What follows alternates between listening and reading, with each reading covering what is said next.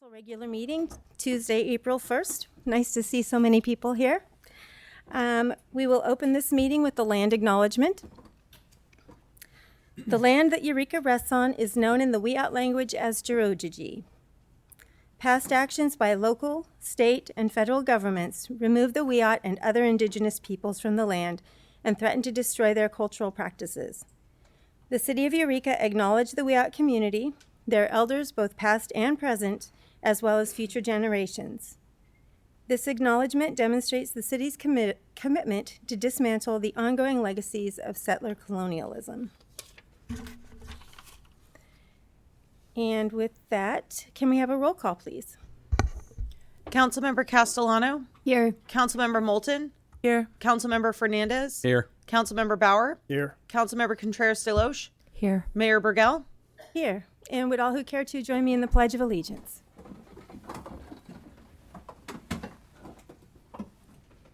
I pledge allegiance to the flag of the United States of America and to the republic for which it stands, one nation, indivisible, with liberty and justice for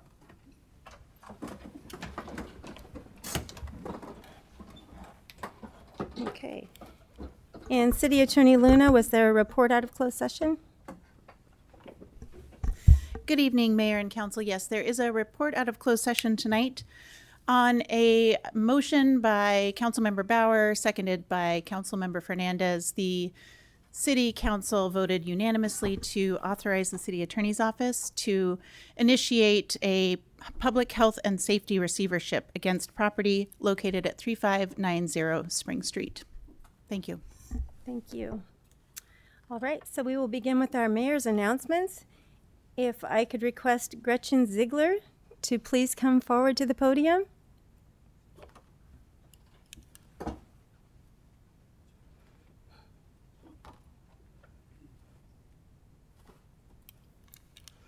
Welcome. It's great to see you. So this is the City of Eureka proclamation in recognition of Gretchen Ziegler, Sequoia Park Zoo Director Emeritus, April 2025. Whereas Gretchen Ziegler served at City of Eureka Sequoia Park Zoo with distinction and honor for over 26 years, and whereas Gretchen Ziegler was instrumental in maintaining and exceeding the highest standards of animal care and well-being, conservation, and education programs worthy of continuous accreditation by the Association of Zoos and Aquariums, and whereas Gretchen Ziegler worked tirelessly to ensure the completion of the award-winning Redwood Skywalk, an immersive experience that greatly enhances the zoo while creating and deepening connections to nature, and whereas Gretchen Ziegler continues to embody and advance the mission of Sequoia Park Zoo to inspire conservation of the natural world by instilling wonder, respect, and passion for wildlife and wild places. Now, therefore, I, Mayor Kim Burgell, on behalf of the Eureka City Council, am pleased to bestow the status of Zoo Director Emeritus on Gretchen Ziegler in recognition of her years of dedication and service to the City of Eureka Sequoia Park Zoo.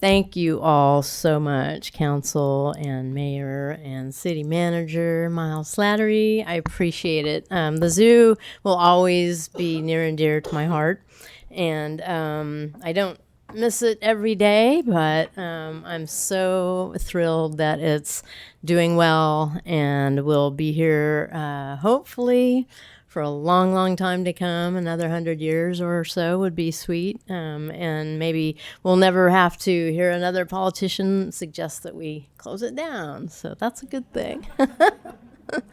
This is deeply honoring to me. I really appreciate it. Thank you. We appreciate you.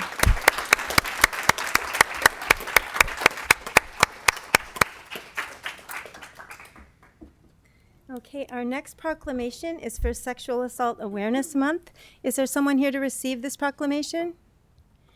And this will be read by Councilmember Moulton.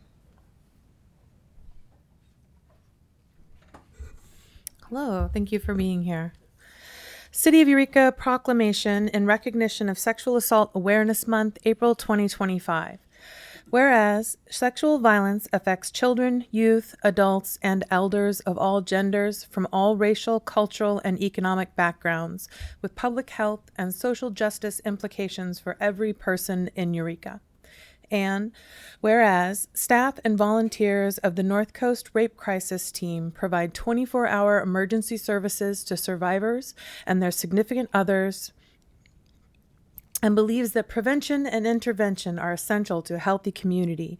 And whereas no one person, organization, agency, or community can eliminate sexual assault on their own, but can, through collaboration and partnership, work together to support those impacted, improve responses, and ensure that survivors are not re-victimized.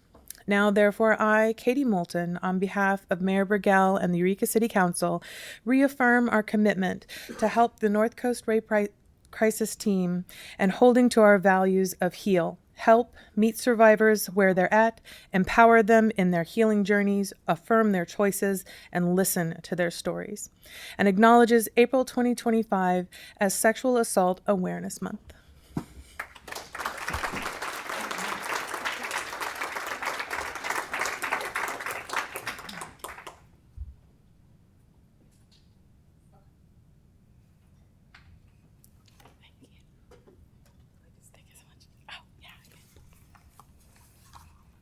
I believe it's on. Yeah. Hi, everyone. My name is Maria Sepulveda. I work with the North Coast Rape Crisis Team.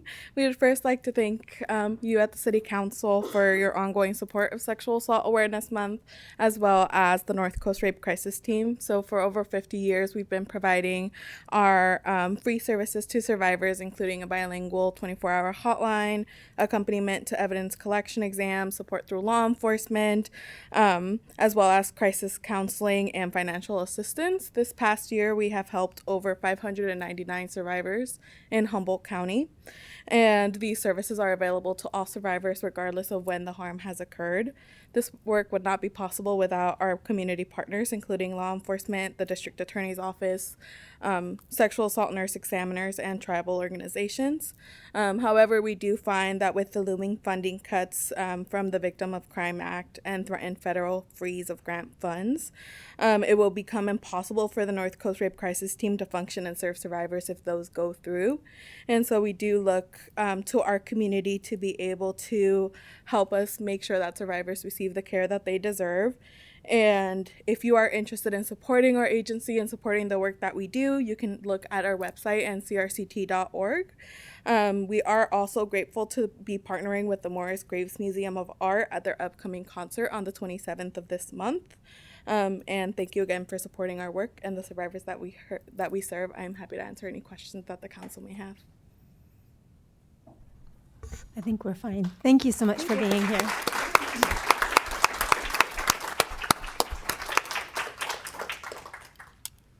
We are proclamation rich at this meeting.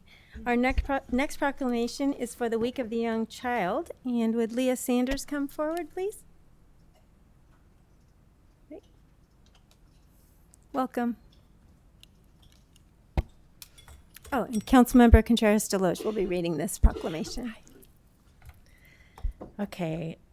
In recognition of Week of the Young Child, April 5th through 11th, 2025, whereas all young children deserve quality early learning environments that support them as capable and competent lifelong learners, and whereas nurturing, parenting, Quality and accessible childcare and early education programs build strong brains during the critical years from birth to age 5. And whereas investments in babies and young children has profound impacts on creating a strong and vibrant community.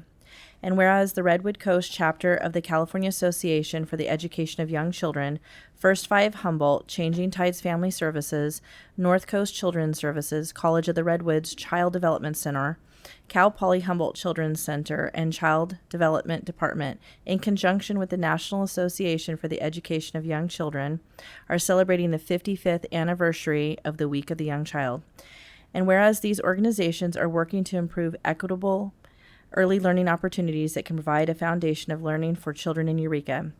And whereas early childhood educators and others who make a difference in the lives of young children deserve thanks, recognition, and support.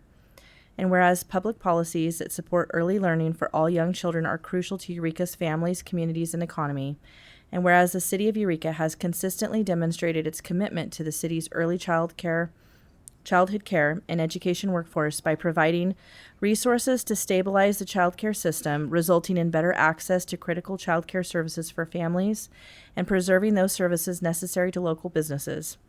And whereas the City of Eureka has been steadfast in its advocacy for young children and their families in their annual legislative platform and advocacy actions, now, therefore, I, Councilmember Contreras-Deloach, on behalf of Mayor Kim Burgell and the City of Eureka and Eureka City Council, do hereby proclaim April 5th through 11th, 2025, as the Week of the Young Child in Eureka, California, and encourage all citizens to support and invest in early childhood education in our community.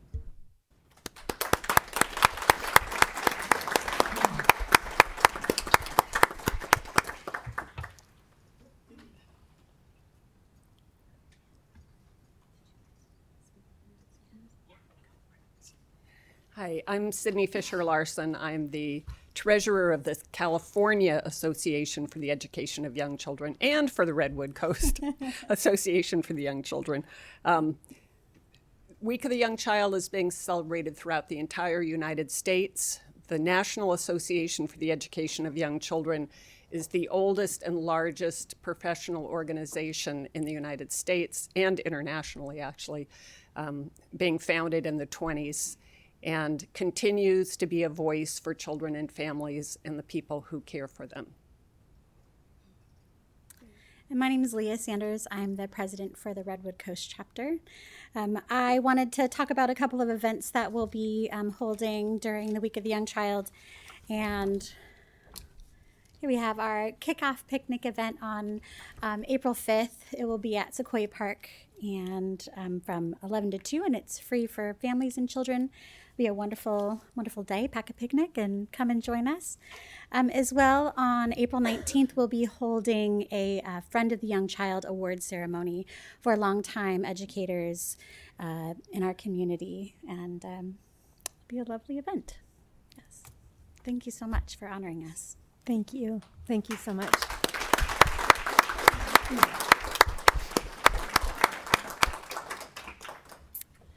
Okay, and our next proclamation is for Evidence and Property Technicians Appreciation Week. Do we have people to come forward for that?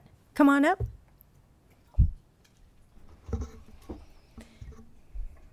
Welcome, and Councilmember Bauer will be reading that proclamation. Thank you, Mayor.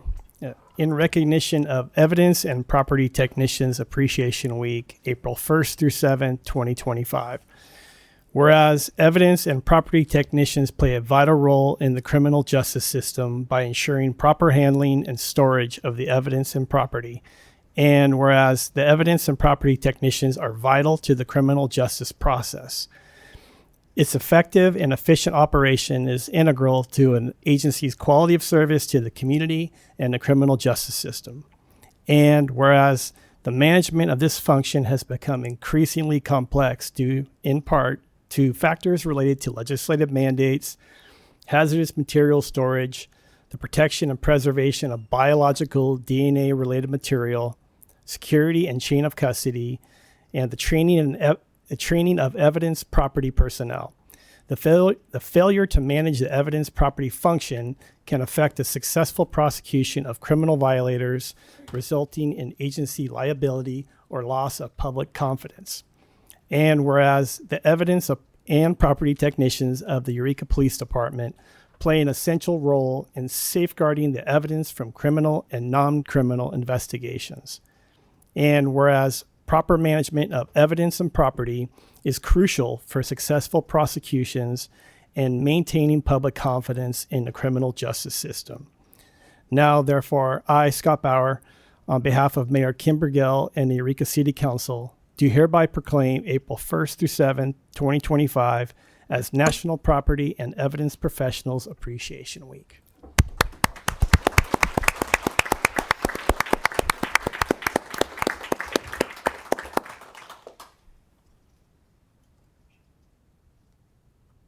Let's be very brief.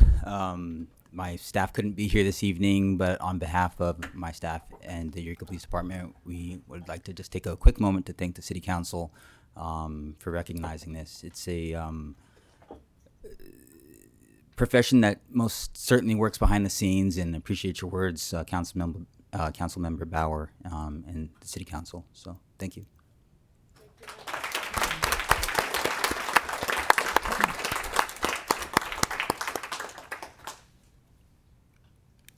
Well, that was a perfect segue. I feel like in my mayor's reports tonight, usually I talk about all the things that we do in the city, but tonight I really, I feel like I want to clear up some misinformation out there that's happening, that city staff is harassing and stealing from our community members. The procedures for ensuring public spaces are accessible to all of our community members is a very well-balanced process, ensuring compassion and accountability. The procedure includes notice to vacate. If the owner is present, EPD staff will provide the notice to vacate form, answer any questions, and inform the owner of available local resources. All tagged property is photographed, and those photos are attached to the CAD call. If owner wants to avail themselves of the resources provided, Care, Uplift, and CSET staff will assist with connecting them to the resource with their belongings. If the owner is not present, the notice to vacate form is left in a conspicuous area where it can be easily found upon the owner's return. The tagged property is photographed and the photos attached to the CAD call. In case you're wondering, I'm talking about this misinformation that our police department is out there doing sweeps in our community. So allow me to continue. The removal timeline. While property may be removed after 24 hours notice per code, this is rarely enforced. EPD uses sound judgment when determining an appropriate time frame, considering factors as the owner's physical and mental condition, the amount of property, location, and weather conditions. Collection and disposal. When collecting property, EPD must ensure that items are not classified as hazardous or trash, and then they are booked for safekeeping.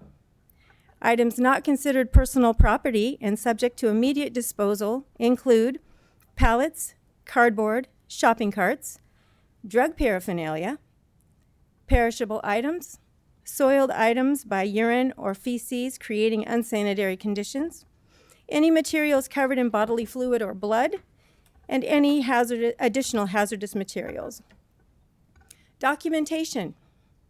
Property removal is recorded using body-worn cameras and documented in any applicable report. Photographs are also attached to the CAD call or report if property is booked.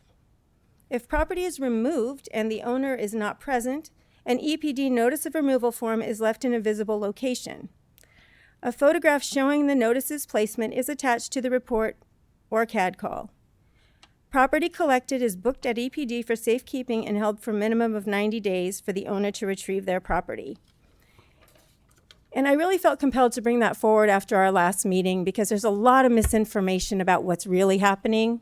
And so just to clarify, our staff is doing a great job out there. They're out there every day, and they're doing the good work. So I really appreciate them, and I wanted to take that moment to clarify the truth. From that, we will move on to presentations. Eureka City Parks update with Environmental Project Manager Pratzker and Deputy Director Ramey.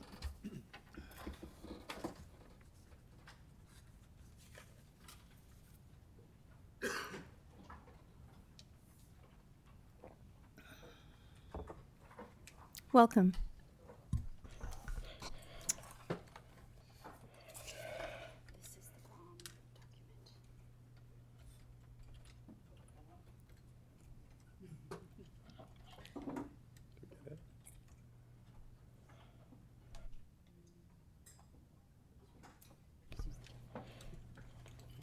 be okay. All right. Okay. Good evening, Mayor and Council. I'm Jeff Ramey, your Deputy Director of Community Services, and it's great to be here sharing all the exciting park updates. We have a wonderful presentation with a lot of great photos to share with you tonight. Tonight's presentation will focus on current park projects. So first up, we have the Carson Park, which is bounded by Boone, H, and I streets, right in the middle of town.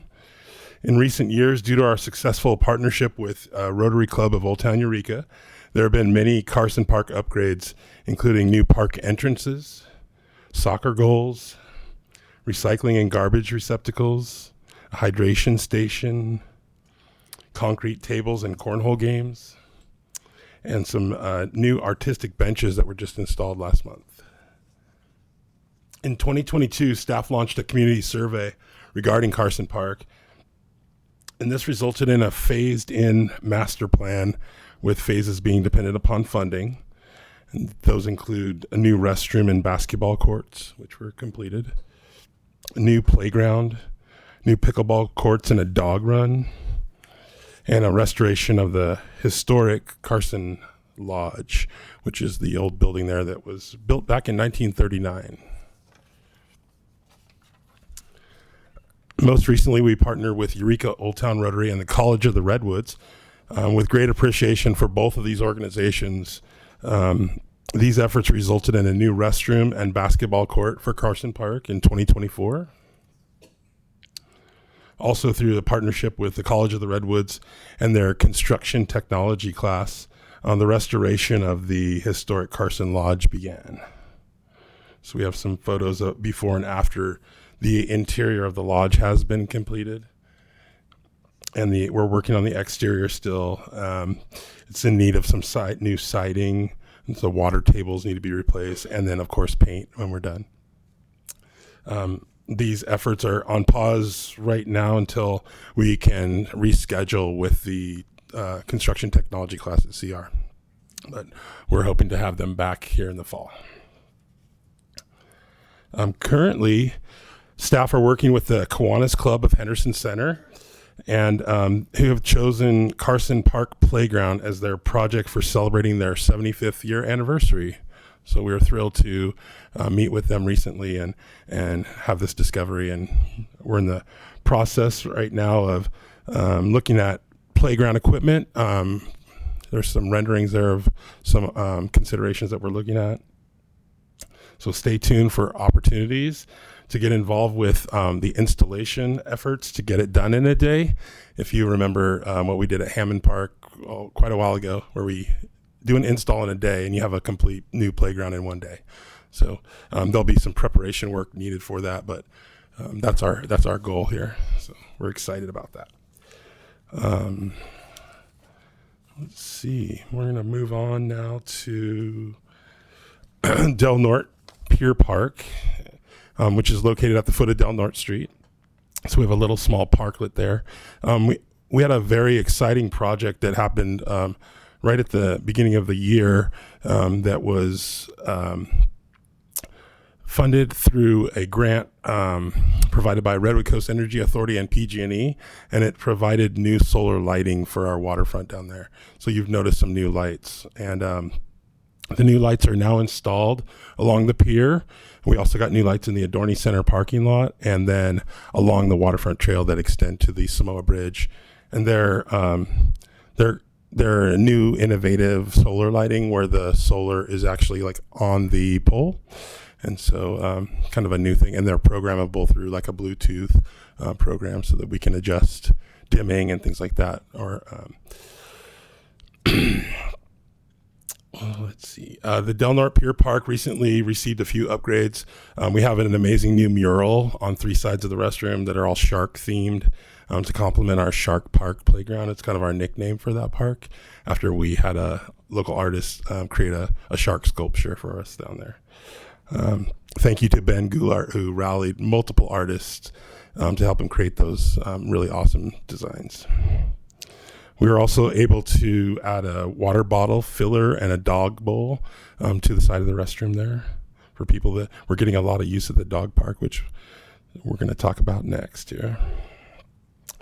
The Del Norte Dog Park received new perimeter fencing, which has been a huge improvement.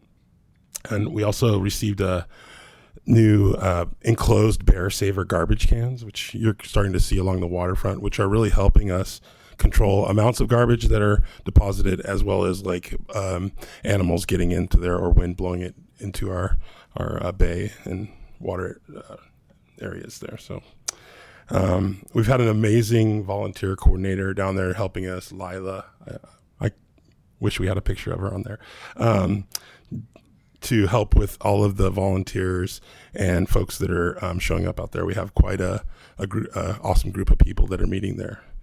So we're really excited also for the dog park to share an input opportunity for Del Norte Dog Park. We have an amazing group of volunteers, and we've been channeling their enthusiasm to develop a master plan for future improvements. And so we held a community outreach event on March 8th that was really well attended, and we had a ton of dogs. There was probably 60 dogs out there, and it was really fun. And on that day, we also launched a survey to develop ideas for the master plan. The survey is available on the city's website, and as of today, we have 134 responses to that. We also have printed out some surveys out here on the table. So if you're interested in that, please help us out and pick one up. And moving on to Highland Park, located on Glen Street. This neighborhood park got some upgrades this past year due to a variety of funding sources, such as Prop 68 per capita funding from the state. We have a new restroom with a concession stand that includes 4 all-gender single-use restrooms. And through a donation from Valley Pacific Petroleum, we were also able to make this portion of the project happen. And like I said, it has a nice concession stand on the other side that you can't see from this photo. But we're excited so that the Little League and park users can rent that out. We also received all new fencing around the ball field and new backstops there. So some nice improvements there. There's new pathways around the park that include concrete picnic tables and some newly planted trees. One of the biggest improvements there too is the resurfaced tennis courts that include pickleball lines and new perimeter fencing. The pickleball courts are already seeing a huge usage increase, including programming already from the Humboldt Bay Pickleball Club. So they're out there on Saturdays. And we also did some upgrades to the playground there. We were able to install a few playground amenities, some new swings, spinners, and a rocker. And now I'd like to pass over this portion of the presentation to Project Manager Robin Prasker.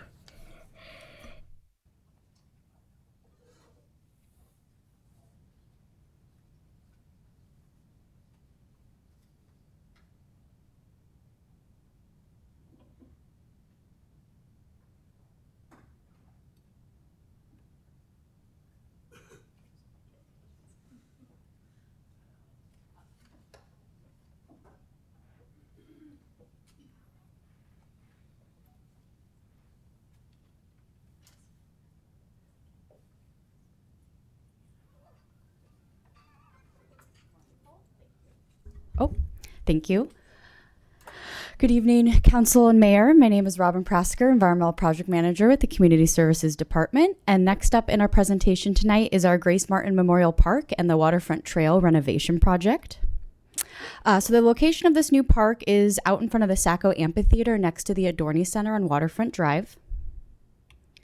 And the project was seeded by the Grace Martin Memorial Fund, hence the name of the park. But we also received additional funds from the Land and Water Conservation Fund grant and the city's non-motorized transportation funds. Per usual, community input led the way for the final park design. So thank you so much to everyone who participated throughout that process.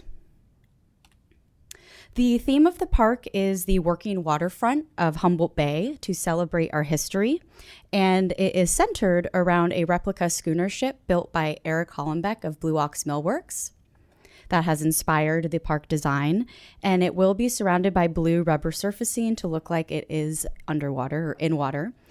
We have an octopus sculpture climber as a way to get onto the boat. And then we also have our log slide and then log balance beams. We'll also have 2 different binoculars for bayfront viewing. And then the waterfront trail will continue along the bayfront instead of going through the Sackway Amphitheater. We've heard time and time again that user conflict, so we're calling that the waterfront trail extension. And then, of course, the resurfacing of the waterfront trail. As we know, the section from the Adorney Center just past the Samoa Bridge is in much need of repair. So that extension and resurfacing will occur as part of this project as well. We are waiting the notice to proceed from the grant administrator. So we're yet to go out to bid. So stay tuned. We'll let you know. All right. Next up is Sequoia Park. We all know where this is, 3550 W Street, right next to the historic Sequoia Park Zoo. We want to highlight all of the amazing activities that continue to occur every year that I'm sure many of us have participated in. Newer to the park is the youth fishing event. We actually have one coming up April 26th, so definitely would love to see you all out there. We also have our newer forum, Sequoia Park Ivy League. It's actually been going back to 2022 now. Over 30,000 pounds of ivy removed. If folks don't know, ivy is invasive and chokes the redwood trees and also can spread by seed by birds. So this group is very dedicated to that removal. They meet once a month. Would love to see anybody out there helping out. Camp Sequoia continues to be offered every summer as one of our summer camp locations. And of course, park rentals, steady and ongoing. The group picnic area, gazebo, are very popular from birthday parties, baby showers, you name it. And some city-hosted events. Shout out to the Humboldt Del Norte Film Commission, who has partnered with us for the Forest Moon Festival, celebrating Star Wars being filmed in our area. Can't go without mentioning Get Out and Play Day. While it's all over town, we have a lot of activities based at Sequoia Park. It's a great venue for getting out and playing. Easter and Halloween continue to be held annually here. Easter's coming up, so Easter Bunny will be out again. And then recent upgrades. So the Sequoia Park Duck Pond Road was rehabilitated, repaved and rebuilt the shoulders. And the Duck Pond Road is now open Wednesday through Sunday now for vehicle traffic. There is a new Bear Saver garbage cans with a beautiful mural on it down at the Duck Pond. And we worked really hard on this new interpretive sign for the Duck Pond to help celebrate its history and also how important of an ecosystem it is. We do have a problem, unfortunately, with the dumping of domestic pets, turtles, ducks down there. Very detrimental to the environment. So we formed up this sign to teach folks about how to enjoy the pond responsibly. So going to the master plan for Sequoia Park, community input process did take place. It was robust, many folks fired up and passionate about the park and its future. You've probably seen this before. It resulted in our 3-phase master plan, dependent on funding. And most importantly, we were able to complete phase 1. That was back in 2021.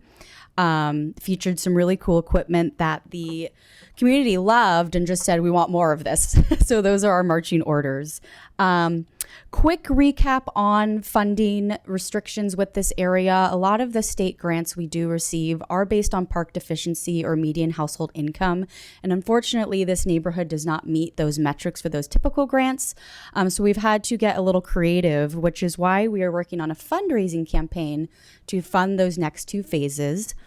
We are working on the playground concept to be able to launch that campaign. We have a few pictures here just kind of show you the vision. It's inspired by the Redwood Skywalk to create a similar, smaller, equally fun and adventurous opportunity around the trees.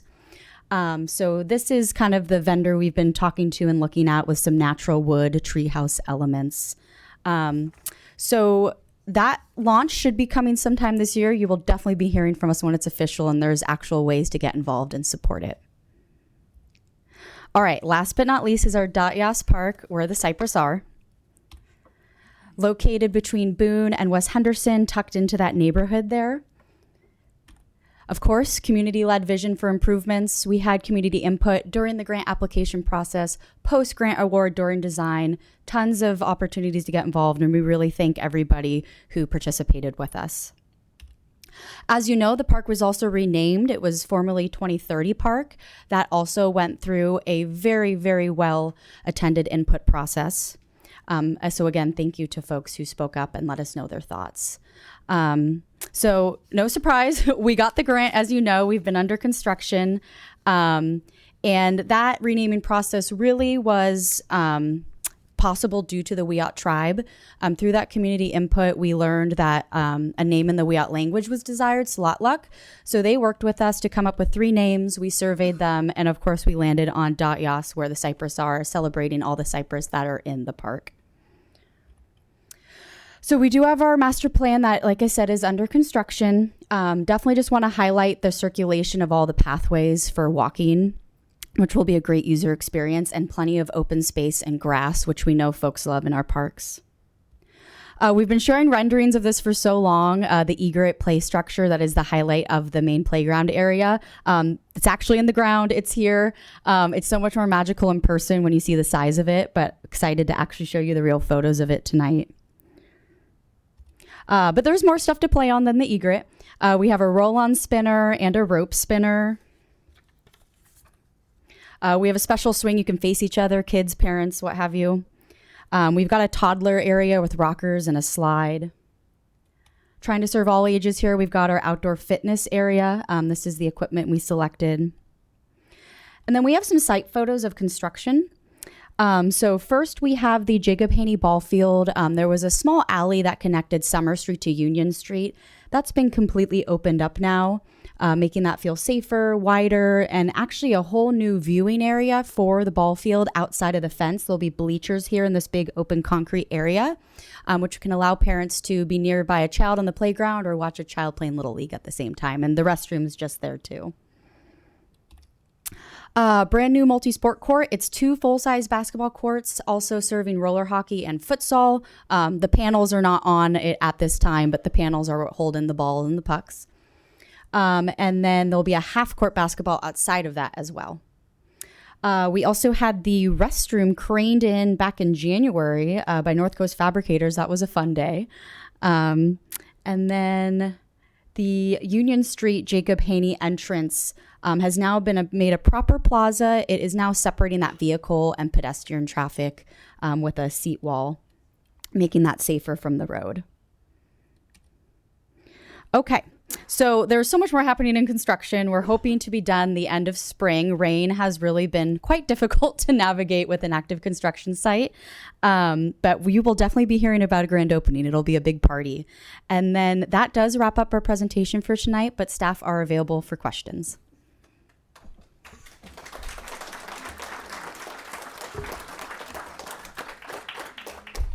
Are there any questions for staff? Councilmember Moulton? I don't really have a question. I just want to say thank you for the presentation. It's good to see this. These projects all take so long, but I just really appreciate the tenacity in going after funding. And I know sometimes it's not just one big grant. Often it's like lots of little sources to coordinate and lots of timelines to coordinate. And I just really appreciate, especially as you know, Highland Park in our neighborhood, people feel like was being really ignored. But now I live near there, and just watching how many more families and parties and pickleballers are out there every single weekend. It just makes it such a lively and wonderful little part of the neighborhood. And I look forward to heading over to Da Yas when it's open, that you can see the bird from like streets all around peeking up above the fence line. And it is magical and impactful. So it's very cool. That's all I wanted to say. Thank you. Councilmember Castellano. I also just wanted to say thank you. It's been really great seeing the parks flourish over the last 6 years, and just seeing your progress and the steadiness of your efforts. So much appreciated. Councilmember Fernandez. I think it was touched on in terms of locating and determining where we can get funding, and it looks like the Rotary Club in the past has helped out with that. Are there any other groups right now that are currently helping facilitate the fundraising for any of this stuff? Definitely. As I mentioned, we recently met with Kiwanis of Henderson Center. Mm-hmm. So we're going to be doing their 75th anniversary project. It will be that hopefully build in a day. But we're working on choosing some equipment right now, working with their budget. There's actually a special program through the landscape structures company. And so it all goes hand in hand. And then they have this program to do the build, and so that we can get it done in a weekend. And so we're always open to meeting with other community groups too. So. No, that's fantastic to hear. And have we ever partnered with businesses in the past, local businesses, to help with any of the construction? Definitely. Around? Okay. Yeah. And so we're looking to do that. Like I mentioned also the donation from Valley Pacific Petroleum, but when we get into the fundraising portions for like Sequoia Parks, because the funding is very difficult, we're going to be looking to those types of donors, and we'll take materials, we'll take money, and we'll take labor and whatever they've got to bring, to the project. And so just throw it at us. We'll take it. All right. Yeah, exactly. We're open and we're out there and we're talking to folks and we're getting people's buy-in through our efforts and stuff. So we're excited. Thank you. And I know that Sequoia Park is a very beloved park that we have in our community, and we do have a fund set up at Humboldt Area Foundation to accept donations at Humboldt Area Foundation for the different phases of Sequoia Park. Anything further? Councilmember Contreras-Deloach. Yeah, I also just wanted to say thank you. I think, I was born and raised here, and a lot of these parks didn't look so great even when I was a kid. So to see how much has been done with them. The one that's in my neighborhood is Hammond Park, and that change, that the city made, it completely changed how everybody's using that park. The utilization of that is so much higher, and at any given time there's people out in that park of all ages, using it, which is what we hope for. And I love the creativity that's gone into this. It's not just that these parks look nicer, it's that they're really creative and beautiful and interesting looking, and I think that's wonderful. And parks are, I've talked about this before, it's my passion. I love what you guys are doing, because this is the true zero barrier thing that everyone can have access to in a community. It gives them a beautiful and nice place to be able to gather. And so I think it's wonderful. And I appreciate all your effort and good presentation too. Thank you. Thank you. Anything else? I too just want to say thank you. Sometimes it feels like it takes forever to get anything done. It really does. And it's just interesting to me how just over this short period of time, seems like things are really coming together, and it's really an awesome thing. So I appreciate the dedication of your work. I know it's been a long time and a lot of work. You betcha. All right, so we will move on now to our public comment period. This is the time for members of the public who wish to be heard on matters that do not appear on the agenda. City Council policy is to limit each speaker to 3 minutes. Actually, I'm going to read a little bit about that in a moment. It'll be 2 minutes this evening. Such time allotment or portion thereof shall not be transferred to other speakers. The public will be allowed to speak concurrently with the calling of an agenda item following the staff presentation of that item. Pursuant to the Brown Act, the City Council may not take action on an item that does not appear on the agenda. And given the number of topics on the agenda, in the interest of time, so everyone has an opportunity to speak, we will be limiting our time this evening on all public comment to 2 minutes per person. So, if you're here to speak on public comment on a non-agenda item, please come forward. Hi, welcome.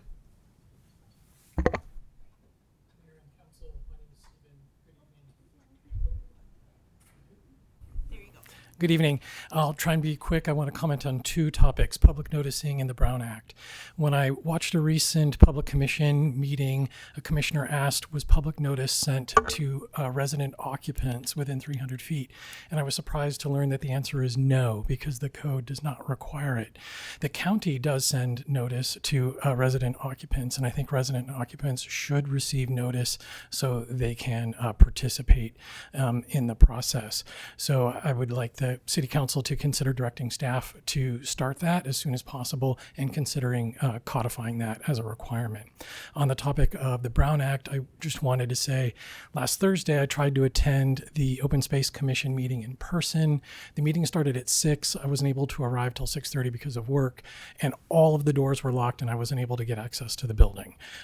So I just wanted to report that to you and to make sure that when there is a public meeting going on, that access remains open so people can attend. Thank you very much for considering my comments. Thanks for reporting that.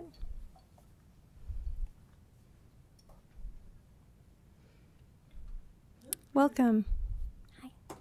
Hi, it's Pat. I just would like to know if you have gotten your divestment letters and if you have sent them. They're about CalPERS, or if you have any amendments. And the reason why I'm asking you that is because we don't need to fund bombs anymore. We don't need to fund wars. The military-industrial complex is eating us alive, and we don't have any. We could have health care for people. We could have housing for people. We could have more child care. But instead, we're investing in the military-industrial complex. And yes, bombs make money. Isn't that nice? I don't think it's nice at all. It's not just because I'm an RN. I'm sure there's a lot of people who feel the same way, that we shouldn't invest in bombs, and we really shouldn't. And another reason for that is because of what Israel is doing right now. We have to divest from anything that has to do with Israel. Israel is not defending themselves. They are empire building. They're still bombing Lebanon. They're bombing Syria. I have a lot to say about what they are doing right now. They're assassinating people. They're killing people. They're assassinating babies and workers. They're destroying hospitals. That's not terrorism. They're not destroying terrorism. They're destroying hospitals. And this is my taxpayer money. Okay, I pay taxes. I don't want my taxes to defend and to fund a genocide. And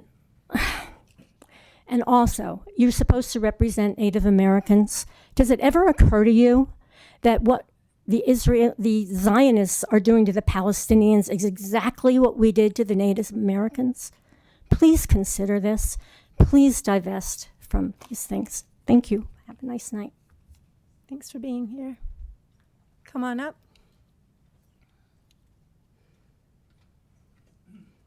Welcome. Yeah, good evening, Mayor, City Council, and City staff. My name is Ken Bates. I'm here as a private individual. I've been here since 1970. I've got a business here in town. I want to make it really clear that I'm not unhappy. This is not a complaint. If anything, I'm poorly informed. Last month, adjacent to our building, which is down alongside the Chevron bulk plant, we had a camp that got established there. The city came in and gently asked the people to remove themselves from that area, which they did. A couple of weeks later, they were back. And a week ago, my wife and I, Linda Hildebrand, were basically anticipating going in and cleaning up the mess. And we were going to do that last Friday. As it turns out, on Thursday, there was a city employee down there with a city truck by himself, cleaning up all the pallets for shopping carts and everything. And in the process, when we were talking to him, he advised us not to get engaged in this kind of cleanup. And he showed me in the garbage he'd picked up 2 boxes. One box was half full and the other box was empty. They were boxes that held hypodermic syringes. There was 250 unused syringes in one box, but the total volume for those boxes was 500 syringes. My concern, and again, this is getting back to me being poorly informed, but my concern is how does any person, end up with 1,000 syringes? And the second thing that I would ask is that the city employee, while he did a great job, had no protective equipment. He just had some white gloves. So thank you for cleaning up the mess, and just something to think about. Thank you. Thank you.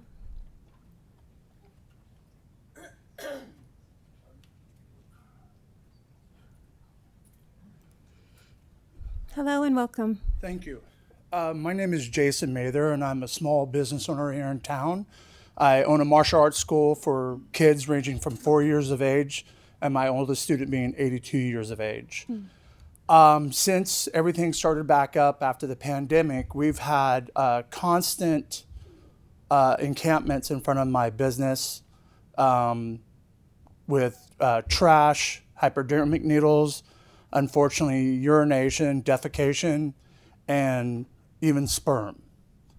And I try to deal with those particular individuals as kind as possible, but it's falling on deaf ears. The city, Eureka Police Department has been great. I mean, I've almost been assaulted several times, which is crazy because of my size, but whatever. And I've had knives brandished at me. And where I'm trying to have a business to develop kids to be leaders in our community, but not what they say, but what they do. Doing the right thing when no one's looking. And I feel like I'm just on a hamster wheel and I'm not getting anywhere with it. This morning when I woke up, my first thought was, I'm gonna go downstairs, get a cup of coffee, put an ice pack on my recently surgical knee that I just had, and I get a phone call and I end up going down with my bad knee and getting 3 50-pound trash bags full of stuff in front of my business. And it's just constant. I mean, they pee in the door crack, they even shove feces through my door lock. And none of my parents and none of my kids are aware of this because we bleach the front end and clean everything, so they're not even aware of it. But I mean, it just sets a bad look, and it's really hard I'm a very small business owner, so I'm hoping that we can get something going because it's a struggle. Thank you for your time. Thanks for being here.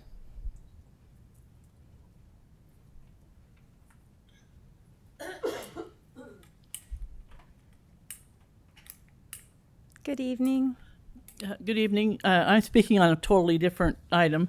I don't know if any of you have received a notice from AT&T regarding in-person public participation hearings in regards to the California Public Utilities Commission Rulemaking 24-06-012. There are no in-person participation hearings scheduled in Humboldt County. The two closest in-person public participation hearings are Roseville near Sacramento on April 23rd and in Santa Rosa on April 30th. There are 3 remote public participation hearings scheduled. Those dates are April 17, May 4, and May 13. A copy of the notice I received is attached for your information. I have deleted my name and address for my own privacy. I have copies for each of you, and thank you for listening to me today. Thank you. Thank you. Thank you.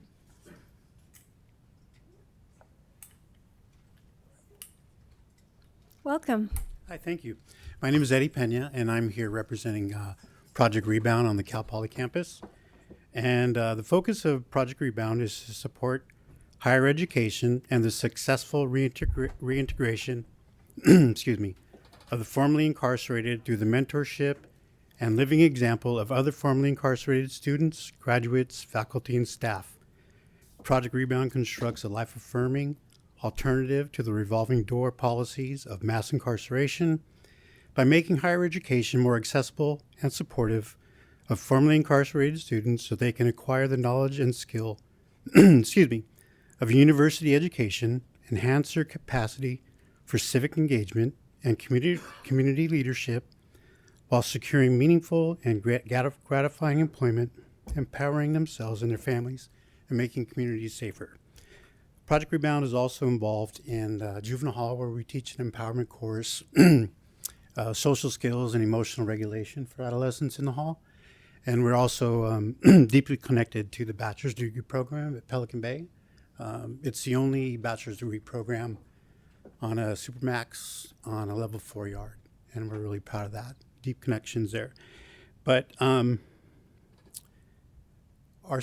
students have great difficulty with housing in the area. Mm-hmm. And safe, affordable housing for formerly incarcerated students is a real challenge. And there's consistent discrimination, and we end up being pushed out to areas like Lolita and Trinidad when their lives are centered around Cal Poly, which creates social isolation and financial hardships.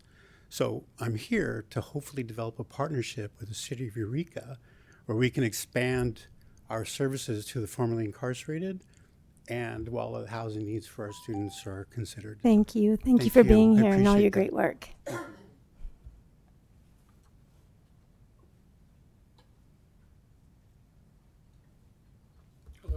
Hello and welcome. My name is Mark Mattioli, and I see that we always seem to get complaints up here, but I came up here for a compliment. What I see here in the city, the things that we just saw with the parks around the community, fantastic work, and it doesn't just happen. Our staff has to go to work. They have to seek out these opportunities, and they have done that. It's just remarkable. I'm very pleased with what I saw tonight. And I sell real estate in the little town here, and it's you helped me out today. So just want to say thank you. You guys are doing a good job in that regard. You'll see me a little later. I have another point of view, but I thought I'd say that much. Thank you again. Good job, all of you. Yeah. Thank you. Thank you.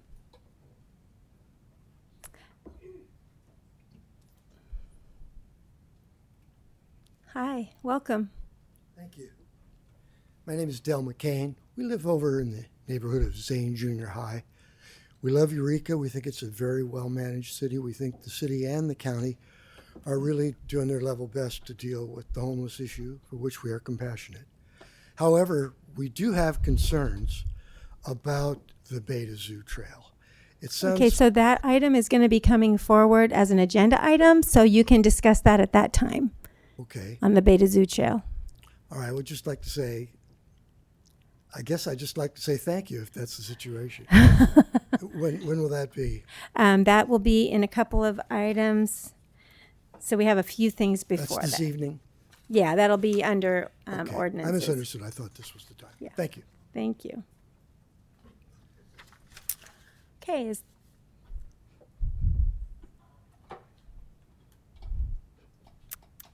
Hello. Hello. It's nice to see you all. Nice to see you. Of course, my items are not like their items, but I've come here today, one, because it's a sign, but two, because I had a dream last night that I was actually here.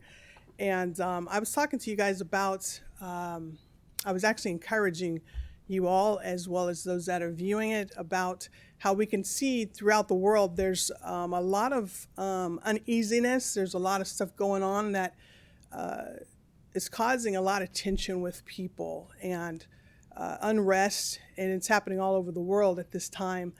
And I just want to encourage you all that I don't have to have that same fear, and you don't have to have that fear either. I mean, of course, you know that I live by biblical principles, and the scriptures that I hold on to are what keeps me full of joy and peace during this time of despair that a lot of people are going under. I'm not saying I don't have things that come up that cause despair, but you know, Jesus said in his word that in this world you will have trouble, but be of good cheer, I have overcome it.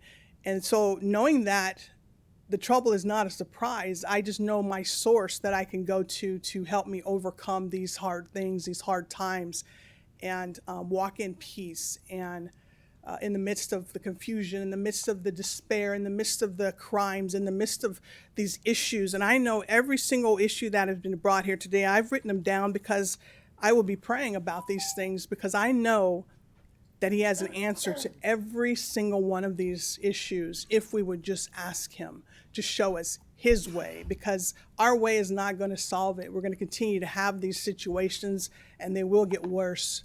I already know this. So I just encourage you all to continue to just seek him, because he has our answers. He has our solutions. I wouldn't be standing here today if he didn't have the solution for my life. Amen. Thank you. Is there anyone else in chambers that would like to speak in open public comment? Seeing no one, we will move over to Zoom. Ellen? Hi, City Council. First, I want to say in the agenda it says we have 3 minutes to speak, so I'm really disappointed that you changed that on the fly. Secondly, I want to say if it looks like a sweep and it feels like a sweep to the people experiencing it, they get to call it a sweep. And you can be indignant about it, but that's their right. It's the right of the people who are experiencing the action to describe it however makes sense to them. But this is not why I called. I called because last week we launched a campaign to urge government employees invested in CalPERS for their retirement to demand that CalPERS divest from genocide. As city officials, we understand that you are all invested in CalPERS, and you should have received an email explaining the urgent need for divestment. As you should now understand, CalPERS is invested in companies that are providing weapons and heavy equipment to the genocidal apartheid state of Israel, making Eureka invested in this as well. I know that you, City Council, care about this because on June 4th of last year, you passed a resolution calling for a mutual ceasefire in Gaza, which was achieved this winter, but unfortunately, Israel has since broken and abandoned this agreement. In the resolution, you advocate for peace and diplomatic solutions and mutual respect for international law. Divestment is a critical component of these elements of the city's resolution and is, in fact, the law of the land. In July 2024, the International Court of Justice found Israel guilty of apartheid against Palestinians and that its military occupation and annexation of Palestinian territory is illegal. This means that all states, local governments, corporations, and institutions must immediately end all forms of complicity with Israel's illegal military settlement and apartheid activities. I would like an assurance from each of you that you have sent your divestment letter to CalPERS. All you have to do is copy, paste, and hit send. We wrote the letter for you. Any state or Thank you, local Ellen. Your 2 minutes are up. Chandler? Hi, I would like to speak on the issue of the recovery center that's being So Chandler, that's an agendized item, and we will be discussing that shortly. So you're welcome to stay on and participate in that conversation. Thank you. You're welcome.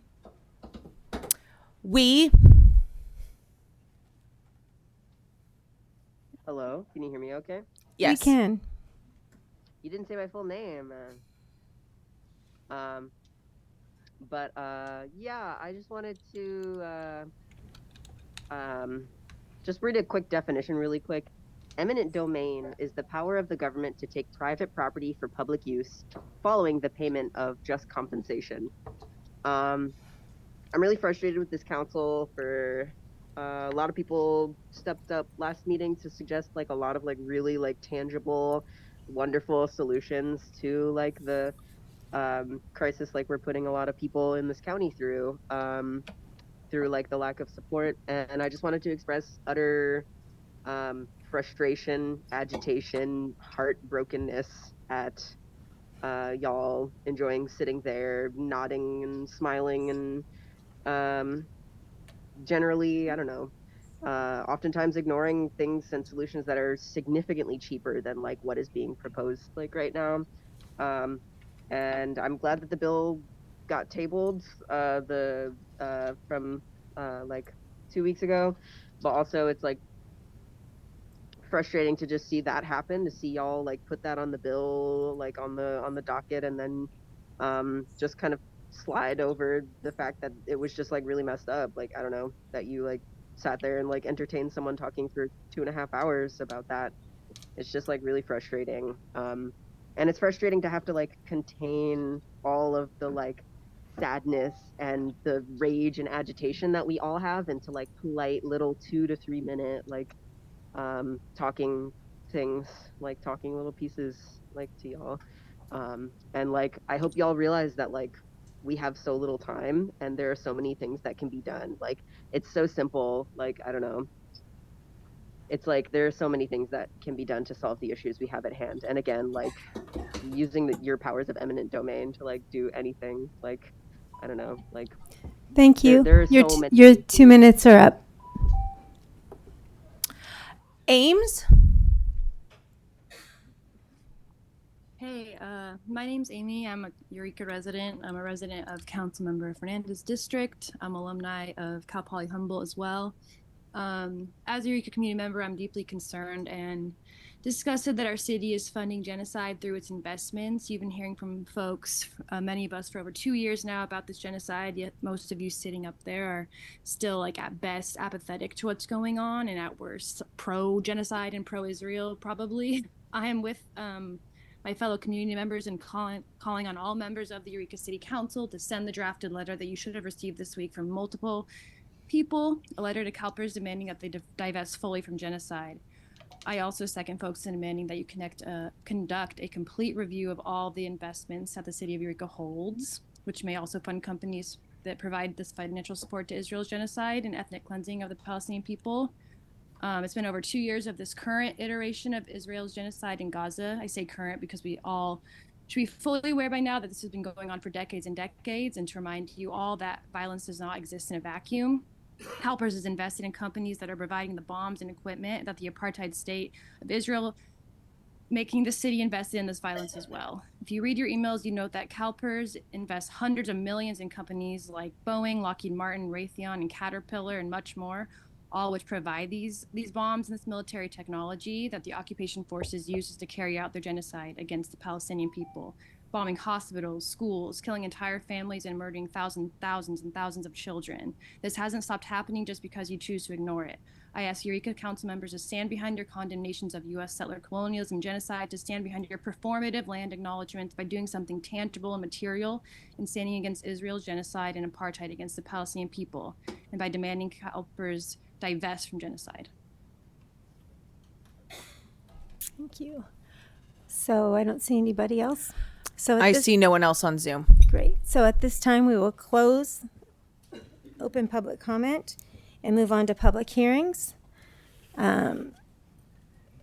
This is the appeal of North Coast Substance Abuse Council non-medical care housing facility with Deputy Director Castellano and Assistant Planner Gonzalez.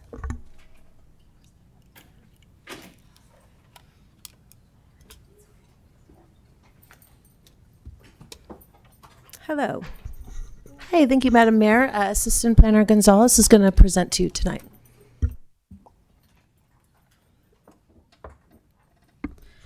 Sweet.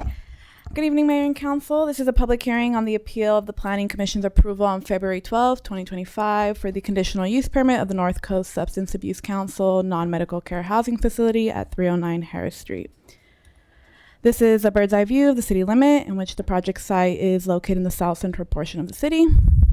Zooming into the site, outlined in red, it's about 0.3 acres in size and is located on the northeast corner of D and Harris Streets within the Henderson Center zoning district, and has a land use designation of neighborhood commercial.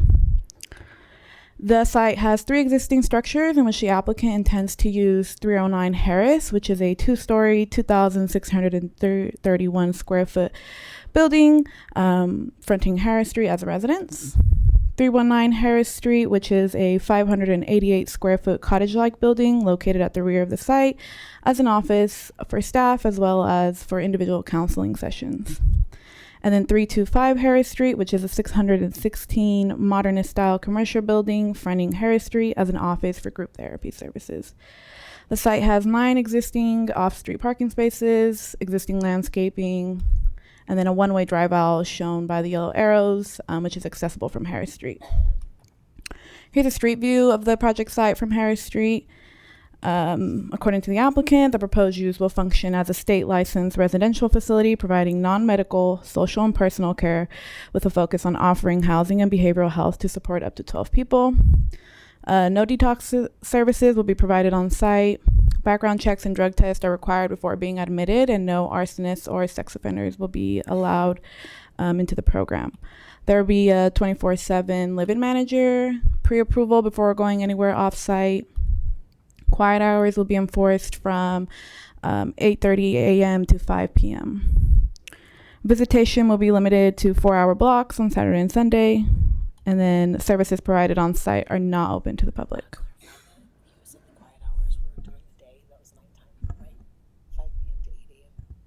Correct. Quiet hours 5 p.m. to 8:30 a.m. Sorry about that. Sorry about that, guys. That makes more sense. Thank you. There are federal and state fair housing laws that protect people with disabilities from housing discrimination, and recovering alcoholics and drug addicts are considered disabled for purposes of anti-discrimination laws. More specifically, Health and Safety Code Section 11834.23 states that a permit or clearance is not required for an alcohol or other drug recovery treatment facility that serves 6 or fewer persons. That is usually not required for a single family residence in the same zone, and therefore under this provision, the city cannot require any permits, including a business license for small non-medical care housing facilities, and in our case, small facilities serve 6 or fewer people. However, because the proposed use may serve up to 12 people at a time, the city can require a use permit because it's considered a large facility. And in the zoning code, large facilities are described as serving 7 or more people. And in the Henderson Center zoning district, large non-medical care housing facilities require a conditional use permit. On February 12th, the Planning Commission held a public hearing and found the project consistent with 5 required findings under Eureka Municipal Code Section 155.412.120, with the addition of 3 new conditions of approval, which I will share in a few slides. The findings of approval for a conditional use permit require that the proposed use is consistent with the general plan, zoning code, and any applicable specific plan or area plan adopted by the City Council. The site must be suitable for the size, design, and operating characteristics of the proposed use. The proposed use must be compatible with existing and planned land uses in the vicinity of the property, and it must not be detrimental to public health, safety, and welfare, as well as be properly located within the city and adequately served by existing or planned services and infrastructure. There was a 10-day appeal period in which the Planning Commission approval received 1 appeal from 5 constituents, 4 of which have standing to appeal. The file appeal also included a petition with 75 signatures and 2 letters, one from the principal of the St. Bernard's Academy and one from the owner of the Schaefer's Ace hardware store. Only individuals who spoke at or submitted a comment at or before the Planning Commission hearing have standing to appeal.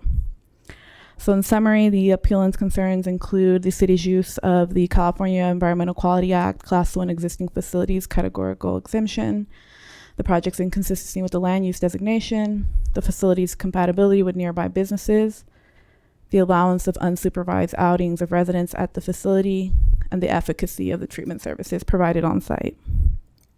Many of the appellant's concerns were discussed during the Planning Commission hearing, and analysis addressing these concerns is included in your agenda summary. The use permit approval was subject to 7 conditions to ensure compliance with zoning regulations, historic preservation standards, and public safety concerns. Of these 7 conditions, 3 were added by the Planning Commission at the public hearing to address concerns expressed at the meeting. The conditions added by Planning Commission include requiring that the applicant submit a 1-year progress report for review at a public hearing to assess compliance and address community concerns.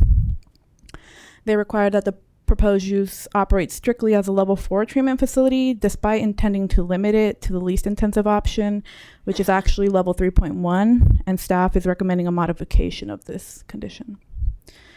And they also added the required limitations to alterations to the building fenestration to only what is necessary to comply with the building code requirement. This condition clarifies the intent is not to hinder repair, maintenance, and adaptive reuse of the property, but to retain and preserve, where feasible, historic building materials and features that are important to the property's historical character and integrity in order to avoid substantial adverse change in the significance of a historic resource, and therefore no exception to the Class 1 existing facilities CEQA exemption apply. Staff also recommended the following conditions prior to the Planning Commission hearing that they approved as follows, which is to require the applicant to obtain building and fire permits and clearances prior to operating. The applicant proposes to frost the windows on the small commercial building fronting Harris Street, so they are limited to only frosting the lower windows and not the upper windows to help promote a pedestrian-friendly environment. They're also encouraged to add a mural or some engaging design to add to a pedestrian-friendly environment as well. The applicant is also required to upgrade non-conforming site features, including outdoor lighting, parking lot striping, landscaping, and signage as part of the use permit process. And then all ground disturbing activity is held to the city's standard inadvertent discovery protocol. If the use permit were to be approved and later found to be problematic for the community, the city does have a permit revocation process as described under EMC 428080 that would allow the Planning Commission to revoke the permit after another notice public hearing.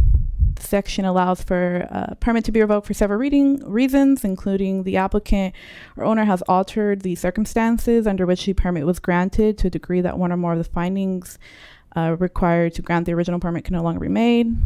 Permit issuance was based on misrepresentation by the applicant, either through the omission or embellishment of a material statement in the application or in public hearing testimony.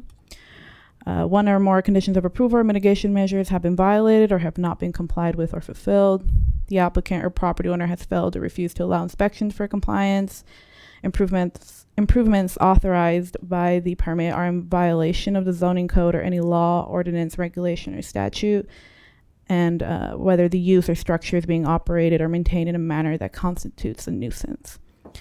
So today, the City Council is charged with reviewing the action taken by the Planning Commission, and upon conclusion of the public hearing on the use permit appeal, the City Council may sustain, modify, or overrule the decision of the Planning Commission.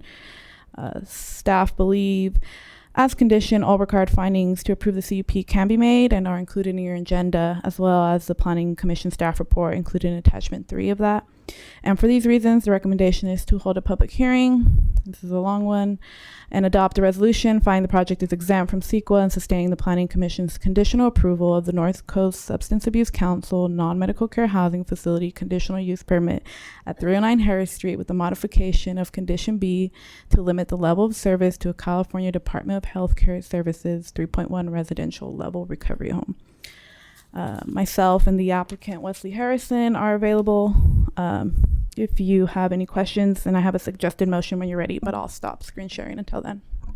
Thank you. Do you have any questions? Councilmember Castellano? Sure, I'll start with a couple, then I might have a couple more. Could you say a little bit more about the difference between level 4 versus level 3.1?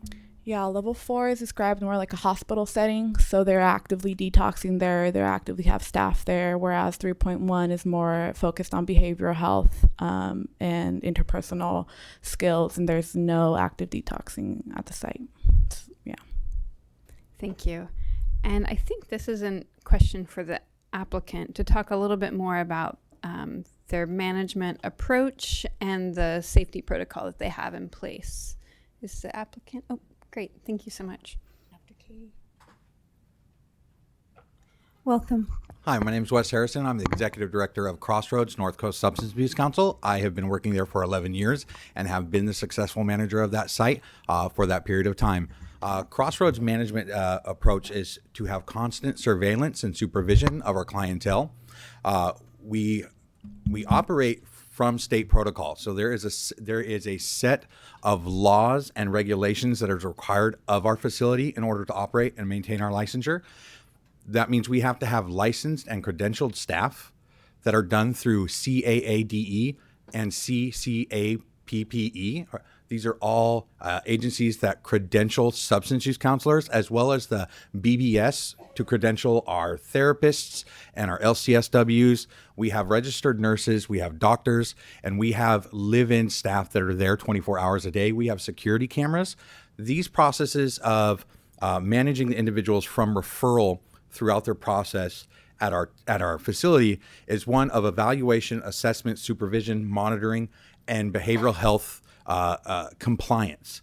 So these individuals come into Crossroads after being assessed and background checked and seen fit for our service at our location, are entered into treatment and are in a group setting where group accountability is our highest priority. So they come in, they're drug tested through a laboratory 3 times a week.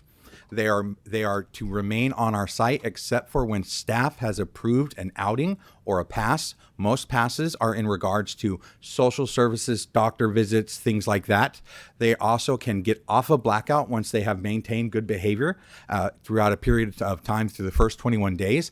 And then after that, they can take community passes as long as they sign out, get pass approval, come back on their designated time, get drug tested, and continue to comply with our strict and stringent set of rules, right? This is not a unmanaged sober living establishment, and it's not a high-end, very, very intense detox center where people are very unwell. This is right in the middle where individuals are actively sober. They arrive sober at our facility.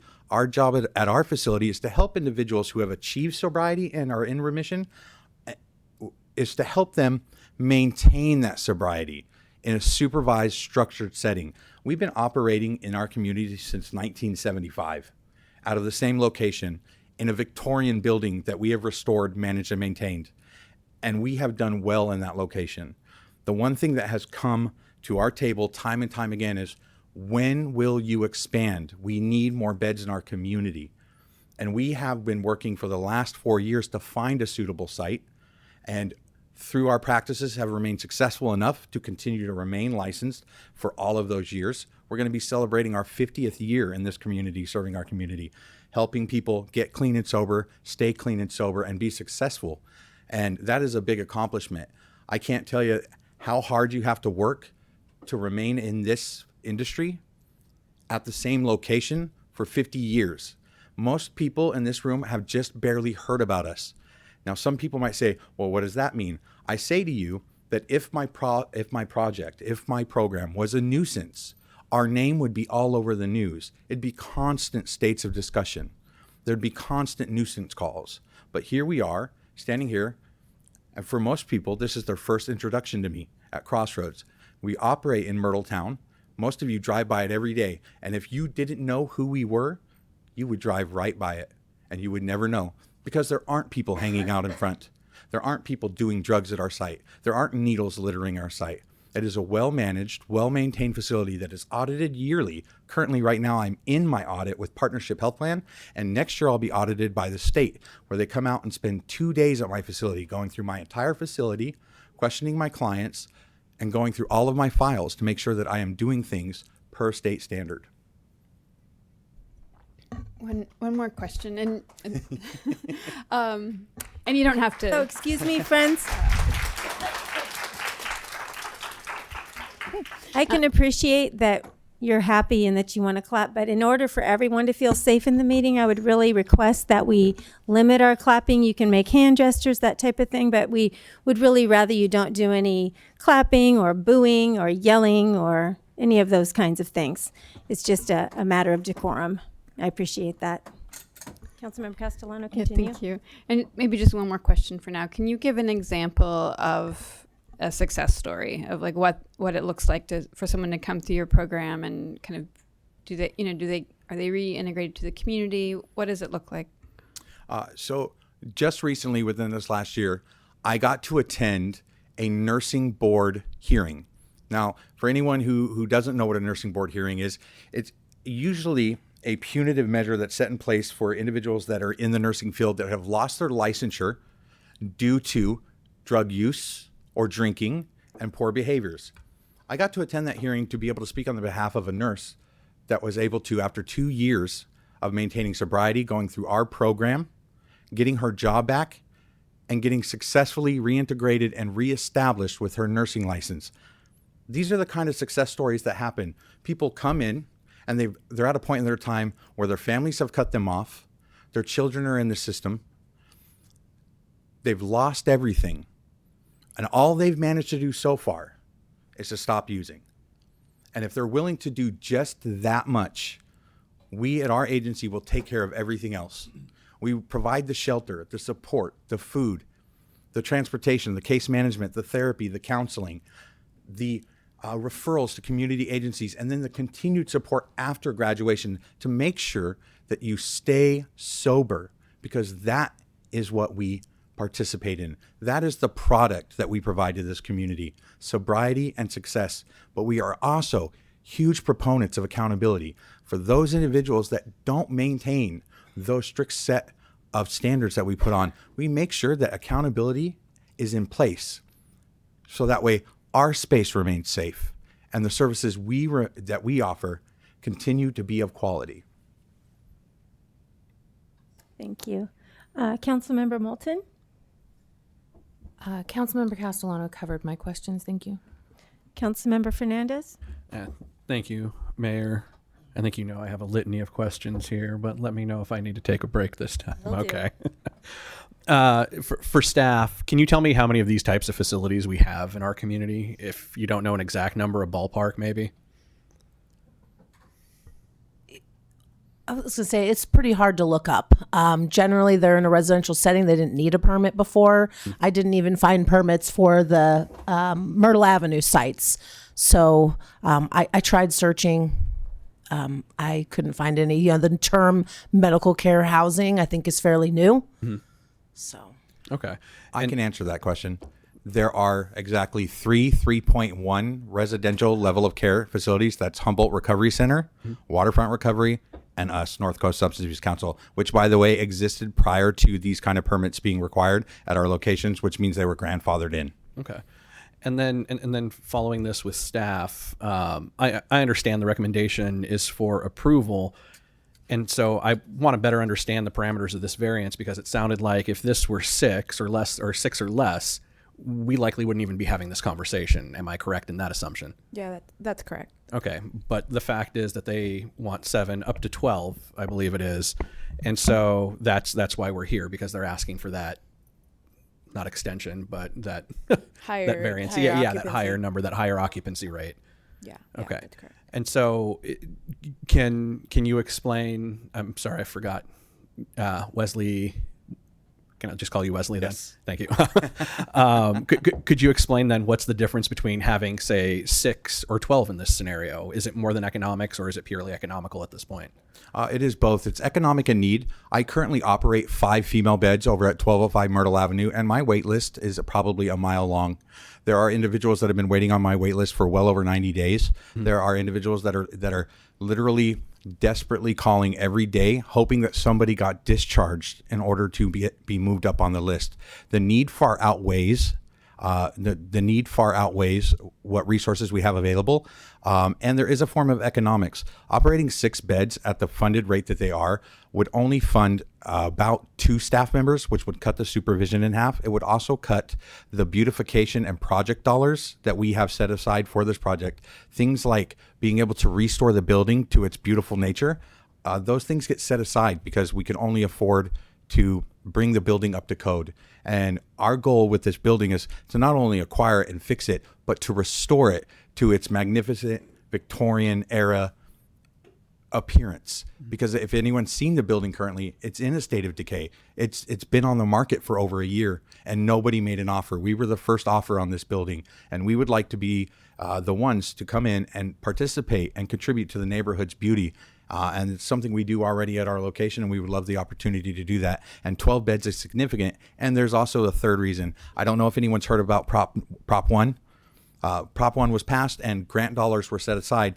And we applied for grant dollars from that project for the specific number of 12 beds. So if we were to lose that 12 bed capacity, we actually disqualify ourselves from being eligible. And I don't know if anyone knows, but I believe Humboldt County only has about 2 applications in for Prop 1. One is the county DHHS for the moving of sempervirens, and then our project for $500,000.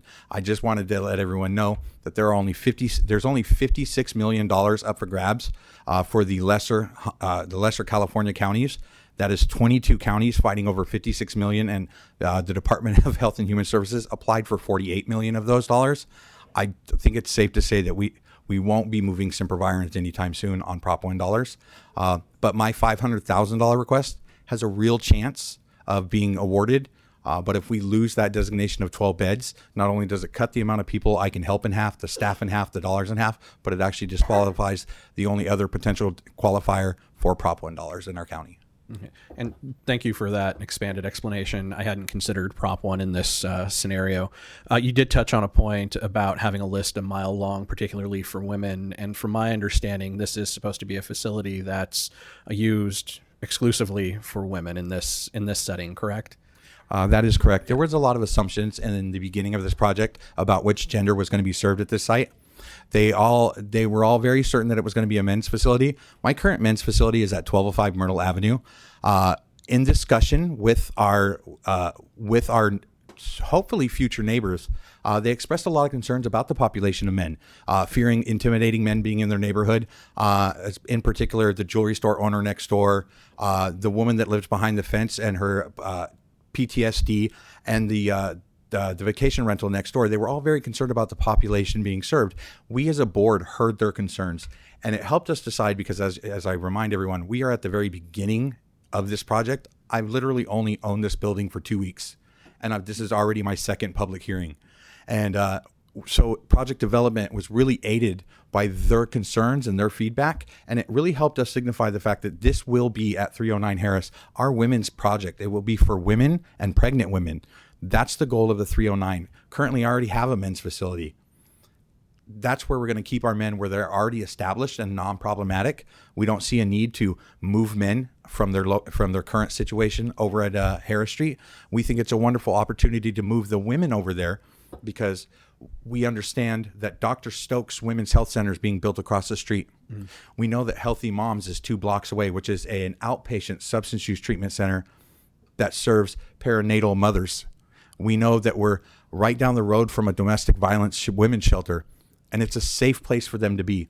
And when people ask, hey, what is that program that's right next to you? There's a lot less stigma involved when you say, oh, it's a women's program.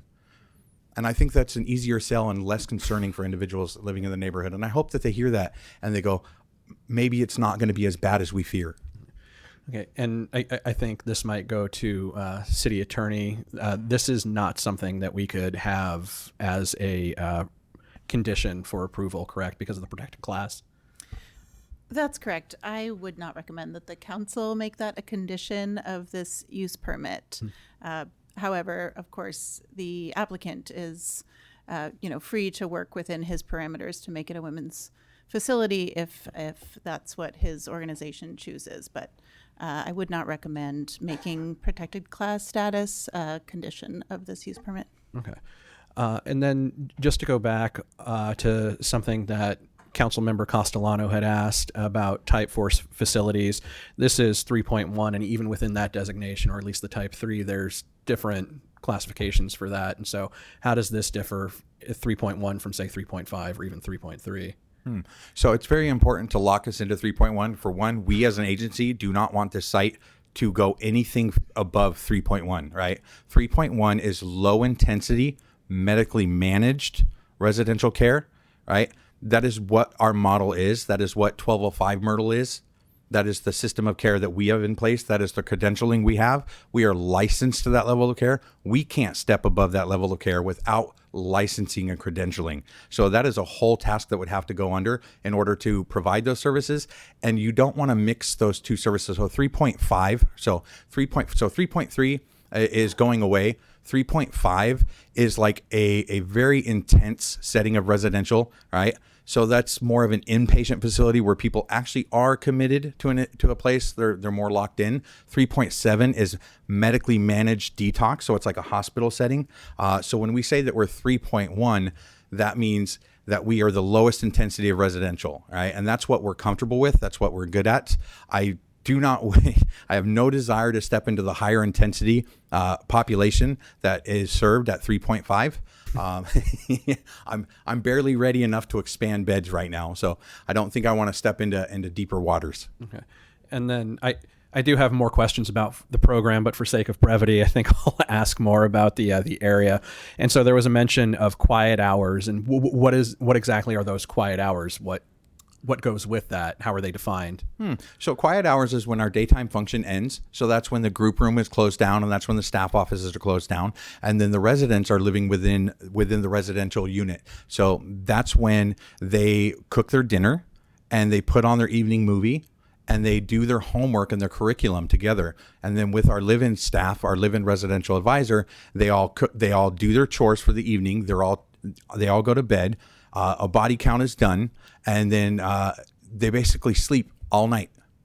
So if there is a local AA or NA meeting in that area, we will establish protocols for them to be able to attend. If there is an evening, because currently right now we're at our current location, there is a Salvation Army meeting that happens every other day at 7 p.m. And our clients after dinner go as a group. They walk 2 blocks down the road to the AA/NA meeting. They attend that, and then they come back. And that walk even there is under some supervision, isn't it? Oh, absolutely, yeah.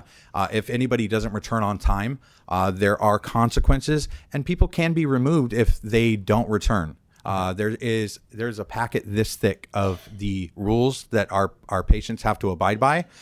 We don't immediately boot everyone out if they break a rule, but there's always a case-by-case situation where we look and we go, what happened? Why didn't you return on time? Well, actually, I fell down and I skinned my knee and then the group left me. Well, then we check and then we and then we interrogate and then we figure it out.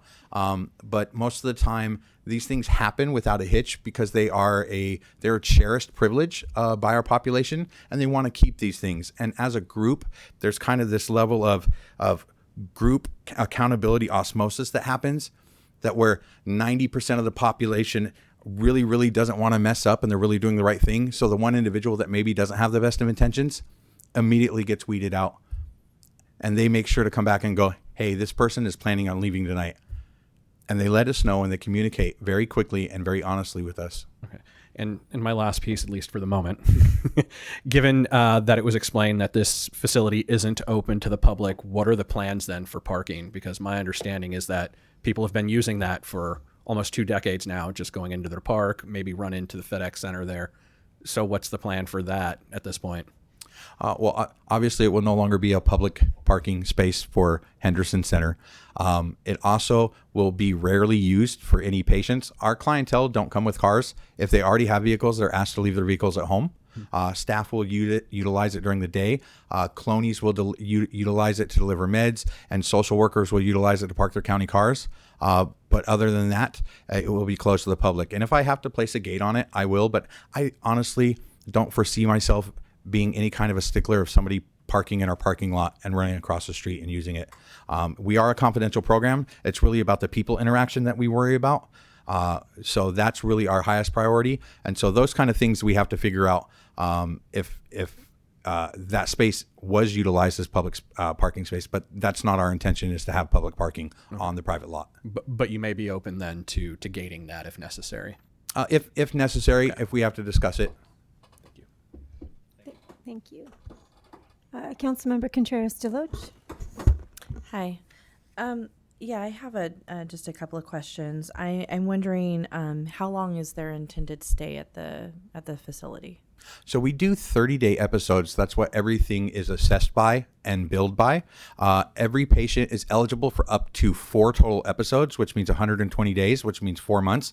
On average, most people utilize the maximum of 4 months to fully maximize the support and continued success. But people can graduate in 30 days if they are quickly successful and create an exit plan and hit their goals. When it comes to the perinatal option, that means women who are close to birthing, we may be working on extended stay for those particular cases. So that way we can help support a mother who is ready to have her baby, and once she has her child, can continue to be in our care for a period of up to 3 months after. That's the goal. So that's the perinatal function that I was talking about earlier. It's not the entire focus of the program, but the truth is our county currently doesn't have any inpatient perinatal services. So we kind of hit a wall when a mother is pregnant and they go, I need residential care. And we go, well, I can take it up until birth.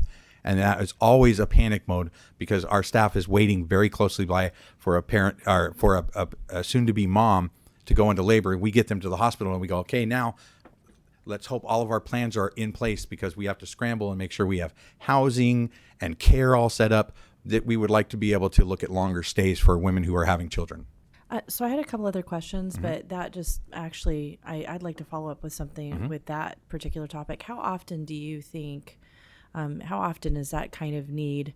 I used to be a foster parent, so I've fostered children coming in from that direction. And I'm curious, I haven't been doing it for 6 years. How high is that need, would you say, if you were estimating how many people are needing that perinatal support? I think the need is much higher than any of us will ever know, because the individuals that are needing this service are failing to search out any other form of care for fear of prosecution or fear of having their children taken. So we really are trying to enter that intervention stage to be a source of care prior to someone prior to someone losing their child or being locked into child welfare cases, and being a safe place for mothers to be able to access care that doesn't lead to the termination of their parental status or the removal of the child upon birth. We'd like to be able to have that opportunity to get mom clean before child is born. But I believe that need is so much more than reported, simply because mothers fear reaching out or disclosing that type of problem or accessing levels of care when they're pregnant and addicted to drugs. Yeah, thank you. I'm going to ask a couple other questions, and I appreciate you sharing that. So I went by and looked at the property and stuff, and went ahead and walked it. You're right, the building is pretty dilapidated looking on the outside, as you know, often that happens to wooden structures here locally, those older Victorians. What I'm wondering is, when would you be trying to open, and is that contingent on interior and exterior remodels? Is it ready now, or is it something that you really need to push out, and kind of what that timeline looks like for you? Oh, absolutely. So currently right now it is resident occupied, tenant occupied. So we are currently working with the tenants that are there locally, giving the FedEx building about 6 months to try to find an alternative location, operate her business. And we are paying the move out cost of the current tenants that are there. I gave them until July is the target. I really wanted the residential housing to be empty. I think we're going to hit that target, which means I'll be able to start work on 309 and 319, the bungalow in the back. I think we'll be able to start working on it by July. But this process is a long process. The target date between opening and actually serving people is probably January of 2027, if we're being realistic. Of course, the appeal kind of set us back a little bit by 2 months, but that's not a problem on our end. But this building takes a lot of work, and it's going to take a lot of money to get in there to really, really fix this structure and bring it back to where it needs to be, because it's got to be perfect before we put anyone in there. The paint jobs, the gutters, the cracked windows, the foundation, the wiring. I mean, there's literally over $200,000 worth of needed work that needs to be done on it just to be there. And then on top of it, there's licensing and certification, and that process can take anywhere from up to 6 months. So I think if everything were to go absolutely smoothly, I would hope for a July of 2026, but I'm a realistic person. So I think January of 2027 is a much more realistic idea of when we'll be opening our doors and putting our first lady over there. I thank you for clarifying that, because I thought, I hope he was misspeaking, but no, I understand the timeline. So thank you for clarifying that. And that was my last question. Thank you. Councilmember Bauer? First, Wesley, I just want to say thank you for pointing out that there's other facilities that I never knew about. I take that as a good sign. You know, you don't even know they're there. Yeah. So I appreciate that. My question is probably for staff. And whichever one of you wants to take this, the use of a Class 1 exemption under CEQA. I mean, we don't really have these come before us very often, only because there's 12 participants in this project. What if this has ever happened before? Have they not used an exemption, like an M&D or something, right? Yeah, I can take this. I don't know of this happening before, but I do know the Class 1 exemption in existing facilities involves negligible expansion of use. It's already served as a commercial and residential property for a really long time. And because only minor modifications would be made to meet building code requirements, we thought that there would be no exceptions to the exemption. So. Okay. I just wanted some clarity on that. Thank you. And then the second question, regarding the neighborhood commercial land use designation, the inconsistency of it that was brought up by the appellates. Is it not compatible? To me, it seems like it's a fit, but I'm wondering how people could think it's not. Yeah, so in the Planning Commission staff report, we do go into analysis about the neighborhood commercial land use designation and the Henderson Center zoning district, which are mixed use districts, so they are not strictly commercial.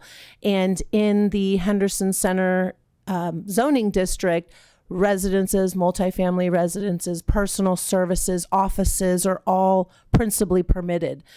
So we did make the finding in the Planning Commission report that the new residential treatment use was a residential use, and then the treatment part is, and the offices. The treatment part is a personal service, right? Like you get your nails done, or a salon, and then an office use, right? So it all fit in with the allowed uses. And then we also made a finding that the location being on the edge of Henderson Center kind of worked as a nice transition area between the core of Henderson Center and the low residential neighborhood adjacent to it.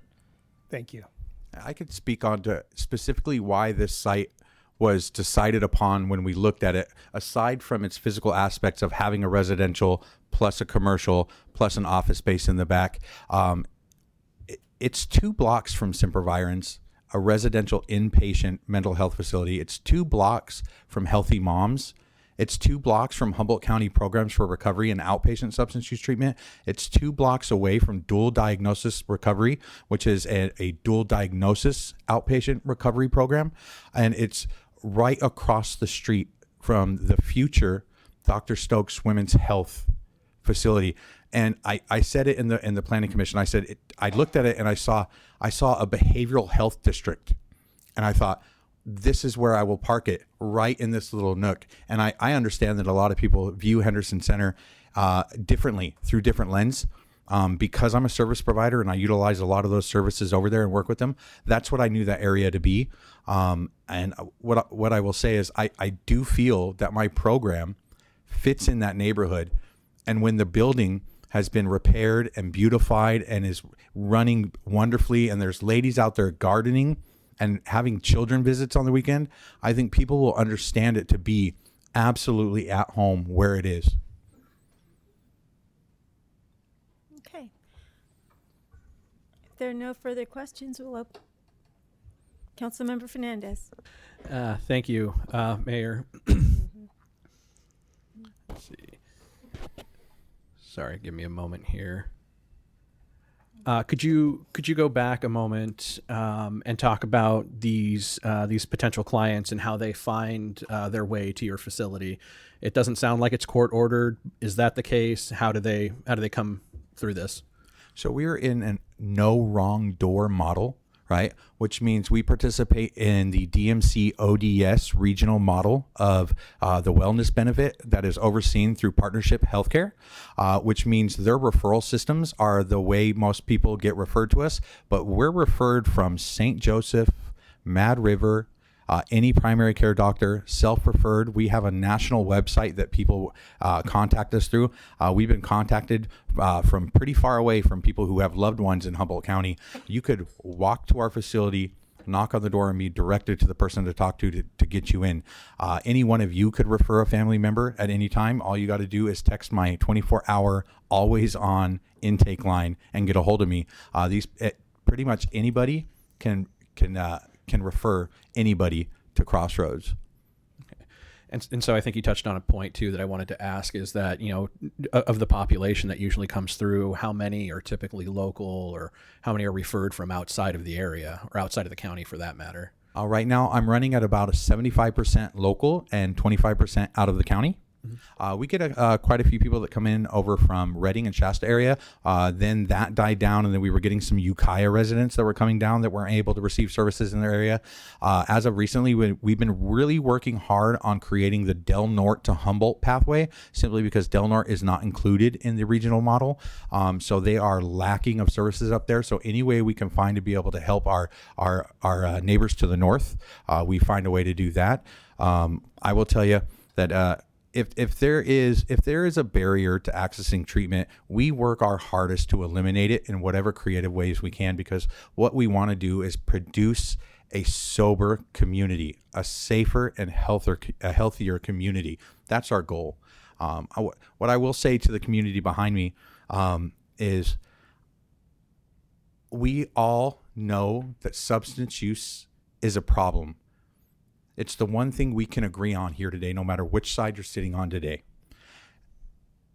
And if we can agree that it's a problem, what I will say is this. I'm not asking you to donate money to our agency for us to do what we do. I'm not asking you to open your doors to the people we serve. I'm not asking you to do the work that is going to be needed to help this issue. But what I am asking is that you allow us to use our money that we have scrimped and saved over the last 4 years to do this project. I'm asking you that you let us open our doors to these people. And I'm asking that you let us do the work that we've been doing in this community for the last 50 years. Thank you. Thank you. One more question? So, anybody else? So I just have one clarifying question, because I've heard a lot from several people in the public that I heard you say that your referrals were from St. Joseph's, medical providers, Mad River. Are you people referred to you from the jail, on probation, on parole? We do get individuals that are released from jail, yes. Yeah, I can't discriminate based upon someone's probationary status. Sure. A lot of people will try to classify the population we serve as criminal. Whether we disagree on it or not, drug use is still a crime. And until it's not a crime, I will always be serving criminals, no matter what their probationary status is. Okay, thank you for that clarification. Councilmember Fernandez. Sorry, but with that being brought up, it did provoke one other thought, and that's you named the other facilities that we have here in the city of Eureka, and so I'm curious, and this might be a bit of a long shot in getting a response, and so I'm sorry that I didn't give this question to staff earlier, but when we're looking at where these different facilities are located in the city, are the emergency calls any different? And the chief can correct me if I'm wrong, but he did look at calls for service at the existing facility on Myrtle and did not have any calls for service. I don't remember the range. Chief, you got it?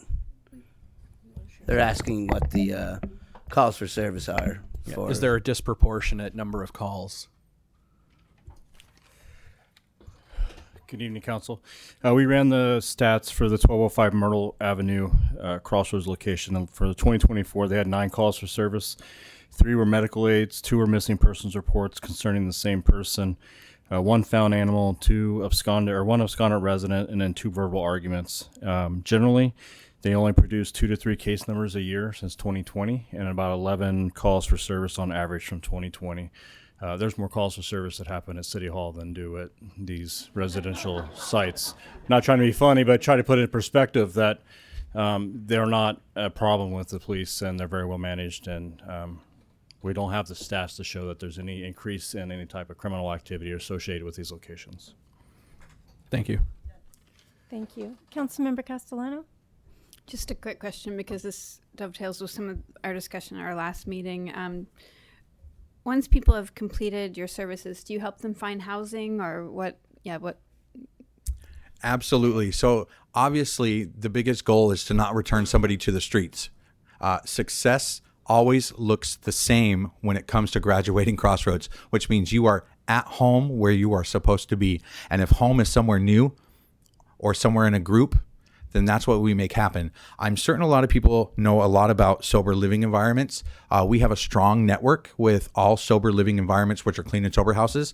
That is a common resource, but I don't know if anyone has been made aware of a recent expansion of the wellness benefit, which is called Community Supports, where New Life Discovery Program has purchased 2 hotels, and they now offer 6 months to 9 months of paid housing at those hotels post-treatment. So people, once they graduate our program, are placed in these programs. So they are successfully placed in housing programs that continue to case manage people into permanent housing. So it's not an issue of when they graduate, do we just open our doors and go, now figure it out? We absolutely work tirelessly. That's what our case management at our facility does, is a full-on holistic wraparound service. We're not just doing substance use disorder treatment. We're doing housing searches, job searches. People can get jobs while at Crossroads. Individuals that stay up to 4 months can actually get part-time work at their 60th day. So on their 60th day, they actually start looking for work, finding a part-time job, saving that money so that way they have a down payment on a place for when they move out, and they actually are able to rejoin the workforce, come back to our supported environment, meet with our counselors, and also inspire the new people that are coming in of what the correct pathway is to return to society. So yes, we do have housing resources that are fully accessible. And if an individual doesn't successfully graduate and then they are discharged, they are transported to other services. And most of the time, those services are, again, sober living houses. So they are taken from our facility to a sober living facility. Thank you. Anything further? Okay. Thank you so much for being here. And we will now open the public hearing. So if you are here to speak on this item, please line up on either side, and we will have you come up one at a time. And we'll start with you. Good Welcome evening. again. I work in the Clark complex, and I walk by the property quite frequently. And one of the first things that came to my mind is, where are people going to smoke? It is very prevalent with these kinds of services that there's a lot of smoking going on. I experience asthma, so I just want to know, am I going to have to take a different route? I didn't see any areas in the outdoor portion of the project designated for the residents to hang out and smoke. So that's my personal interest in the design of the project. I was also pleased to hear that the applicant is continuing to refine the project design based on the community input that he's receiving. And so perhaps maybe a little more time is needed for interaction between the community and the applicant to come up with additional design proposals and features to make it that much more compatible, that much more of a fit for this location. Thank you for the opportunity to comment. Thank you. Come on up. Welcome. Hi, my name's Danette. I'm definitely an addict. There you go. So I just want to say, I've been in this area for about 9 years, and one of the first people I met here was Wes, and got introduced to Crossroads. And I started doing assessments with women in this community, and one of the first things that I noticed was a lot of generational trauma and a lot of need for women for specialized services, therapy, and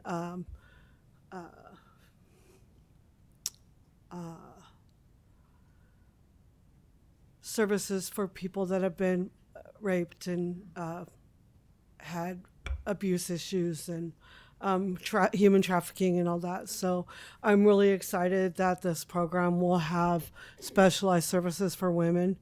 I don't know, I've for years, there's been one program in this area that women can get into that have children. But you can't get into that program unless you've completed a 1-year program with your children. Please address the council. And that's in Blue Lake. So I'm I have goosebumps thinking about all these women that have not had the ability to get the help that they need, and to get the support that they need. And to get the ability to return to their families at some point with coping skills to be able to deal with generational trauma. So thank you. Thank you. Come on up. Welcome. Good evening. Good evening, council members, and a special hello to our mayor. I'm Jean Scheffler. I live straight up the street from Henderson Center. I want to make it clear that I have no problem with people going into recovery. I have sympathy for people who struggle with drug abuse and need help. The problem here is the location. The location of a substance abuse residential recovery program. I've heard the term NIMBY, not in my backyard, tossed around, and I will say, I guess I'm a NIMBY. I think any homeowner would worry about trying to sell his or her home if a recovery house was next door. At this time, I oppose a conditional use permit for this type of residential treatment program.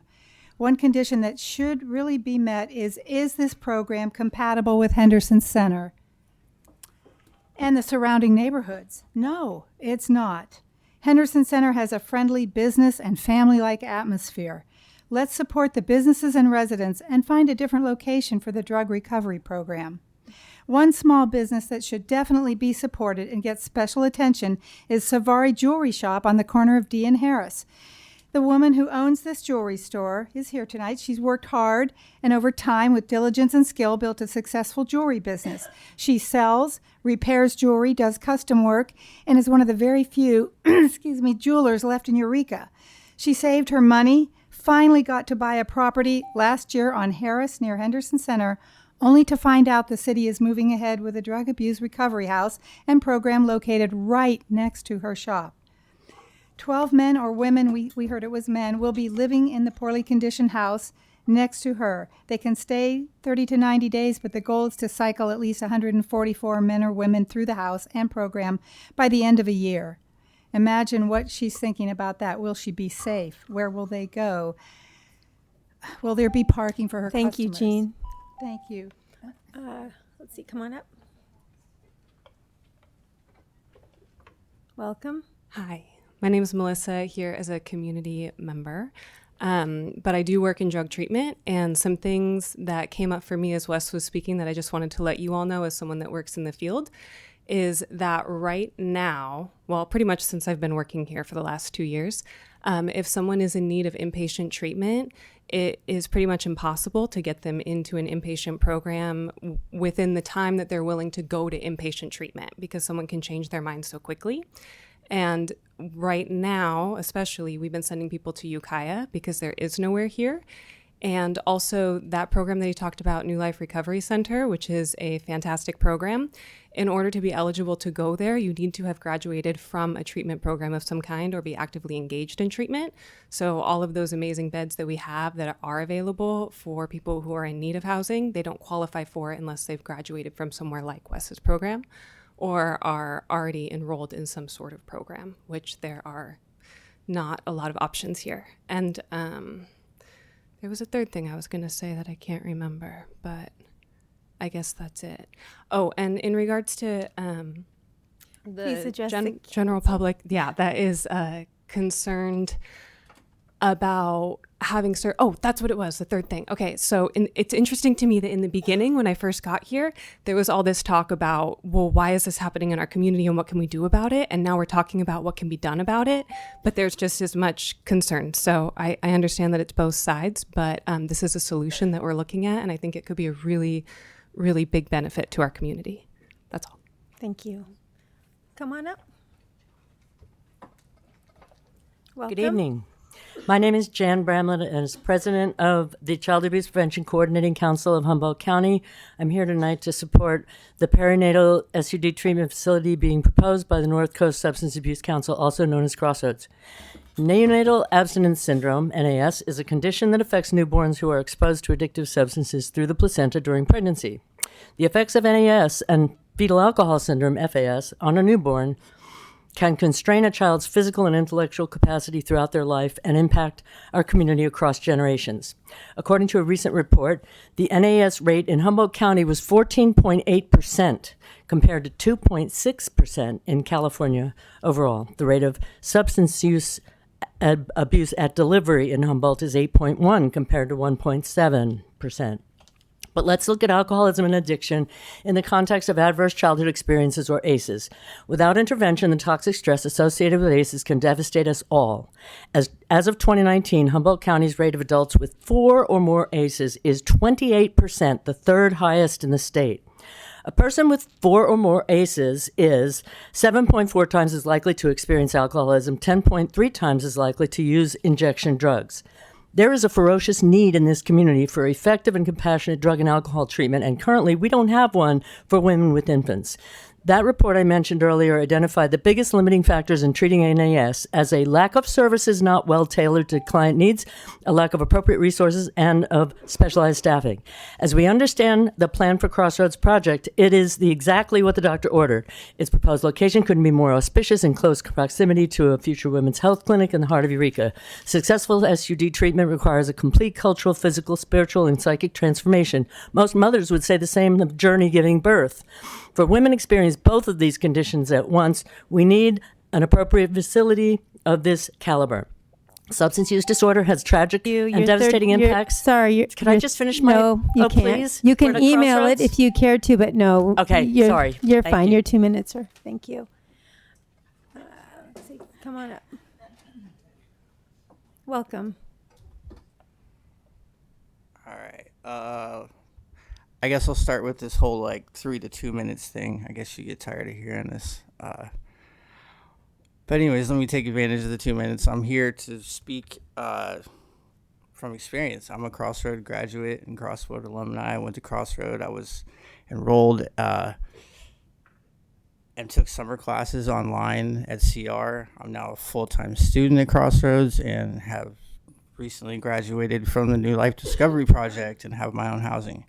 So if you want an example of success stories, I guess I'm one of them.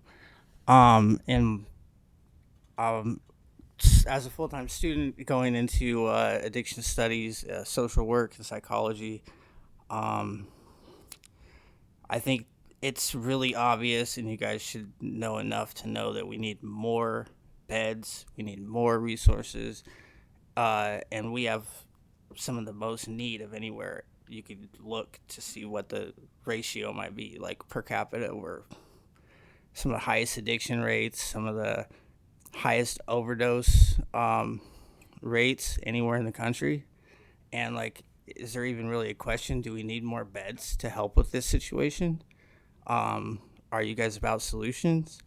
Another quick note I would like to speak on.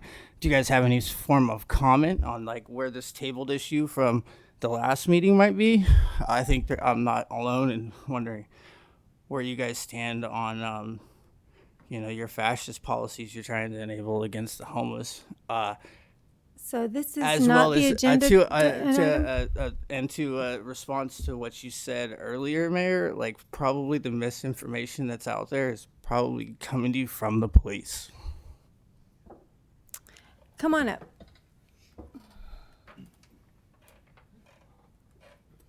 I'm a social worker in this community. In the last 6 years, I specialize in perinatal substance use disorder. I've attempted to navigate insurance systems with some of our most under-resourced community members who want to get into treatment but are stuck. There are no perinatal inpatient programs in this area. In my 9 years working here, I have never successfully had a patient enter a perinatal inpatient program after being placed on the wait list. I am passionate about the perinatal population because it's an upstream approach. We need to stabilize families early on to avoid long-term repercussions of family separation. Having a safe and dependable treatment program that is local and low barrier is vital to the success of not only these parents, but the future of our Humboldt population. The perinatal population is stigmatized more than others, and the consequences I have observed are delayed medical care. During pregnancy, our brains change, which can often allow people to make different choices. I'm fortunate to have worked alongside parents and witnessed them access timely help and to be able to safely parent their child. Several of these parents were able to benefit from services from the North Coast Substance Abuse Council, also known as Crossroads. My experience with the executive director of Crossroads, Mr. Wes Harrison, is he's always advocating for systematic change, is willing to be innovative, find ways to reduce gaps, and will be the first person to be the part of the solution. When drug Medi-Cal hit a huge insurance shift, Mr. Harrison ensured Crossroads was accessible to our local community. Also, Mr. Harrison was one of the first to welcome patients who are on medications that support opioid recovery. These actions I just listed are barriers I battled advocating for the perinatal patients at other inpatient facilities. I have seen systematic change be possible because of our size and commitment to one another. A perinatal inpatient program will directly impact our local community in the short term and create lasting change for a healthier Humboldt future. I thank Mr. Harrison for stepping up and filling a desperately needed gap in our county. Thank you. Come on up. Welcome. Hi, I'm Nevaeh. I go to Eureka High. I'm Wes's daughter. I wanted to come up here and talk about how unbelievably safe my dad's program is. I practically grew up there. Me and my siblings would run around and play games with the clients like football, basketball, and I even remember playing Monopoly with them. During the time when there were non-stop power outages, we were invited over there to have dinner and hang out somewhere safe. I can't tell you how many times my dad gets stopped out in public by people who tell my dad how he changed their life for the better.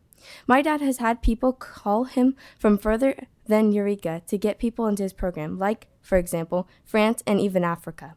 I hear his phone ringing nonstop from people who want to get in and get help.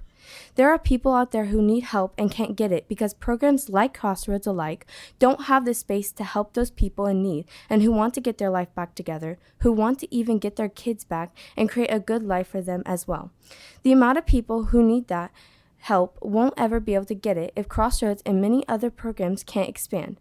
I know this is a big change, but you can drive past Crossroads any day of the week and you would not be able to tell the difference between it and the houses around.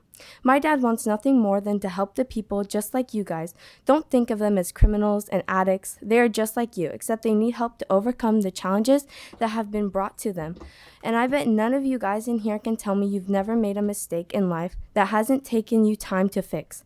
If I could feel safe in that program as a little kid growing up there, then I sure can bet that you all will be perfectly fine with them in your neighborhood. Thank you for listening.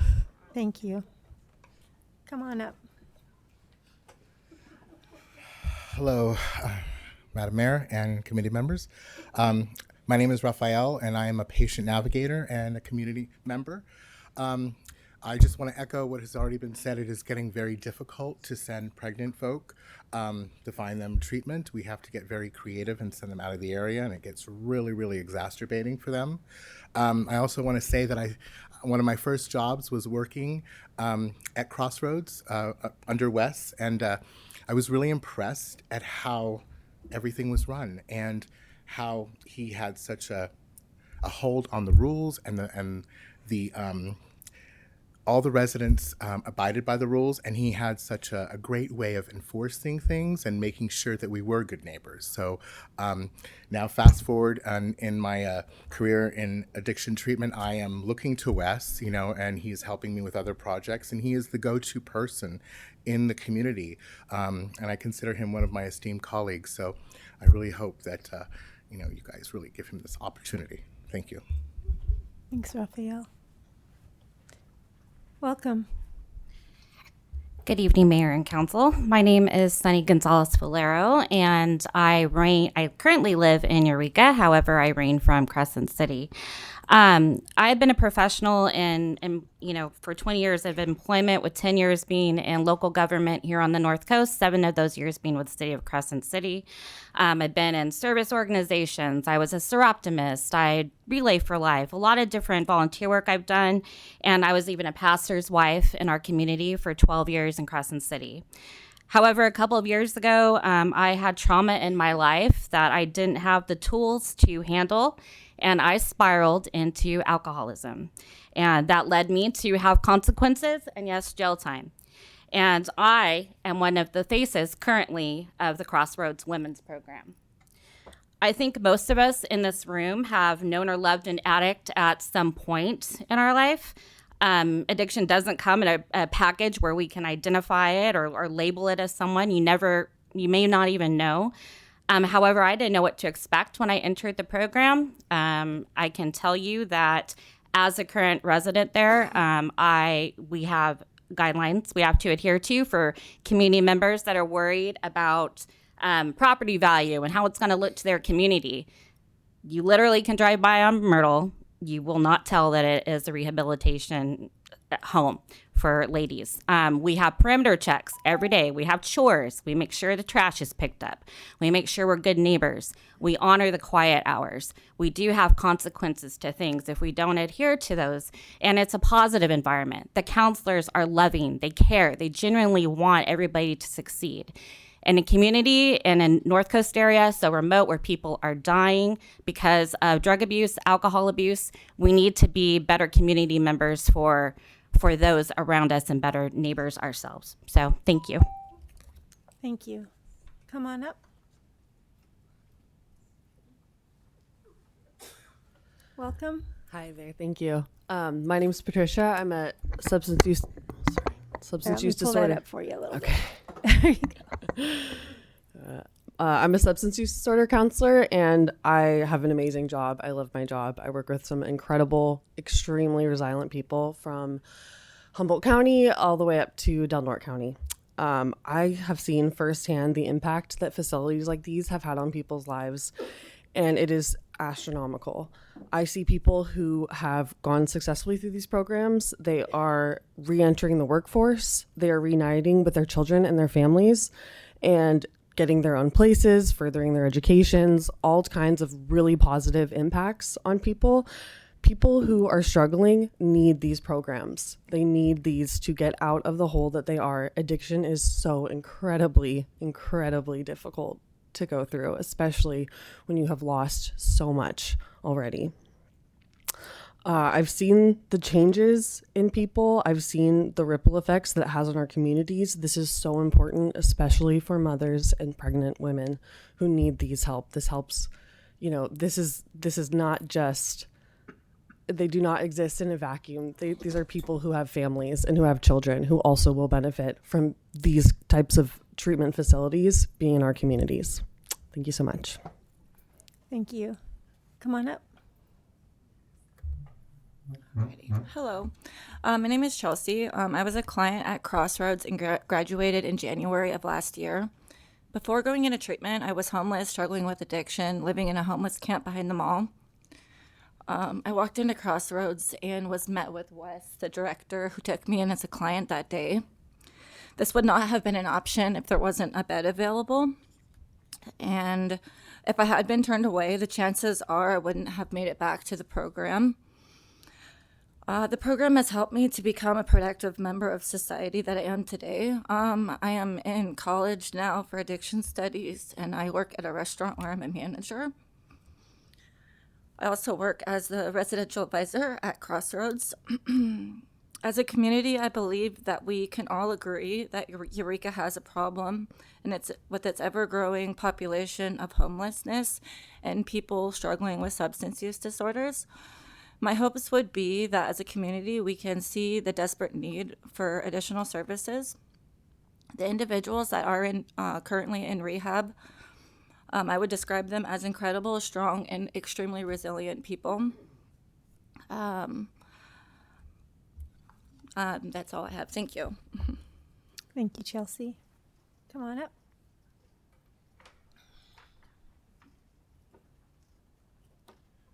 Welcome. Thank you. Welcome. Thank you, members, for hearing me. My name is Frank Riley. I am a pastor at a church here in Eureka. I also own the property, 2 parcels to the west of the house that is for sale, or is the subject property. I want to say that long before this meeting for the Planning Commission, I sent a letter with a lot of questions, and I did not get the courtesy of an answer to any of those questions, either during, before, or after the hearing. And it was clear to me that this group was tone deaf, and I had the feeling that they just didn't want to hear the voices that were heard and said. So I am hoping that you guys are different now then. I deal intimately with low-income, unhoused in our community. I provide housing for 27 individuals, mostly formerly unhoused, through Uplift Eureka, Nation's Finest, St. Joseph, Betty Chin, and others. I don't stack my residents 4 to a room like Stober Living. I give each of my residents the dignity of having their own room in the shared living experience. In fact, you here at the City Council 2 years ago, through Jeff Davis and Uplift, awarded me an award and a commendation in recognition for the work that I do for the unhoused here in Eureka. Boy, I gotta go fast. So here's the thing. I've listened. I had a lot of questions, and I've listened carefully, and I brought 2 pages to tell you that I think this is a bad idea. But I'm going to tell you that after listening to Wes just a few minutes ago and knowing the questions that I've asked, I have confidence that this is probably going to be, and I know I'm going to make Thea and Kelly and Mark, others upset, but I think this may be exactly the kind of community place we need. Thank you. Your 2 minutes are up. Come on up. Thank you, Mayor Burgell, council Welcome. members, for the opportunity to speak. My name's Mary Ann Han. Sorry. I'm sorry. I just That is didn't just want so you to fun. struggle. You're fine. I apologize. My name's Mary Ann Hansen, and in my work role, I have the honor of listening to stories from Humboldt County families every day. And over the last few years, I have heard over and over again how desperately our community needs this kind of facility. I was disturbed to read in the media some expressed concerns perhaps about the safety of children. And I was reflecting on that and thinking that one thing I've noticed is that children are not confined or influenced by just what's within a half-mile radius of their school. It takes an entire community to hold and nurture and ensure the safety of our children. And I know with absolute certainty that our children are safer and our community is healthier if more people have residential therapy services than they would be if less people have those residential services. And in fact, I believe that our children and communities will be safer if we normalize therapy and treatment for substance use disorder rather than pushing it to the outskirts of our awareness. So I urge you to sustain the conditional use permit. Thank you. Thank you. Come on up. Welcome. Good evening, Mayor and City Council. Thank you again for all your services. And I'd like to just thank also Wes for all the work that you do for our community and all the modifications he's done with this project. It's a really big project, a big undertaking. My main concern was the way the conditional use permit is, they put it as a categorical exemption from CEQA. And I think this project needs to kind of go through the CEQA process, which kind of goes and addresses all the issues. Categorical exemptions cannot be done on historic buildings, and that building is a historic building. It was 119 years old. It was awarded awards in 2004. It was recognized when they remodeled it then. And they actually mentioned that they actually left all the original siding in place. So there's a lot. And then also they mentioned that the windows are very unique. So it's the best of its kind. And in order to be recognized as a historic building, it doesn't need to be in a building code. It doesn't need to be in the registry. It just needs to be older than 50 years old and have unique characteristics and could actually have any information that could be used for further research. So that's the part that I'm kind of looking at. And then it puts the city of Eureka as the lead agency. So they're taking on a big endeavor as being the lead agency, that you're responsible to make sure that all this is going to be taken care of appropriately. And that building's going to need some work, because I saw the blueprint and it showed only had one bathroom and only one staircase going up. So for fire safety, you're gonna have to modify the outside of the building and making sure that it's gonna follow the National Registry or the Department of Interior's guidelines for remodeling it. But other than that, I think it's gonna be, it's a good project, and it's gonna take a lot of work. So I commend you guys. Thank you. Come on up. Welcome. Thea Stewart. I've lived in Henderson Center for 33 years. I really care about Henderson Center, and I definitely care about the people. Henderson Center has a large percentage of retired senior citizens and, of course, some families. I do not find this facility suitable. Now, from our Planning Commission meeting last February, we were discussing about is housing for men, alcoholics, and drug addicts. Specifically, the story was they would be spending the nights upstairs, bunk beds. I have to tell you, now that you're talking about pregnant women, I have a hard time thinking the house is big enough. Pregnant women cannot get up on a bunk bed. I mean, they could hardly bend down and tie their shoes.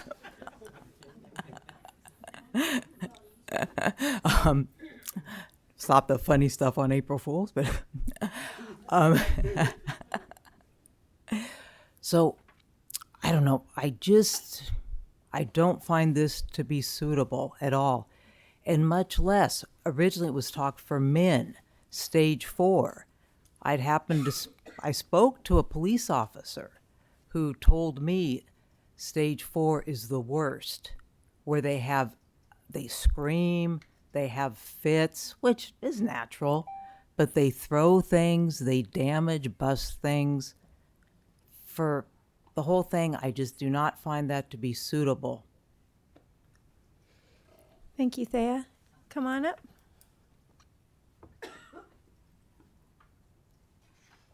Hey. Welcome. Thank you. My name's Hava. I'm here as a community member. I'm a nurse and I work around pregnancy health and also around community health data. So I'm kind of a data nerd and I wanted to throw a couple things out there for your consideration. If you look online just with a Google search for studies about rehabilitation facilities in communities, you'll find that overwhelmingly they see a mild decrease in crime in neighborhoods that have a rehabilitation facility in them. They also see a decrease in recidivism. They see that when somebody has come out of the jail system, if they have been in a rehab program during that time, that they're much less likely to go back into the jail system and have repeat criminal activity. I also, just from my other side of my work, from working with people who are pregnant and are sometimes in tough spots, I wanted to reiterate what somebody else said about how having a baby can be a really important time for people who are vulnerable and open to change in that moment in their life, more so than they would be at any other time. And it is heartbreaking to see somebody in our county ready to make those changes, give birth in the hospital, not have a home to go back to, and have to go back on the streets and send their baby into foster care, which is already overloaded. I also wanted to say that Henderson Center is a wonderful family-friendly community, and that is exactly the place that we want to model for these moms. Thank you. Thank you, Hava.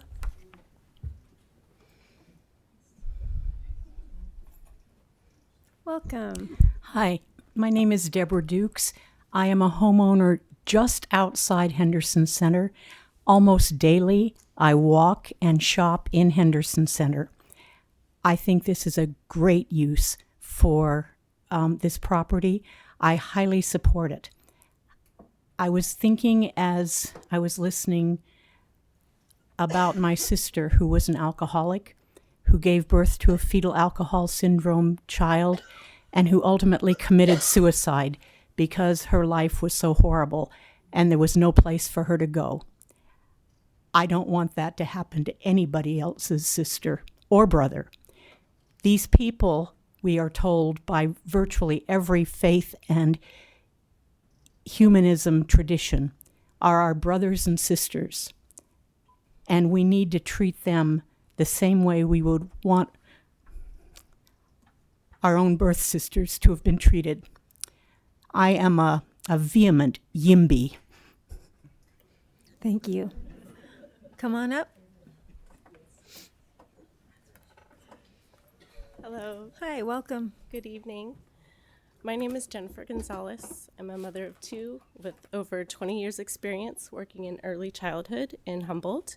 I have a background in child development and infant parent mental health, and I'm currently pursuing a master's in social work up at Cal Poly Humboldt on my way to licensure as an LCSW, focusing on working with our perinatal and early childhood community. I'm here in support of this residential treatment facility for women and perinatal individuals impacted by substance use. We have only one birthing hospital, and our emergency departments are overstretched. A residential program would provide critical care and early support, leading to healthier births, reduce neonatal abstinence syndrome, and helping parents stay connected with their babies.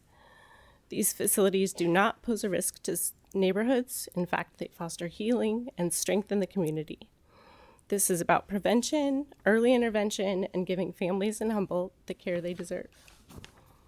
And a few points just to highlight.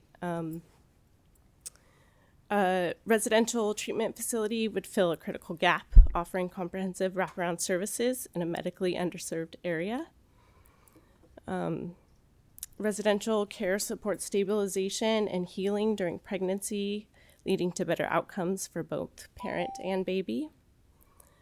Residential programs with integrated infant-parent mental health services can prevent unnecessary separation and strengthen family bonds. These are protective factors for our future generations. And then finally, counties that have implemented similar models have had strong outcomes, and we can bring that same success here in Humboldt County. Thank you. Thank you. Come on up. Good evening. Hi, my name is Let me put Marilyn that down just a Field. little I bit. live in Henderson Center on D Street, 1 block from the proposed facility. I attended the Planning Commission meeting when this came up, and it was proposed as a men's facility. And I came here to ask if you were aware of the Stokes Women's Center going in just category across the street from this, and that it would be a very bad fit for a men's facility to be catty-cornered from the Women's Health Center. But after hearing that it's going to be for women, I have to tell you that I think it's a great idea, and make sure that it stays a woman's facility.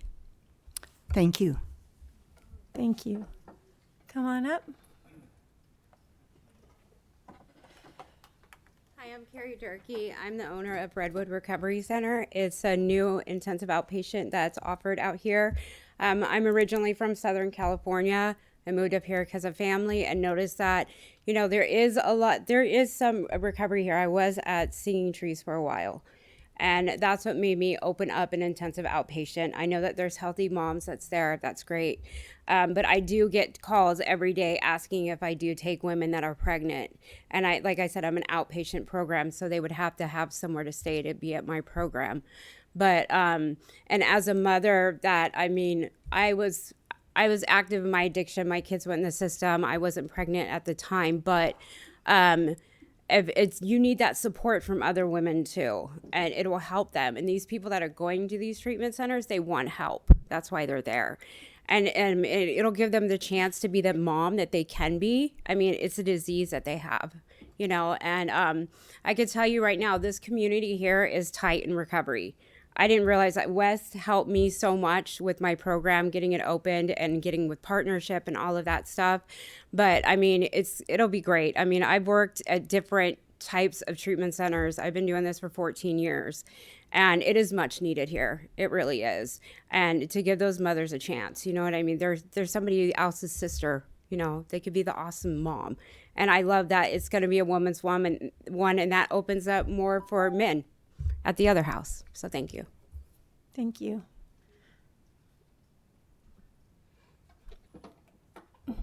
Welcome. Hi, I'm Jamie. This is beautiful because I run across so many young people, pregnant, reaching out, needing help, and like the resources aren't always there.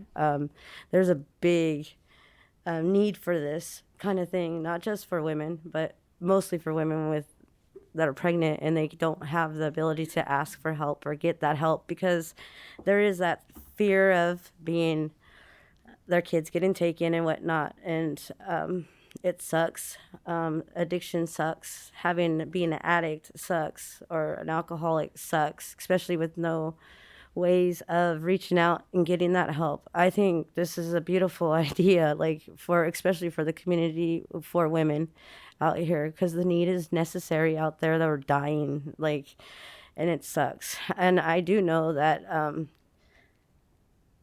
I think you guys are awesome, West, actually, over there. I've worked with a lot of people that tell me lots of great things about your recovery place, and thanks. Thank you. Okay, seeing no one in the audience, we'll move over to Zoom now for public comment. Virginia? Yeah, thank you for hearing me. First, I wanted to address not getting the notices, and then I'll move into speaking about the project. But I did not receive a notice from the city council that this hearing was occurring, nor did my property management. I found out because a neighbor gave me a copy of this meeting notice. In the planning commission meeting, I did hear that the explanation was that the notices are mailed to homeowners and not tenants or property management. And I think as neighboring properties and tenants and property management, we should have the right to know and opportunity to speak. So the Planning Commission changed their policy to mail notices to physical addresses within 300 feet of a proposed site, and I hope the City Council will adopt that as well. Regarding the proposal, I did attend the Planning Commission meeting, and I had intended to make comments at this meeting about being a survivor of domestic violence and having very severe PTSD. I live just on the other side of the fence. This house looks down into my backyard, into my bedroom, and my living room windows. So I had a lot of concerns about me living there. Virginia, you kind of faded out there. Oh, can you hear me? Now I can. Okay, yeah. So I did have concerns about it being a men's facility, but after hearing that it's going to change, I have different feelings. I want to thank Wes for coming and listening and hearing me and understanding my mental health is important as well as the clients. I do believe their mental health is really well too. So I actually look forward to having sort of my healing happening next door to their healing. I hope that will be good. And look forward to being a good neighbor with Wes. Thank you. Your 2 minutes are up, Virginia. Chandler? Hi, thanks for allowing me to speak. I just wanted to be in support of this facility being built. I wanted to say that I'm a graduate of Humboldt Recovery Center. I did 75 days there. And while I was there, I was able to get sober. I was able to finish school. And since then, I've started a business. I'm a business owner now, and I'm a full-time student. I also have my own housing.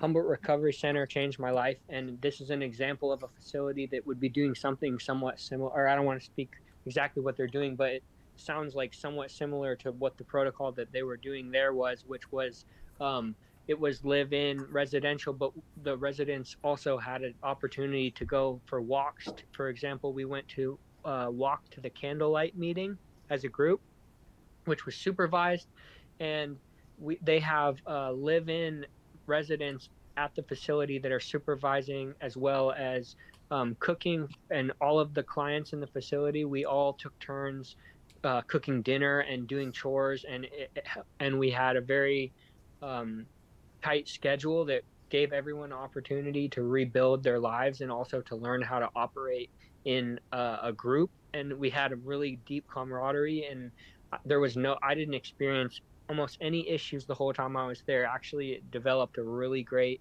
symbiotic relationship between all of the people there. And I just wanted to say, I think this is a great idea. I think we really need this. I want to say that for me to get into that facility, I had to call consistently every day for like 14 days, and the list was so vast, and luckily I always feel like I was in pretty sound mind. But for people that really need help, and it's actually very difficult to get into any of these facilities, it's really hard, and the wait list is insane. And the people that are there, they want to be there. Thank you, Chandler. Your 2 minutes are up.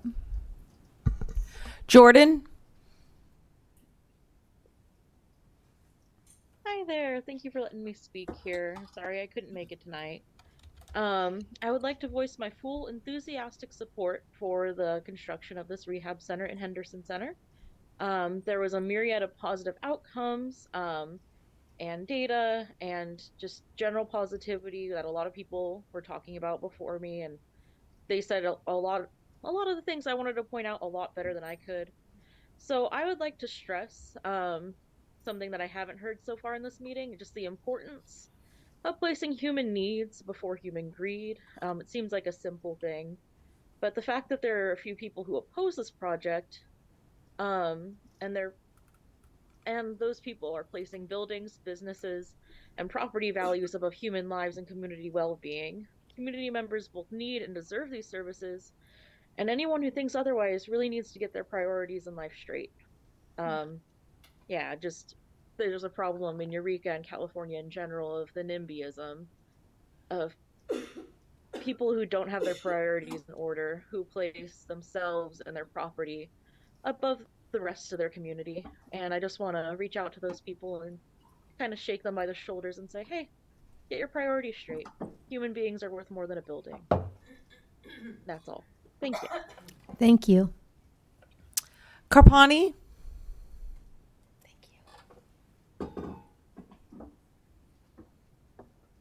Carpani, you can unmute.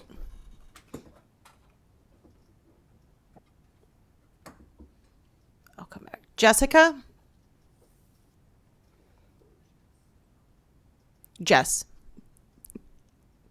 Oh. Hi, can you hear me? Yes. Okay, thank you. Hi, my name is Jessica Repholz. I live off of Henderson Center, and I want to express my deep disappointment with community members who are opposing this housing unit. What's frustrating is that many of these same individuals are often speaking out and wanting solutions for the homeless population's safety and affordability. But when the real action is proposed like this one, housing developments, they push back saying, not in my backyard. You can't have it both ways. We can't keep saying that we care about the community while also blocking opportunities that are actually going to help heal and grow our community. Thank you for your time. Thank you. Carpani? Can you hear me now? Yes. Yes. Yes, thank you. You are echoing though. So what do I do to get rid of the echo? We have our. You should be good now. You should be Try good. again. Can you hear me now? Yes. I support Crossroads. It's a beautiful thing. It's an opportunity to build the village. We need it. And, you know, property is secondary. Help for our community members is primary. Share the love, build the community. Thank you. Thank you.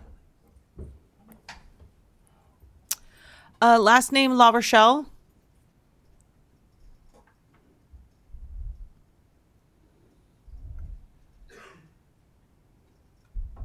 Good evening.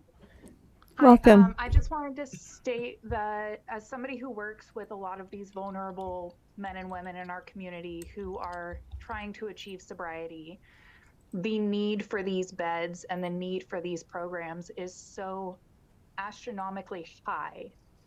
And so I really hope that this gets approved because we do have people that want to change, who want this opportunity, and they're left languishing on wait lists, and we lose that opportunity to reach them. Thank you.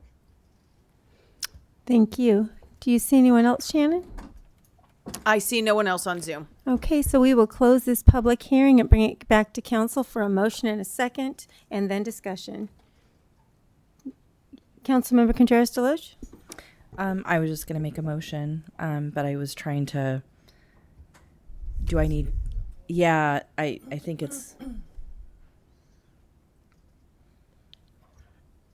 Could I just get clarification on two things? After the motion's made. Actually, do we need to fix that one part where Planning Commission had said 4 and it needs to be 3.1? Oh, it's already part of it. Oh, there it is, right at the bottom. Okay. Yeah. Okay. So my motion would be that. Nope, that didn't help. I move the City Council of the City of Eureka adopt a resolution finding the project is exempt from CEQA and sustaining the Planning Commission's conditional approval of North Coast Substance Abuse Council non-medical care housing facility conditional use permit at 309 Harris Street with modification of Condition B to limit the level of service to a California Department of Health Care Services 3.1 residential level recovery home. Second. Okay, so we have a motion and a second. Now we can have some discussion. Councilmember Fernandez, did you have a clarification you needed? Yeah, I know there was a question earlier about whether smoking would be permitted or not on the property, and so I was curious if that was the case. Come on up, Mr. Harrison. So You got to talk in the mic to get on the recording. Okay. On the lot in between the bungalow and the FedEx building, there's going to be an awning built, a wood structure in between that will have benches and things like that. That is where any smoking will be permitted at. Okay. And is that part of the current permit? No. It is not. Okay. Is it supposed to be part of the permit, a smoking area? just that it would be there, part of the conditions, I guess, is what I'm asking. Okay, this is my solid vow. I will create a safe smoking area that is absolutely in consideration of all neighbors. Okay, yeah, that's one of the clarities I wanted was the portions that are part of this conditional permit. I know that there, or at least what I'm trying to remember correctly is that there would be window frosting except for the top floor. Correct. Wait, top floor? No. It's the FedEx building top windows on the FedEx building. The bottom windows would be frosted and a mural would be put on them. We're going to frost the side windows that look over onto the jeweler store so she can have privacy on her side. And then that's where the frosting will take place. This is why I was asking for that clarity. So thank you for that.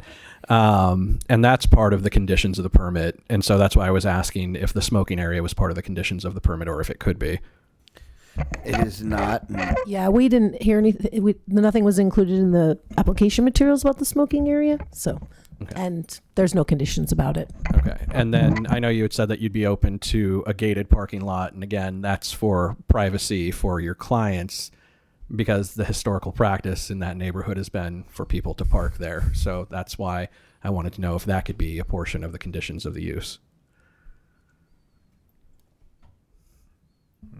I mean, it could be. I definitely want to err in caution that these changes, it might have to come back for a modification to the permit if there is substantial changes to that property due to the CEQA exemption finding. So like the fencing and the overhang, we'd have to really see what's proposed and how it's going to interact with the historic structure there. Okay. Councilmember Moulton? Thank you. And I just first wanted to comment gratitude for our community. I hear a lot of compassion in this room. And I'm sorry, this is hard. This whole conversation has brought up how many people I have known in my life who have lost their battle with addiction, including some people who were waiting to get into a facility. And how common it is for people to end up overdosing in the last 48 hours before they get in. And when that spark happens and somebody says, I want to get my life right now, that's when you need to take advantage of that and give them that opportunity, because any delay can cause people to cause that monkey, that demon, to get right back on top of them. But I do have some questions about the legality of this, or just some details that were brought up. A question for City Attorney Luna, and hang out because the rest of mine are for you. Can we exempt a historic building from CEQA in this manner? Yes, we can. Short answers are fine. Thank Great. you. Mr. West, what about I hear you saying you want to do a lot of work on the building itself. What about the historical preservation? Is that part of the plan? Absolutely. So one, we are in love with the windows that are already on the facility. They have some bent glass and some curved glass that we really want to highlight and keep and restore. So it's some of the woodwork around the windowsills that need repairing. The trim and the siding we want to keep. The only alteration that we need is a fire escape on the second floor, and that falls within the same realm as having a ADA walkway. So there is no significant change to the footprint of the building or the architecture of the building on the inside. Because it's been chopped up into 2 units, the upstairs has been remodeled. So we have to restore it back to its original floor plan on the inside. There's some great architecture on the inside that we want to keep because it's wonderful, it's historical. And what I will say is, just because a building is old doesn't necessarily make it historical, but we want to respect the history of the building because that is our model. Over at 1205, we have a very old, very historical 2-story Victorian, and we have maintained it with its original siding and its original plan. And we added a fire escape to it that you can't even see from the street. So that's the same plan, is to make sure that the fire escapes are happening internally, not on the front or the facade. So that way it's less invasive and it stays within the architecture of the building. Okay, thank you. And just two more. How the idea of pregnant women on bunk beds, but this there's so up to 12 people, and you will accept folks who are pregnant, but it's not necessarily going to be everybody. That is correct. Yes, that is correct. There is a downstairs bedroom, and obviously bunk beds are the going model. But until we get in and restore the floor plans and really get a lay of the land, so to say, on the entire aspect of the upstairs and downstairs and how we'll utilize them, I can't really dictate exactly how many people will be in a room until all of that is put together. But you find, is that how folks are staying at your other facilities, multiple people in a room? Oh, yes, that is correct. That is how we utilize at the 1205 Myrtle. I don't know of any location that is large enough to be able to house a single individual per room. At that point, I would need a 12-bedroom house with a commercial kitchen. And I mean, I've been looking. I've been looking. But so the success that you are enjoying already, or that you're building already, involves bunk beds. Oh, absolutely, absolutely, wonderful bunk beds too. I can hook you up with my vendor. Thanks. My house is full. And just forgive me, I'm sure I know y'all covered this, but this at your current location, you are serving women and men. So at 1205. Is my men's facility that is 15 beds plus one live-in manager, and then right across the street at 1210 is a 5-bed women's facility. The goal is so here's the deal. Right now, we run a men's facility that women just participate in. It is not centered on any gender. There is no specific care that is centered around women's recovery. It's kind of just a one-size-fits-all. There's a lot of topics that we can't touch on because we have both populations. We can't deal with domestic violence because in the same room getting therapy is someone who might be a victim and someone who may have experienced a perpetrator or might be accused of those things, right?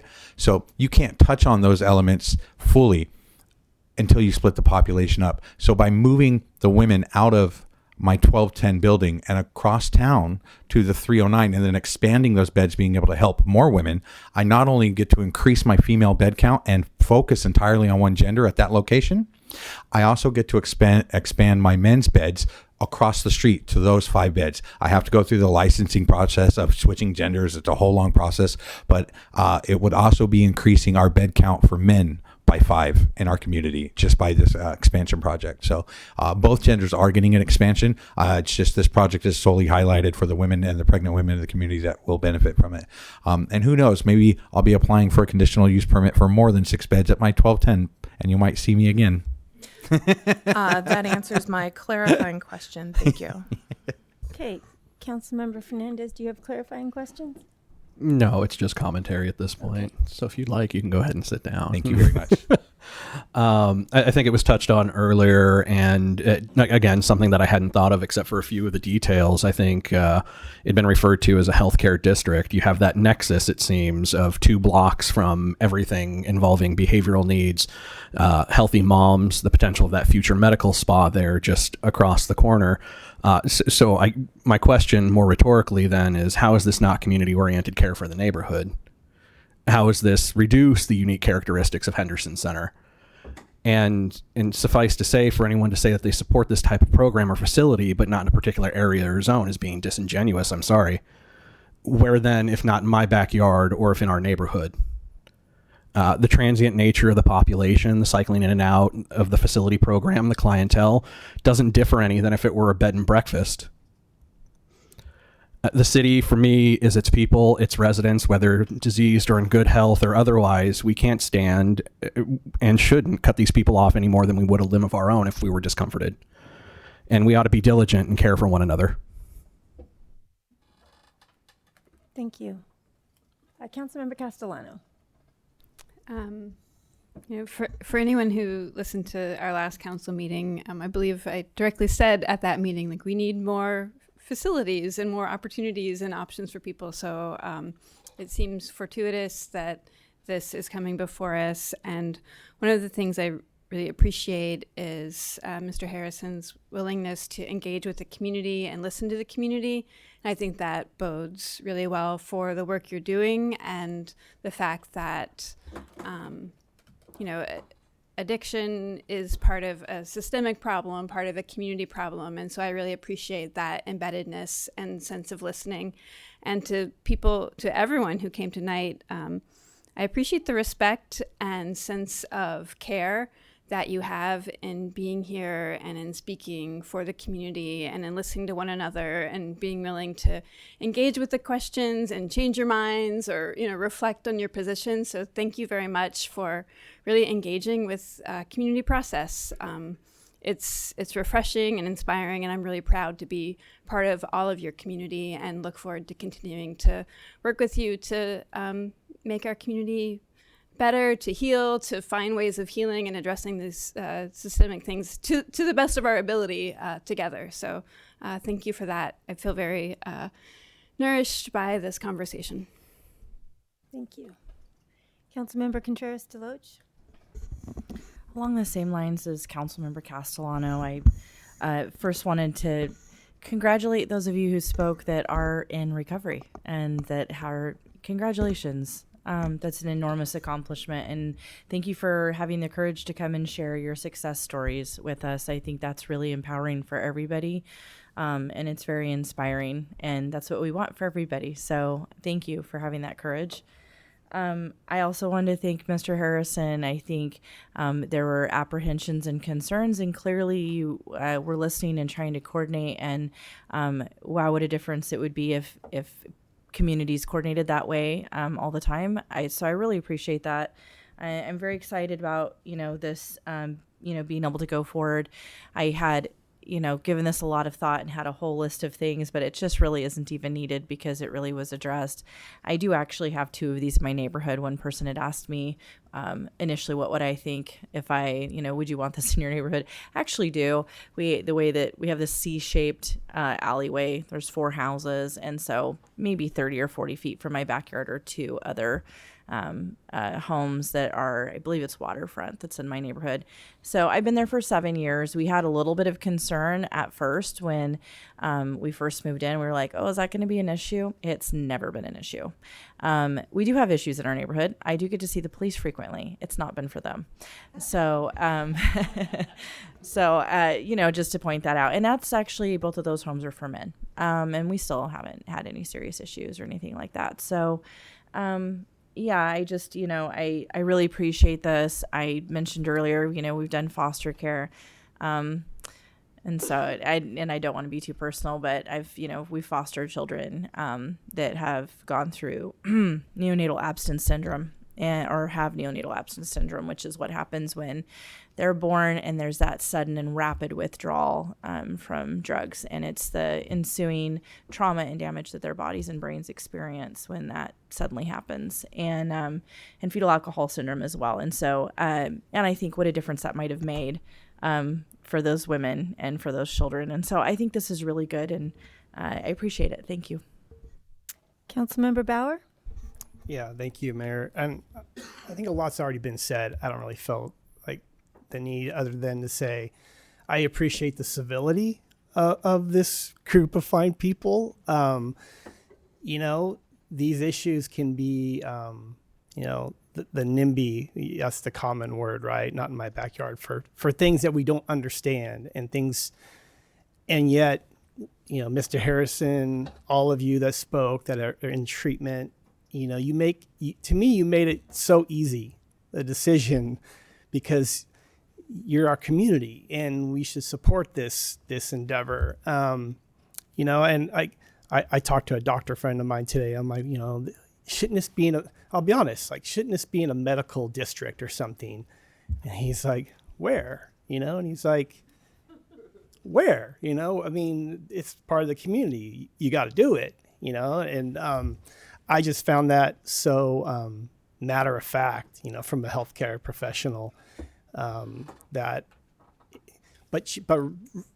realistically, you all made this decision so much easier just to hear these great stories and then to see people change their minds based off of your real life situation that I appreciate you all coming and spend the time to tell us your stories and I think make our jobs a lot easier. Thank you.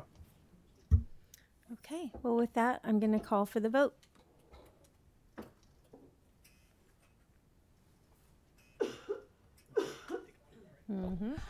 Unanimous yes vote, motion carries. Yeah. Great. All right, so we are now going to take a short break. We'll be back at 9:10, just in time to extend the meeting.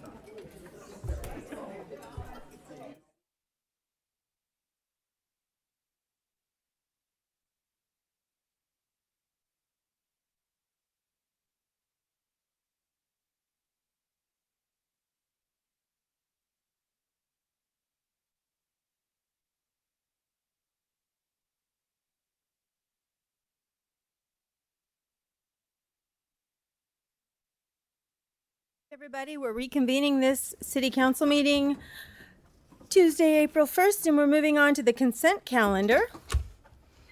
Notice to the public, all matters listed under this category are considered to be routine by the city council and will be enacted by one motion.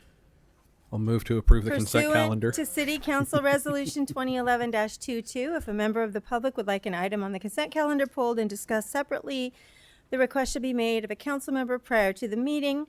Unless a specific request is made by a council member, the consent calendar will not be read, and there will be no separate discussion of these items. And I know F5 has been pulled. Can we get a motion to accept the balance?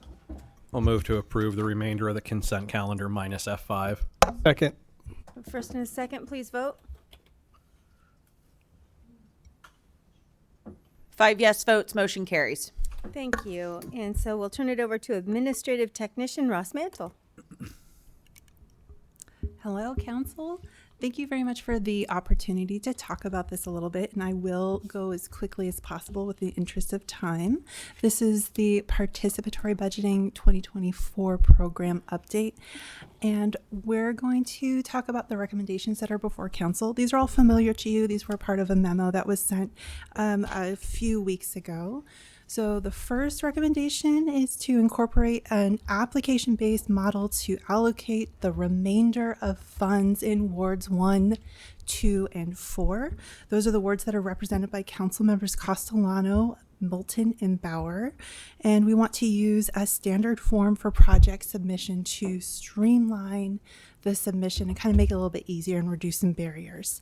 So we are making this available to community members to submit project ideas for funding to the Economic Development Commission for review and approval. The proposals submitted must be submitted in time to be included on their agenda, and the next meeting is in July, and this will come up in just a moment. And the approved applications will come to City Council at a regularly scheduled meeting as a report.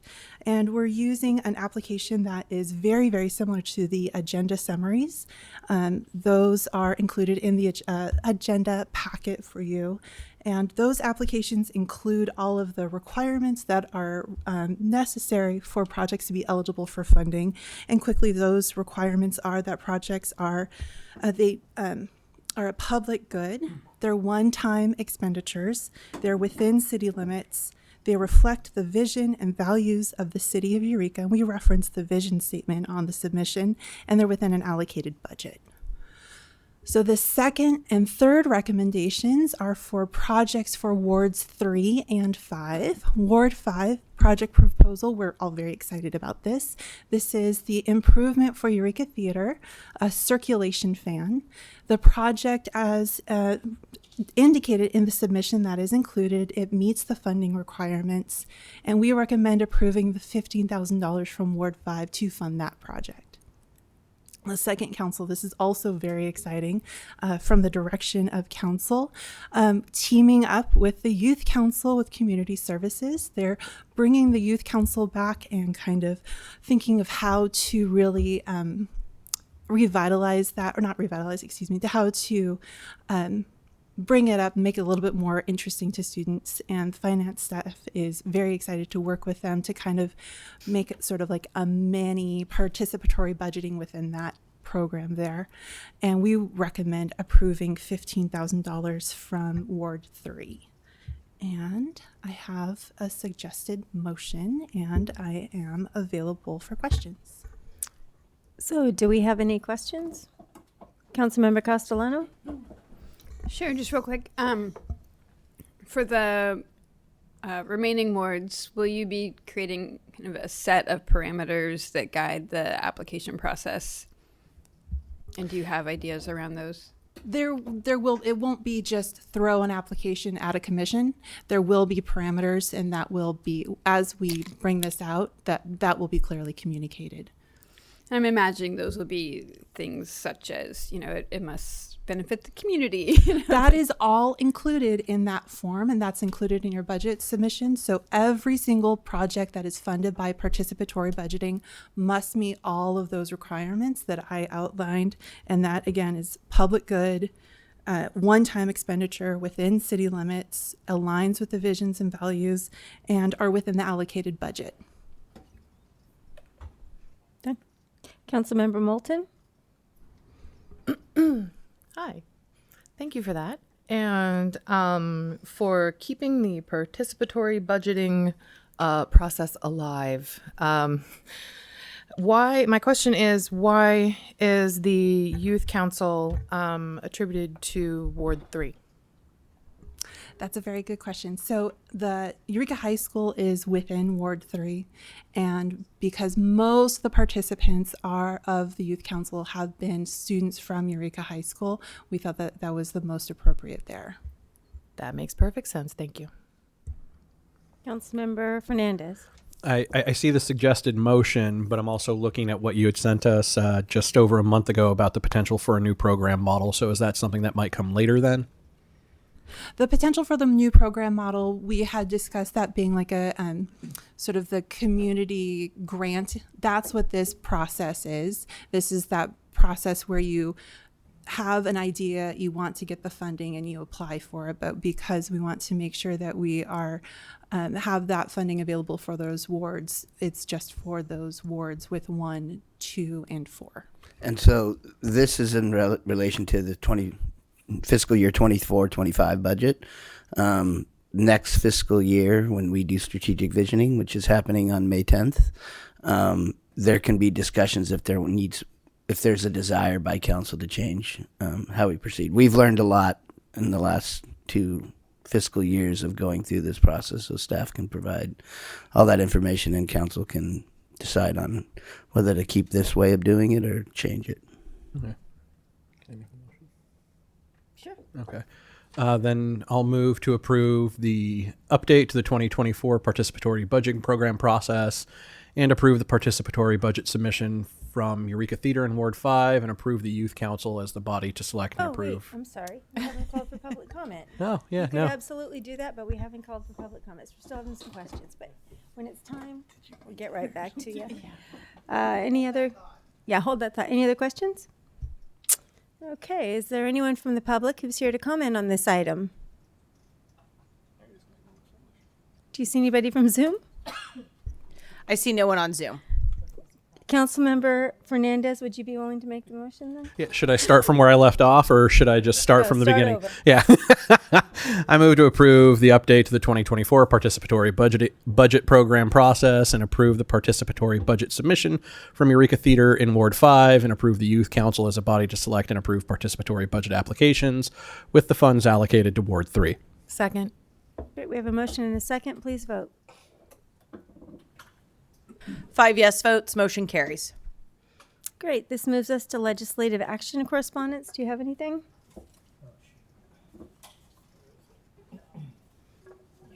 Councilmember Bauer?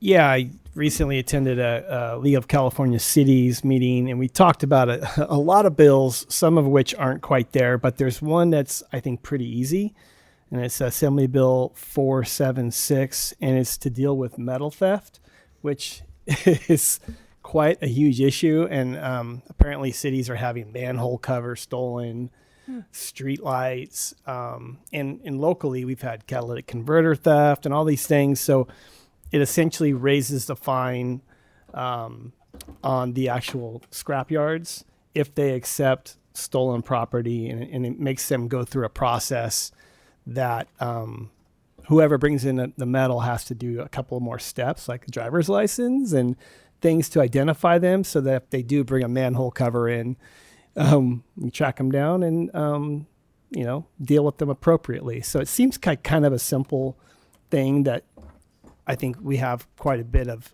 actual copper theft, catalytic converters. So I think it's kind of an easy one to support. Not really anything major, but it could use our support. Yeah. Councilmember Moulton. Question. Does it require that extra level for all metals that people bring in, or just certain categories of things?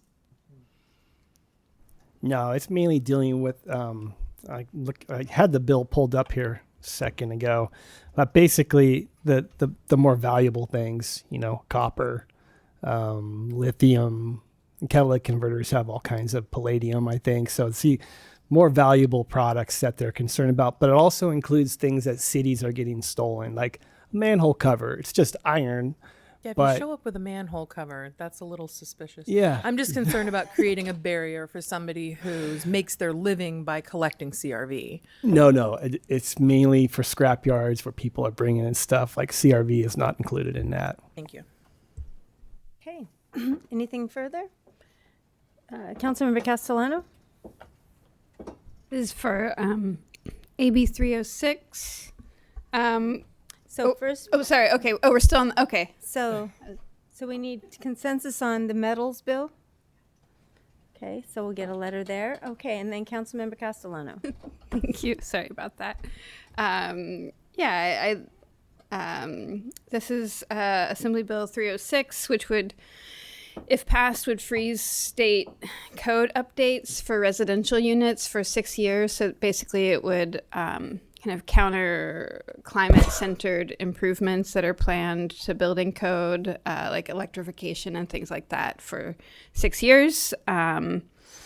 It's, I think I'm saying a no vote. The California building officials are suggesting a no vote on this because it takes away local control around implementing building code updates.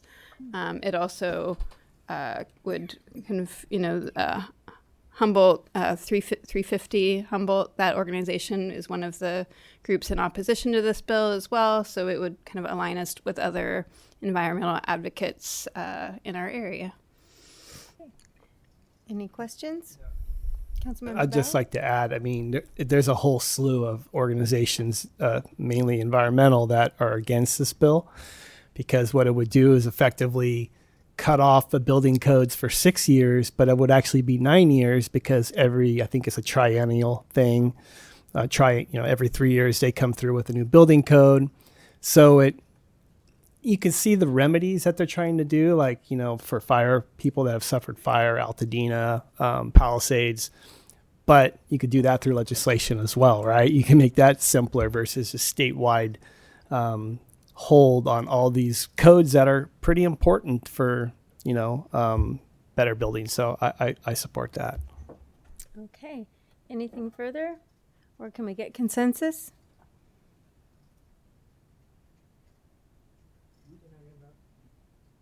Okay. So it looks like we have 4 thumbs up, 1. Okay, so that moves us on to reports and action items. And this has to do with, this is Project Manager Powell. Award the contract for bid number 2024-20, Beta Zoo Trail Consultant. Before we start our presentation, Mayor, I'd like to move that we extend the meeting to... No. 10 p.m. I'd like to move that we extend the meeting to 10 p.m. Okay, so there's been a motion and Second.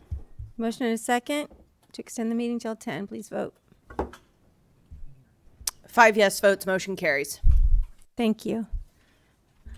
Welcome, Project Manager Powell and Mr. Willer. Good evening, Mayor and Council. Tonight, you have an agenda item for the Beta Zoo Trail to award a professional services agreement for right-of-way services additionally to authorize signing authority. This is an important step in this project's process. Before we get to action, we have a presentation to help provide some background and context where the project has been and where it is going. This is a high priority project for the city, which has been a priority in the council's strategic vision for years. We have a wonderful city team working on this project, including Special Project Manager Katie Marcelon, who's not here this evening. And presenting tonight, we have Project Manager Brittany Powell. I'll now turn it over to Brittany, and we'll be available for questions after the presentation. Thank you, Jesse.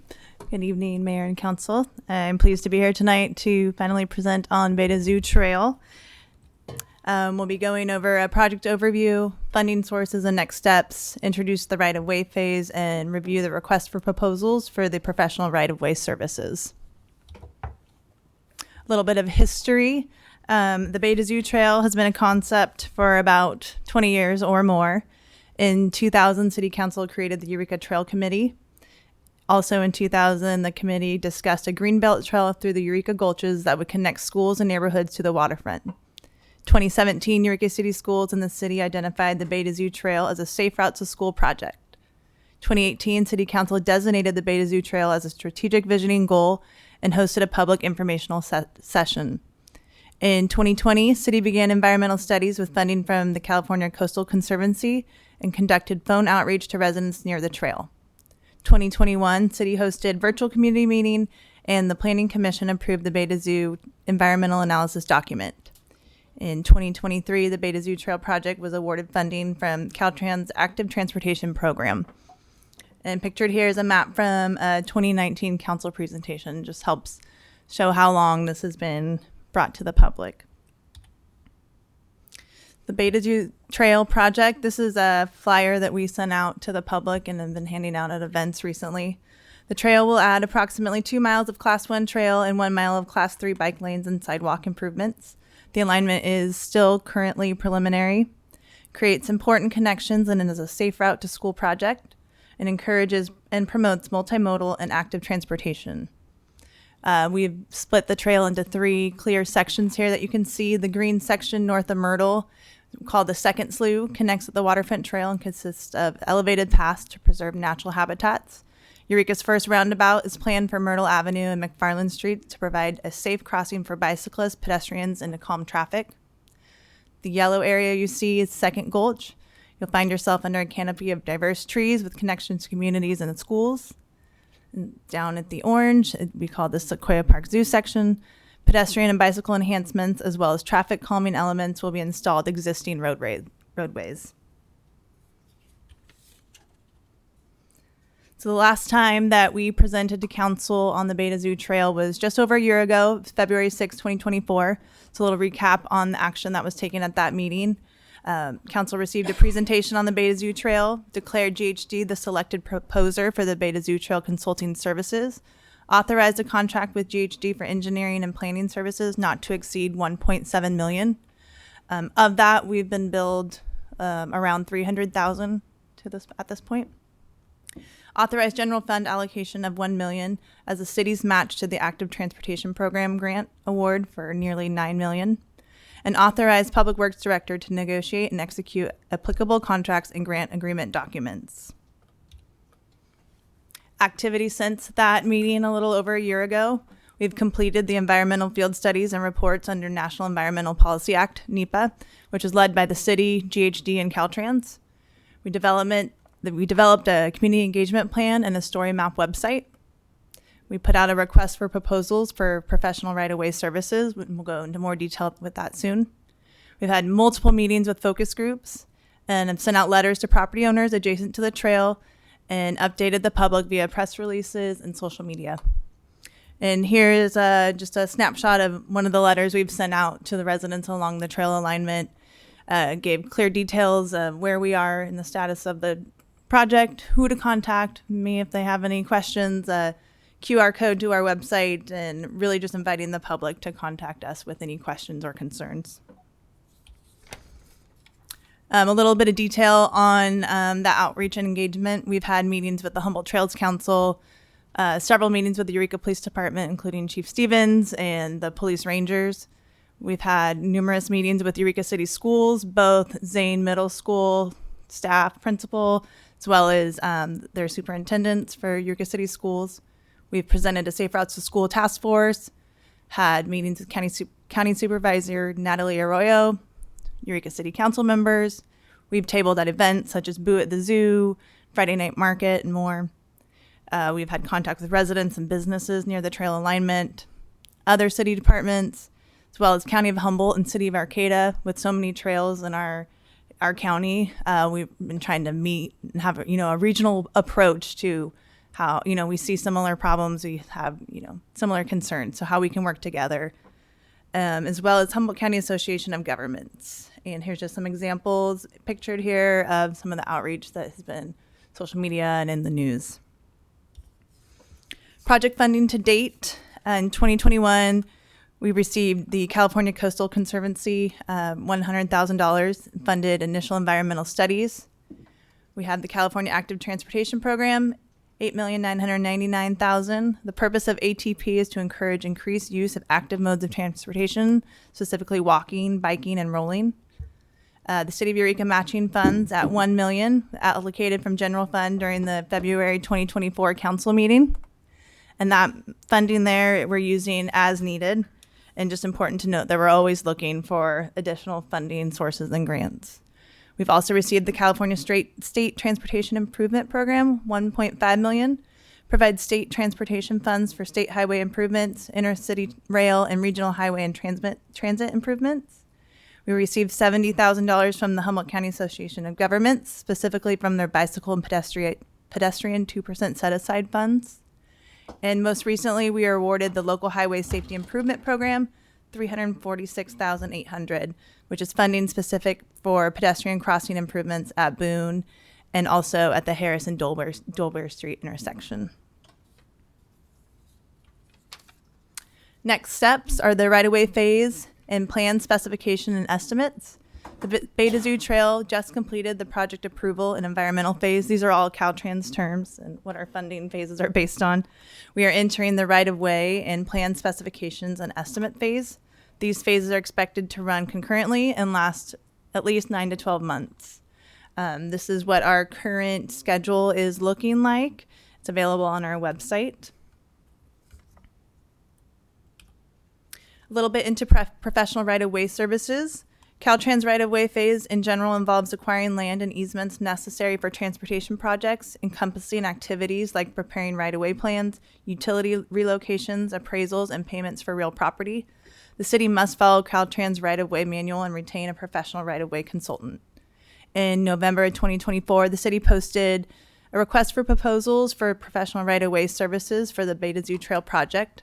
The selected consultant would provide a certified general appraiser and licensed real estate broker to work with the city, GHD, and Caltrans to perform appraisals and coordination of right-of-way for properties on the trail alignment.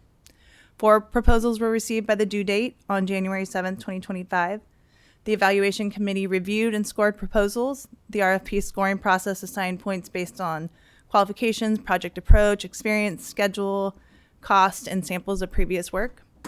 The cost proposals range from $240,000 to $530,000, with appraisal services ranging individually from $2,500 to $7,000 per appraisal.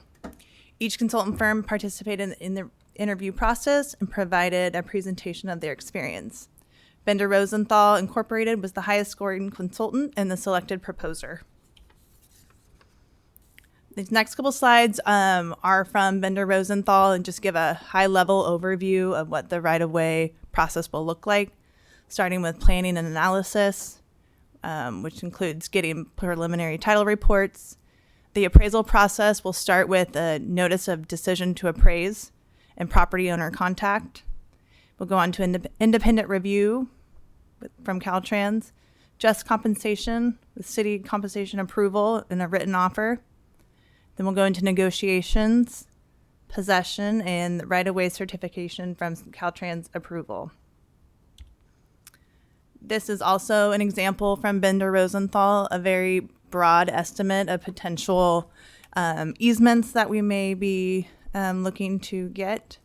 Approximately 19 parcels residential from about 15 owners.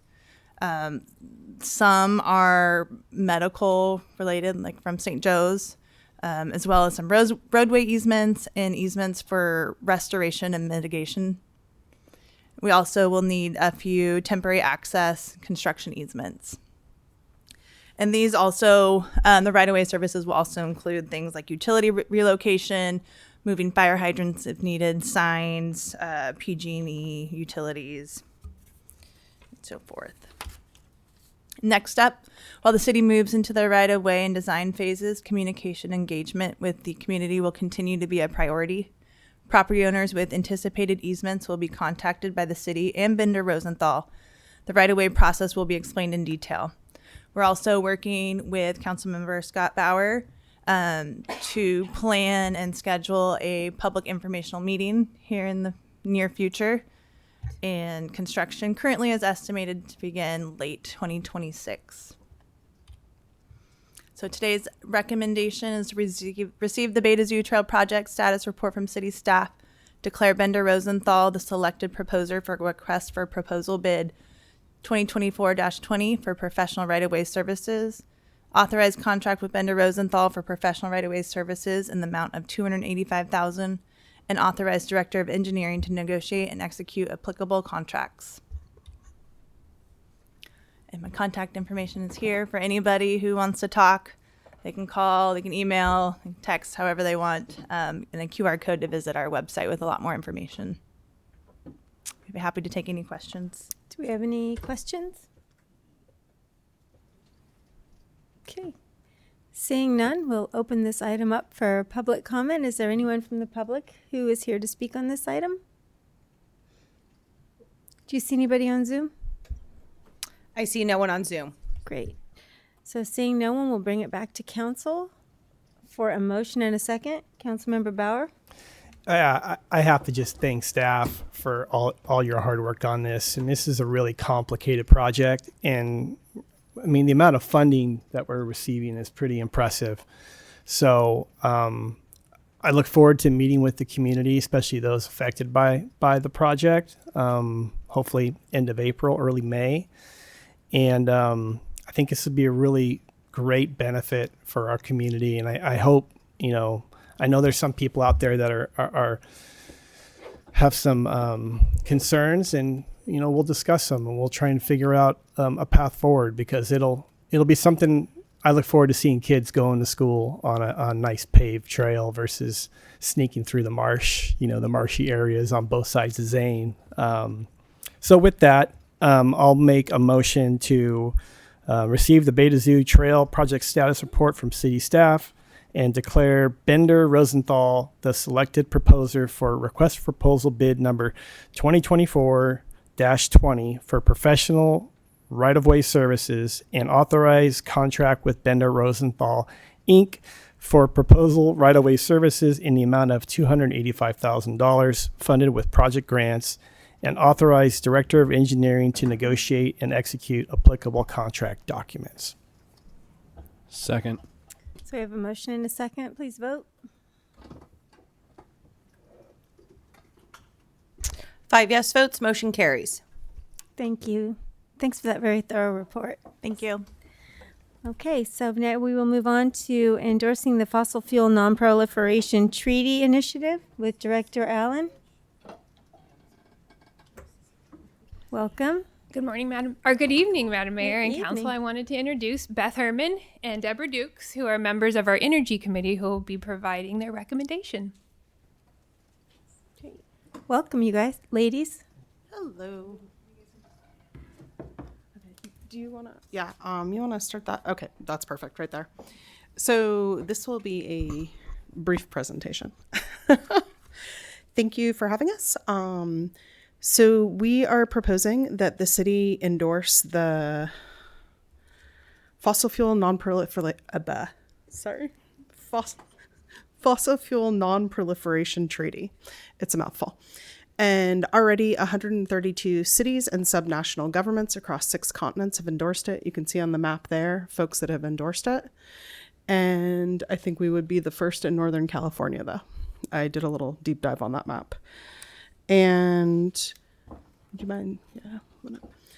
So the main reason we think that Eureka should endorse the call for a fossil fuel non-proliferation treaty is here. It's a new global campaign that's underway, an initiative calling for FFNPT. It would be a companion treaty to the Paris Agreement focused on winding down the supply of fossil fuels. The Paris Agreement does not mention fossil fuels. The initiative aims to foster a global equitable transition away from fossil fuels to clean, low-carbon energy and economies. The campaign will spur international cooperation to end new development of fossil fuels, phase out existing production within the agreed climate limit of 1.5 degrees Celsius, and develop plans to support workers, communities, and countries dependent on fossil fuels to create secure and healthy livelihoods. And I think here, where we have the possibility of offshore wind energy, this is particularly appropriate. And we also have like multiple areas where we're seeing small grids of solar panels as well. So we have things that would support our community, and this would help to get our community to be more reliant, self-reliant, because we all know that power outages happen, and they seem to happen to us more than other folks in California. These are pictures of places you probably are familiar with in Eureka, like the Carson Mansion, the water tower, and this is the effects that we're already seeing currently for climate change in our community in Eureka. The smoke that's ever present in the summers, the climate change refugees we are seeing escaping, the fires from other parts of the state, to the sea level rise that is destabilizing our shorelines. Humboldt Bay has the highest rate of sea level rise in the state of California. I also wanted to bring back something that was brought up earlier tonight, the Week of the Young Child. We owe it, in my opinion, to future generations to take steps to avert catastrophic climate disruption. A commitment to not proliferating fossil fuels is a good first step to that, to ensuring that the children in our community have a world to live in the following years. The FFNPT initiative is seeking endorsement of the treaty by municipal governments, hoping such endorsements will build public profile for the campaign and ultimately put pressure on national governments to sign and ratify such a treaty. So there's sort of a long game approach on this. And cities tend to be the hardest hit by climate disruption and tend to have the most. I know I work for Open Door, and I know we've seen a ton of climate change refugees when fires occur east of us, and then we end up having to sort of absorb folks into our clinics. And we're lucky that we work with Partnership, and they allow us to switch people quickly over to us as their primary care. But we also have limited doctors in our community to actually see folks. You want to switch to the next one? And I already kind of hit on most of these points. Did you want to? Yes. To give you a little bit of history, this proposal was started by very low-lying Pacific Island nations. In about 2015, they started talking.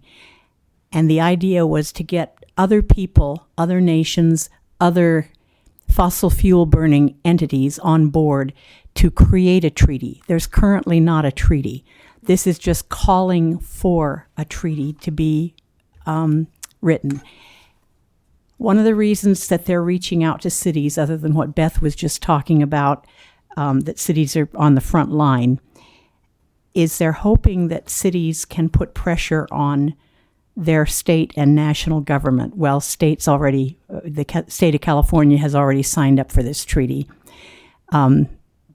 National government might be a heavy lift.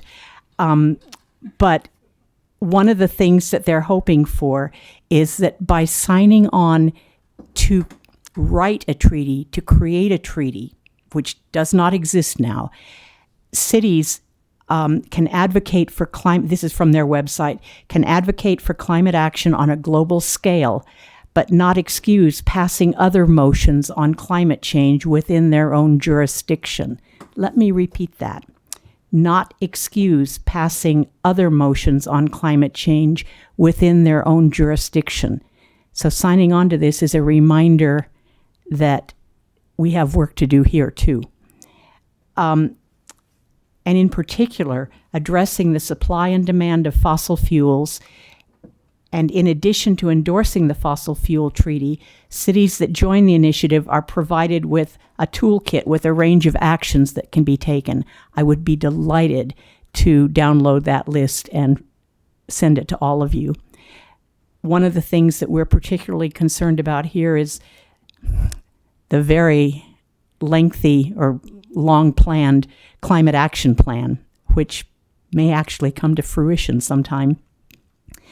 And it features the same issues about fossil fuel, which is the main source of greenhouse gases in Humboldt County.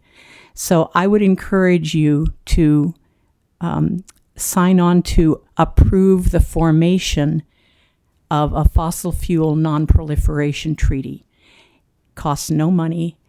It doesn't obligate you to anything. You don't even have to sign the treaty when it actually is written. It's just saying, yeah, we need this. So join with the low-lying island nations in the Pacific and other places like Humboldt County that are going to be really getting the worst of sea level rise, as well as smoke and climate refugees and everything else. So that's our 5-minute, a very long elevator pitch to a very high skyscraper. Thank you. Do we have any questions from council? Okay, seeing none, we'll open this item up to public comment. Does anybody from the public like to comment on this item? Shannon, do you see anybody on Zoom? I see no one on Zoom. With that, we'll bring it back to council for a motion and a vote. Councilmember Contreras-Deloche. Just a quick comment on your comments. Thank you for linking that to the Week of the Young You need Child. a motion first. Okay, I'll be quiet. No, you can make a motion. I will. Okay. Yeah, I'll make the motion to authorize the mayor to endorse the fossil fuel non-proliferation treaty global campaign. Second. Do we have a motion and a second? Councilmember Contreras-Deloche. Thank you for connecting that in your comments. I appreciate that because I think that's the point of everything, or at least for me, of what we're trying to do is we're always trying to think about and build the future that we want our kids and grandkids to live in. And I think, the whole point is they talk about planting trees that you never enjoy the shade from. This is about what's next instead of being previous generations where they kicked off problems that we're saddled with, us trying to let them inherit a good future instead of a mess. So thanks for connecting that. Thank you. Any further comments? Please vote.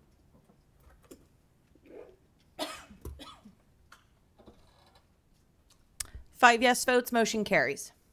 Great. So our next item of business is automated meter reading, the AMR project update with Deputy Director Isa.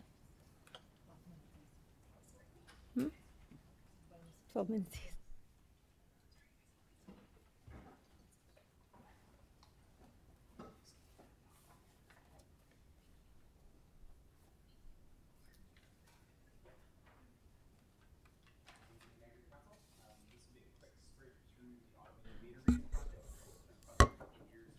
Sorry, is your microphone on?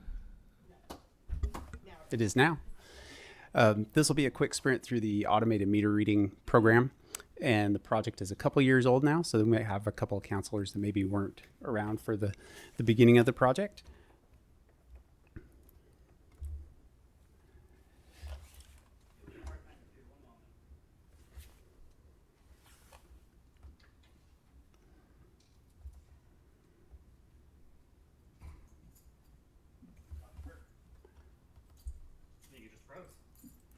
It wasn't me. I didn't do it. I promise.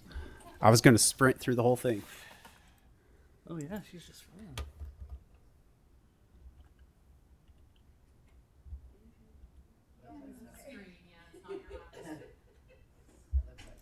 There we go. All right. So just very quickly, we'll go over background and the system overview, some challenges and solutions that we ran into during the course of the project costs, and next steps that we still have to go. So starting off, just brief overview of the meter system. You have the public water mains in the street. We run a line out to the house. The meter is the break point between the public and private side of the system. The meter system, as it was before we started the project, consists of the meter, a register, which is an analog register, to an antenna. That's the black thing there. That would send a radio signal that then a guy would drive around in a truck with an antenna and pick up that signal. So twice a month when we do the reads, we'd send a guy out to drive around, drive the whole city and pick up all the reads. Those would get transferred via a piece of software to Tyler Encode, which is the city's financial software, and that would then result in the bill. So everything in the meter system, as far as all the meters and all of that equipment, was replaced new in 2006, 2007, when we went from a manual system to a radio read system. Those radio transmitters can read through metal lids. They can read through concrete. They have a very robust signal. They also have a 20-year battery life. So in about 2020, 2021, all those started dying at a fairly rapid rate, and we started losing a lot of those. So in 22, we started testing cellular equipment. Cellular is kind of the new wave of technology for this type of metering equipment. We had a propagation study done, and in the September of 22, we saw really the number of dead meters started to go up on a logarithmic scale. And we showed that without action, we were going to be reading a quarter of our system manually, like walking every single meter by June of 23. So we came to council with several options, and they chose the cellular system. So we had a choice then. We could, knowing that we had to visit all 10,000 plus meters and replace both the register and the antenna, we could have subbed that out to a contractor and had him do it. The quote for that was about $6 million. About 50% of that is labor. The other 50% was equipment.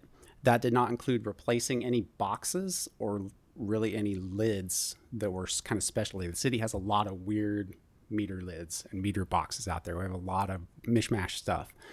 And then because we went through the process with a contractor back in 2006, there were a lot of data issues. They're not there to fix existing problems, and there's a lot of numbers that have to match up. So our other choice was to do the work in-house. The hard costs for the equipment were about $3.6 million. We were uncertain whether we had the staffing and capacity to be able to pull it off, but we also saw it as an opportunity to correct a lot of existing issues that had been left over from the 2006 project, and to get a better handle on data quality and control. So now the meter system works like this. We have the same meter in place. We did not change the brass body of the meter. We'll talk a little bit about that. The register is now a digital register, which talks to an antenna that looks exactly like the old antenna, but it's a cellular antenna, which then talks to the tower, which then talks to the cloud, which we'll talk about that interface. The cloud then talks to Encode, and Encode produces your bill. So really the new pieces are the cellular part of the system and what's called Beacon, which is the user interface for that cloud-based system. So we talked about this, we were losing 200 meters a month. We needed to, basically what we saw is we couldn't have people out reading meters, or we wouldn't be able to replace the meters in-house. If we had to reallocate staff from reading meters to replacing meters, or we'd never get ahead of it. So the solution to that was, much to everybody's chagrin, we went to an estimated billing system. And apologies to all the public who had to deal with this, and all of our finance staff who had to deal with it. Everybody was very patient, but basically started billing based on estimated usage based on the previous months. So that freed up staff so that we could actually send them out there and replace the meters. It was a nightmare for everyone involved, but we've largely gotten through it.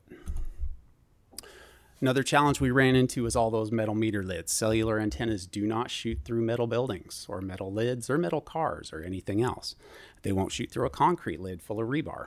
So what we ended up doing to replace the meter boxes completely with a new lid and a concrete box, you break out the sidewalk, jackhammer everything out, replace it all new, is about $1,500 each. And we had 3,500 of them to do, estimated. So our solution was to source a company out of Texas that makes custom lids. So they make polymer lids that they're cellular compliant with the company. They work with the cellular manufacturer, and they have lots of different sizes available. The other thing we did, and you've probably seen some of these around town, is we chose to plasma cut the existing City of Eureka lids. It's not the most aesthetic option. However, it was the only option short of cutting the entire box out at $1,500 a piece and replacing the entire thing. So it was a $150 fix for a $1,500 problem. Total savings on that was just about over $3 million. Another challenge was the data acquisition and transfer. So there's 100,000 plus data points. Small errors cause big problems. Moving the decimal can cause somebody's bill to be either amplified or decreased by a factor of 10 or more. So this was really an opportunity to clean up a lot of stuff in the system. Our solution to keeping track of all of that data was to institute a mobile GIS system working with Maggie Martinez and initially Josh Van Buskirk, who is the city's GIS specialist. We didn't want people out there with notepads writing things down. There's too many numbers, too many transpositions. So we instituted a system with iPads using ArcGIS, utilizing barcode scanners, almost no manual entry. The system would store photos, so they could take photos of the old meter and the new meter with the numbers and the old read side by side. And basically we built into a bunch of QA/QC into that process where the people in the field were constrained in the data they could enter. And if they entered things wrong, it would prompt them, you need to fix that. So basically what they did is they went out with an iPad and they looked at the city. The green dots are meters that are already swapped out. The blue ones are old meters that are still functioning, and the red ones are meters that are dead, that need to be swapped out. So they could zoom right in, pull a GPS point specifically on top of the meter, swap everything out, pull up the list, put in the type of lid, the type of meter, the meter size, everything else, and even take a picture of the equipment and store it in the GIS database. So if there was ever a question about how the meter numbers matched up or the old end read or anything like that, we could pull it directly from photographic evidence in the system. And this was all stored in the GIS. So another challenge would be transparency and project tracking. So we need to be able for everybody involved in the project to see what was going on so that everybody could troubleshoot, track the progress, and have a single point for scheduling. So again, we worked with our GIS specialist to create a dashboard that looked like this. That basically tell you everything about the project. You got your schedule in the left-hand corner. You got all your dots up there in the map.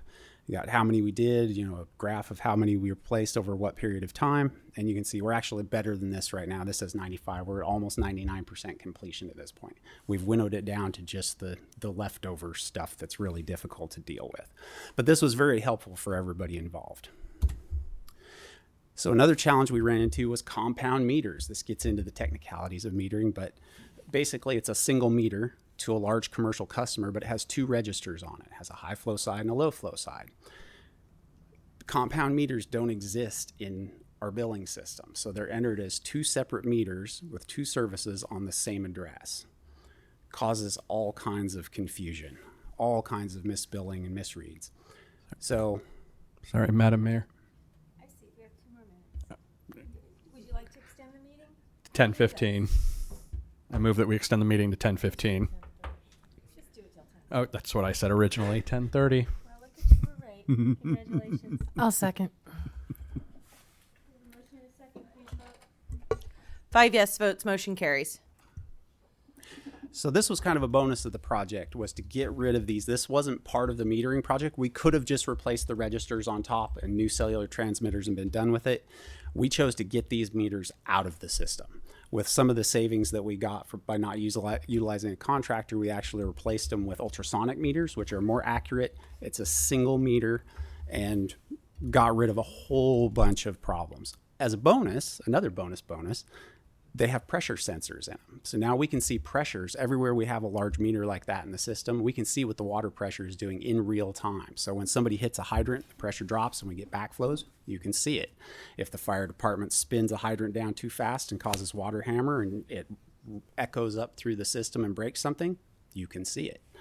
So that gives us a little better transparency. Another challenge we had was multifold. We had supply chain issues from COVID. We went months and months and months where we could not get the transmitters because they couldn't get the chips from Taiwan.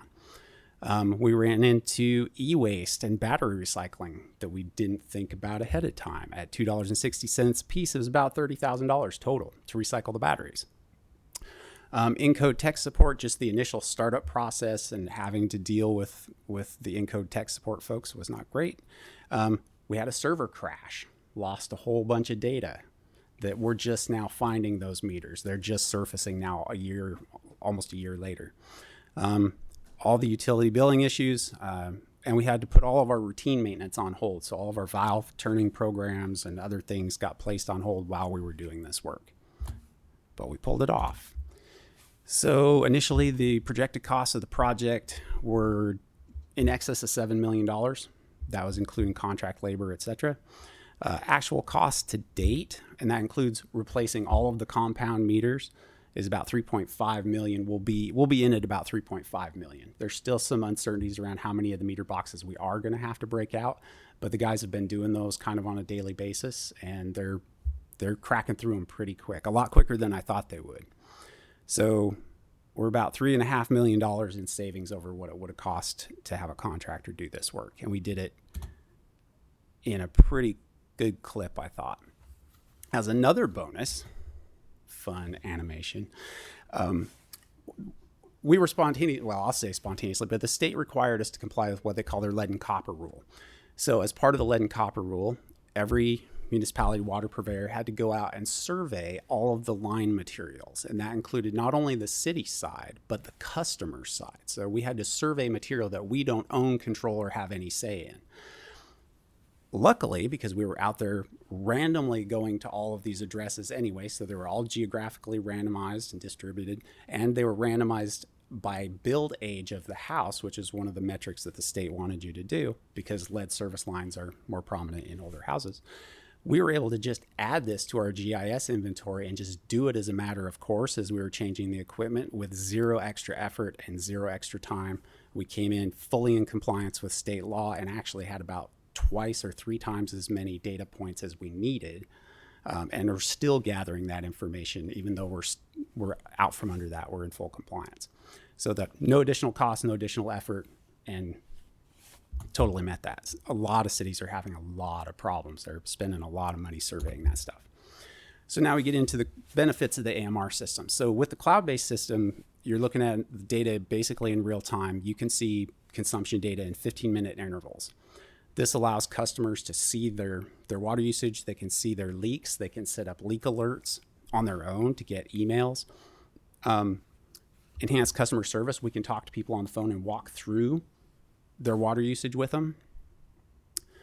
We get instantaneous reads. So the guy in a truck has now been replaced by robots. They are coming for all our jobs.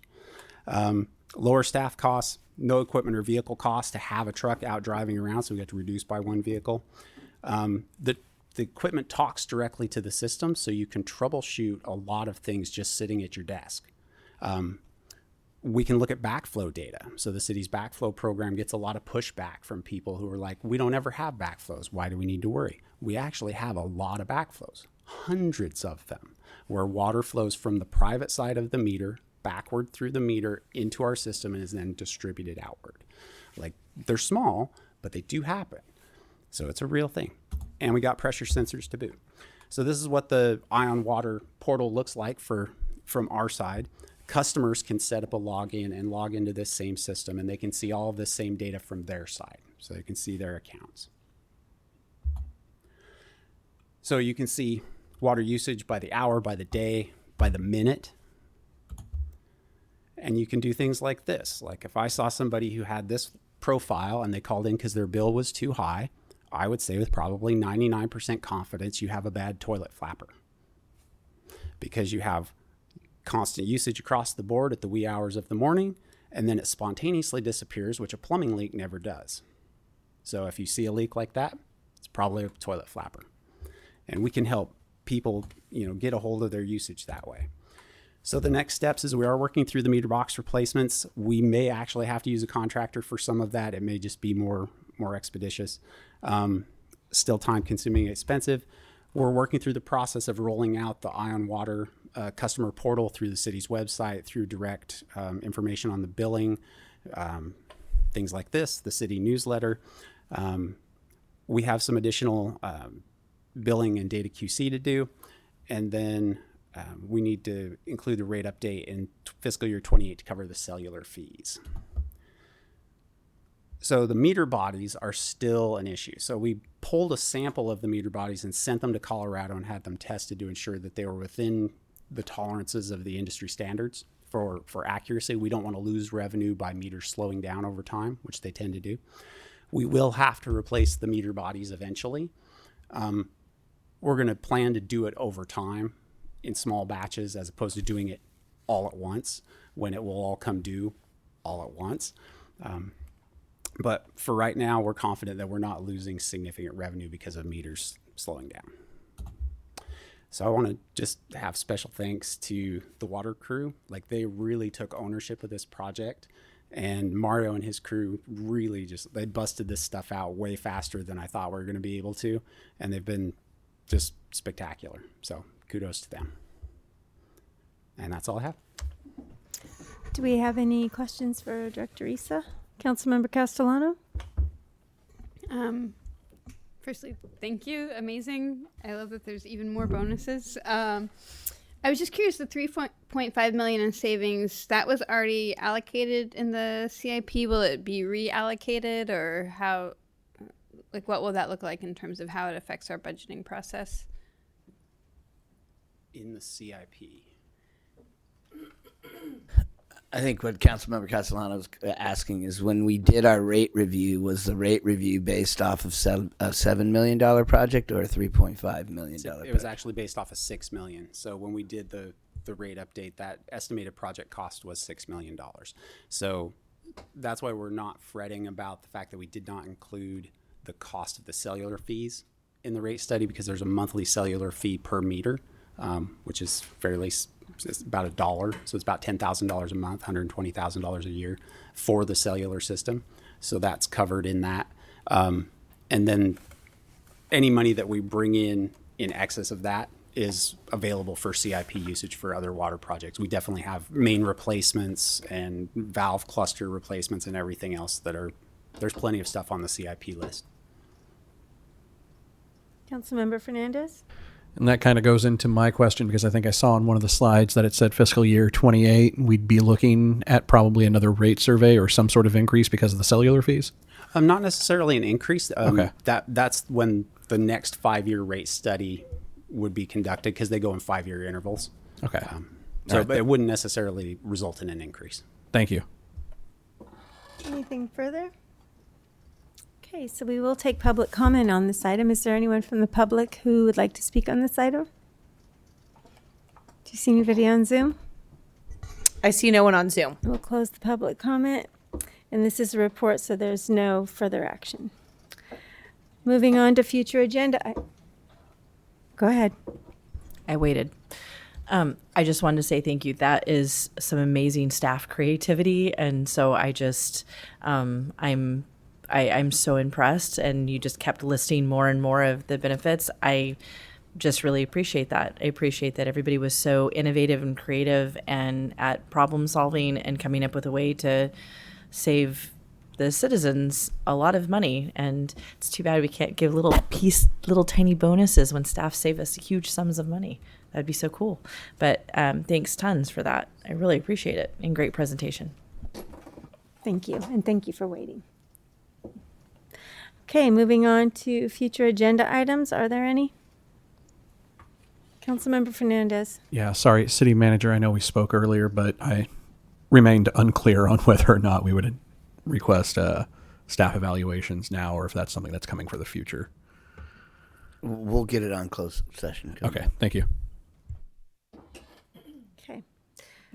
That being said, we'll move on to City Manager reports. Human Resources Benefit Update with City Manager Slattery. Good evening, Mayor and Council. Director Folger is ready and willing to give you a very brief overview of our new bilingual pay. Great. Oh, he's even in the audience. I was looking up there. Welcome, Director Folger. Yes, a very brief update on some new Your mic needs to be on. Oh, Turn it on. Hello, can you hear me now? volume's low. All right, as I was saying, thanks for the introduction, Mr. Slattery. And again, I'm going to be here talking about updates to the city's employee benefits programs, specifically the bilingual pay policy. So this was funded through the adoption of the mid-year budget, and the policy itself was adopted on consent at the last meeting. And I just want to give you a little bit of background about bilingual services that the city provides or has been providing. Historically, it's been through the use of a service called Language Line when translation assistance was needed, or the city relied upon on-site employee assistance if they had those language skills. The desire to actually incentivize and compensate employees for using those language skills grew out of the city's DEI program. And we also wanted to do, that was part of also enhancing accessibility to community members that we serve and create a consistent internal translation resource for all departments. And of course, compensate employees for the use of their bilingual skills and hopefully incentivize current or prospective employees to do the same. So what this policy provides for, and a lot of thought went into it as opposed to just doing an across-the-board increase for anyone who had a bilingual skill set. We really tried to hone it in on what are the needs of our community, what is the makeup of our community here in Eureka. So this policy hones in on the languages of Spanish and Hmong. That's because that's based on the census data for the city of Eureka, as well as historical data that we gathered regarding the use of our language line and the need for translation services. It was always for Hmong and Spanish. And so what the language line would do is anytime somebody was in need of translation assistance, you can call this number. They connect you with somebody wherever they may be who spoke both English and whatever language was needed by the person needing service from us. And it works fine, but again, the intent here with this policy is to try to utilize the internal resources that we have and compensate employees for that. We also built this policy and the pay structure around meeting competitiveness with other local agencies who provide similar incentive pays, while also trying to balance that pay structure equitably within the organization. And we tried to recognize that these skills are of equal value regardless of who is providing the service. So what you see on the labor market often is that it's a pay adjustment of a percentage of your salary. Instead of doing that, we wanted to incentivize this equally and pay everyone equal for when they are providing translation assistance. That would mean giving a static dollar amount versus someone earning far more in their on their base salary, getting more for providing the same level of assistance as somebody being with a lower salary range. So the way that this works is we've identified a mechanism to test folks who are bilingual in the Spanish or Hmong to qualify them for bilingual pay. They will then be put on a translators or list where they can then be contacted. That list would be housed in human resources. Anyone in the organization needing assistance with providing service to someone who only speaks or primarily speaks Spanish or Hmong would contact, instead of the language line, they would call human resources. We would then access the list of people who are qualified to provide translation assistance and are being paid to do so, to get them in touch with that employee who's needing translation assistance. And so we would go through that list on a rotational basis and try to deliver the need more equitably among that group, so it's not always falling on one person. Along with that, we also identify that there are folks out there in the organization currently providing routine translation assistance just as part of their job. Like they work at the front desk or they're in the community in some fashion where they are often called upon in the course of their normal duties to translate on behalf of their employees or the city or the public that needs our services. So what we're doing is identifying those individuals as division primaries. So there's 2 tiers within this pay structure as it currently exists. For anyone who is qualified and then placed on the translators list, they'll be getting $50 a pay period, which translates to $100 a month, just regardless of how often they're called upon to assist with translation. If you're designated as a division primary, you are eligible to receive $200 per pay period or $400 a month. And that's to equitably compensate people for the work that they're already doing. The testing and qualification procedures are through a third party called Alta Language Services. This is a company that we researched when we looked out on the market at who does this kind of stuff. This is the leading one, and it's also what other local agencies use to do their testing for their bilingual pay. And we didn't just do it because everyone else is doing it. We made sure that to vet the service itself, but also there is some strength in numbers in terms of utilizing this sort of this qualifier that we do it similarly to other agencies. It just makes sure that we're following an industry standard and it's a defensible practice. Those are the basics. Again, this is about trying to build our internal resources to meet the needs of our community and reward our employees for doing that. They're already doing it. They do it every day. This is our means to sort of recognize them, pay them for it, and hopefully incentivize others to do the same. And we, through this policy, make mention of our educational reimbursement program that is already a city benefit, and are hopefully going to get other employees to utilize that program to maybe learn some of these languages and then become qualified to receive bilingual pay. This is a starting point for this kind of benefit where we're hoping to gather data through its usage over the coming months and adjust it as necessary and enhance it as necessary. And that's the basics.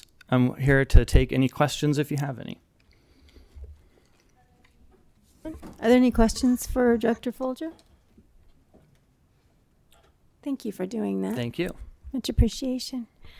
All right, this moves us to, what does it move us to? Council reports. That's what it moves us to. Councilmember Contreras-Deloche, why don't you start us off? Okay. Excuse me. So I attended the our 2x2 with council. Good grief, I'm tired.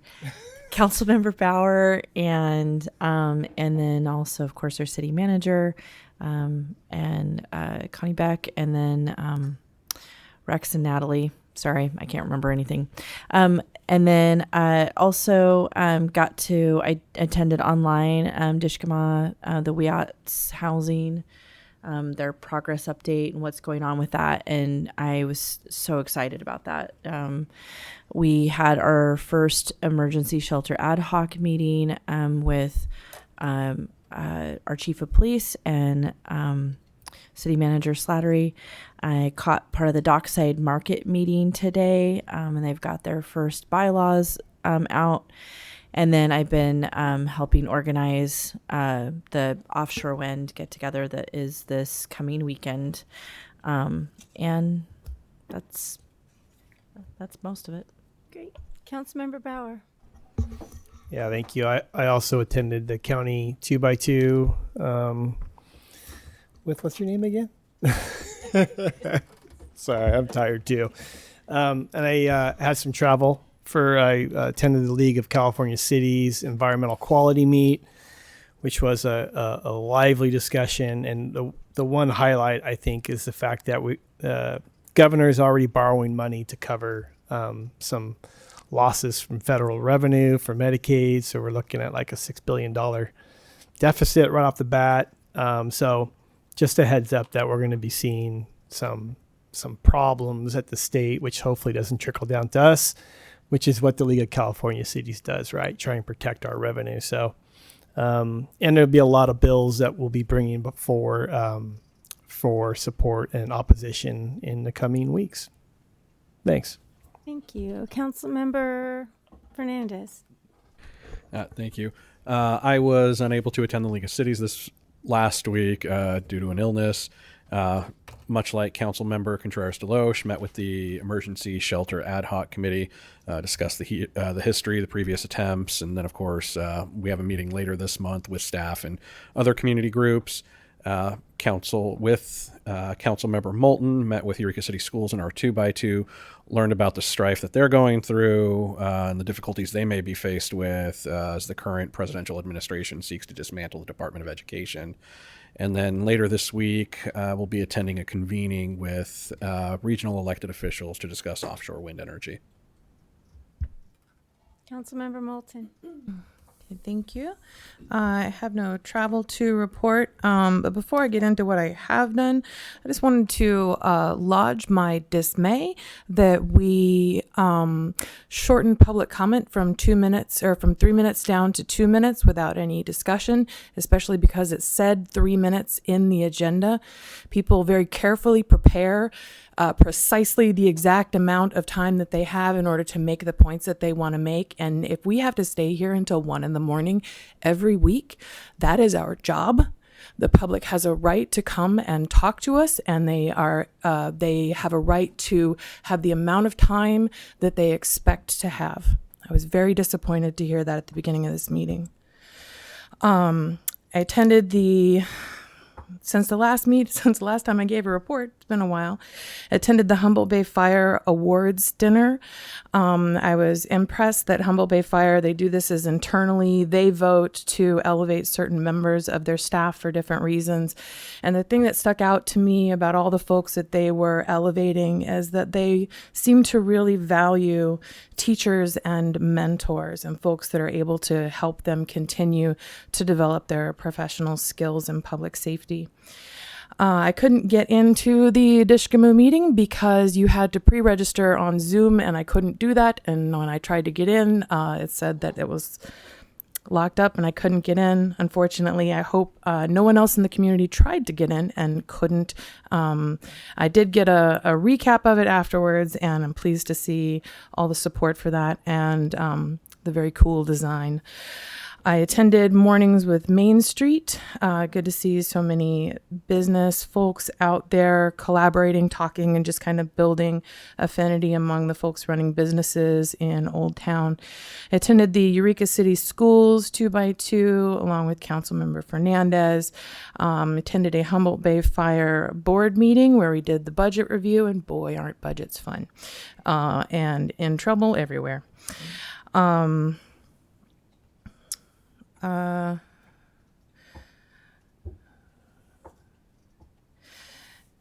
had comments about the budget, but we'll skip that.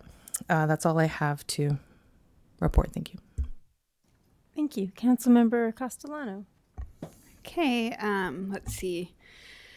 Most recently, I did travel to Burbank for the Cal Cities meeting where I'm the vice chair of the Housing, Community, and Economic Development Committee. We kind of got an overview on a number of bills. And I've attended, I feel like, numerous Eureka Main Street related meetings.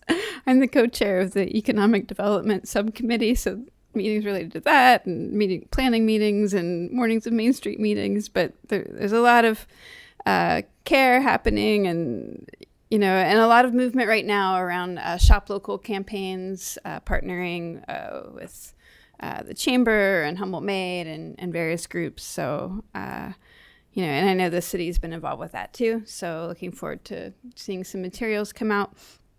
I'm part of a group planning the Humboldt Bay Trail celebration of the opening, which is going to be June 28th.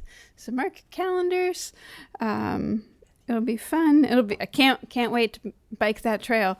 Let's see. I attended the Community Economic Resilience Consortium, the Wednesday meeting where Director Kenyon presented around all of the work that Eureka is doing related to housing. And so just wanted to thank her for that presentation. And then, since we didn't report the last meeting, I'll just be real quick. Humboldt Transit Authority, Humboldt Waste Management Authority, HCSD, Humboldt Community Services District 2x2 meeting, and I attended. I hung out all morning with the firefighters, and I got to climb all the way to the top of the ladder.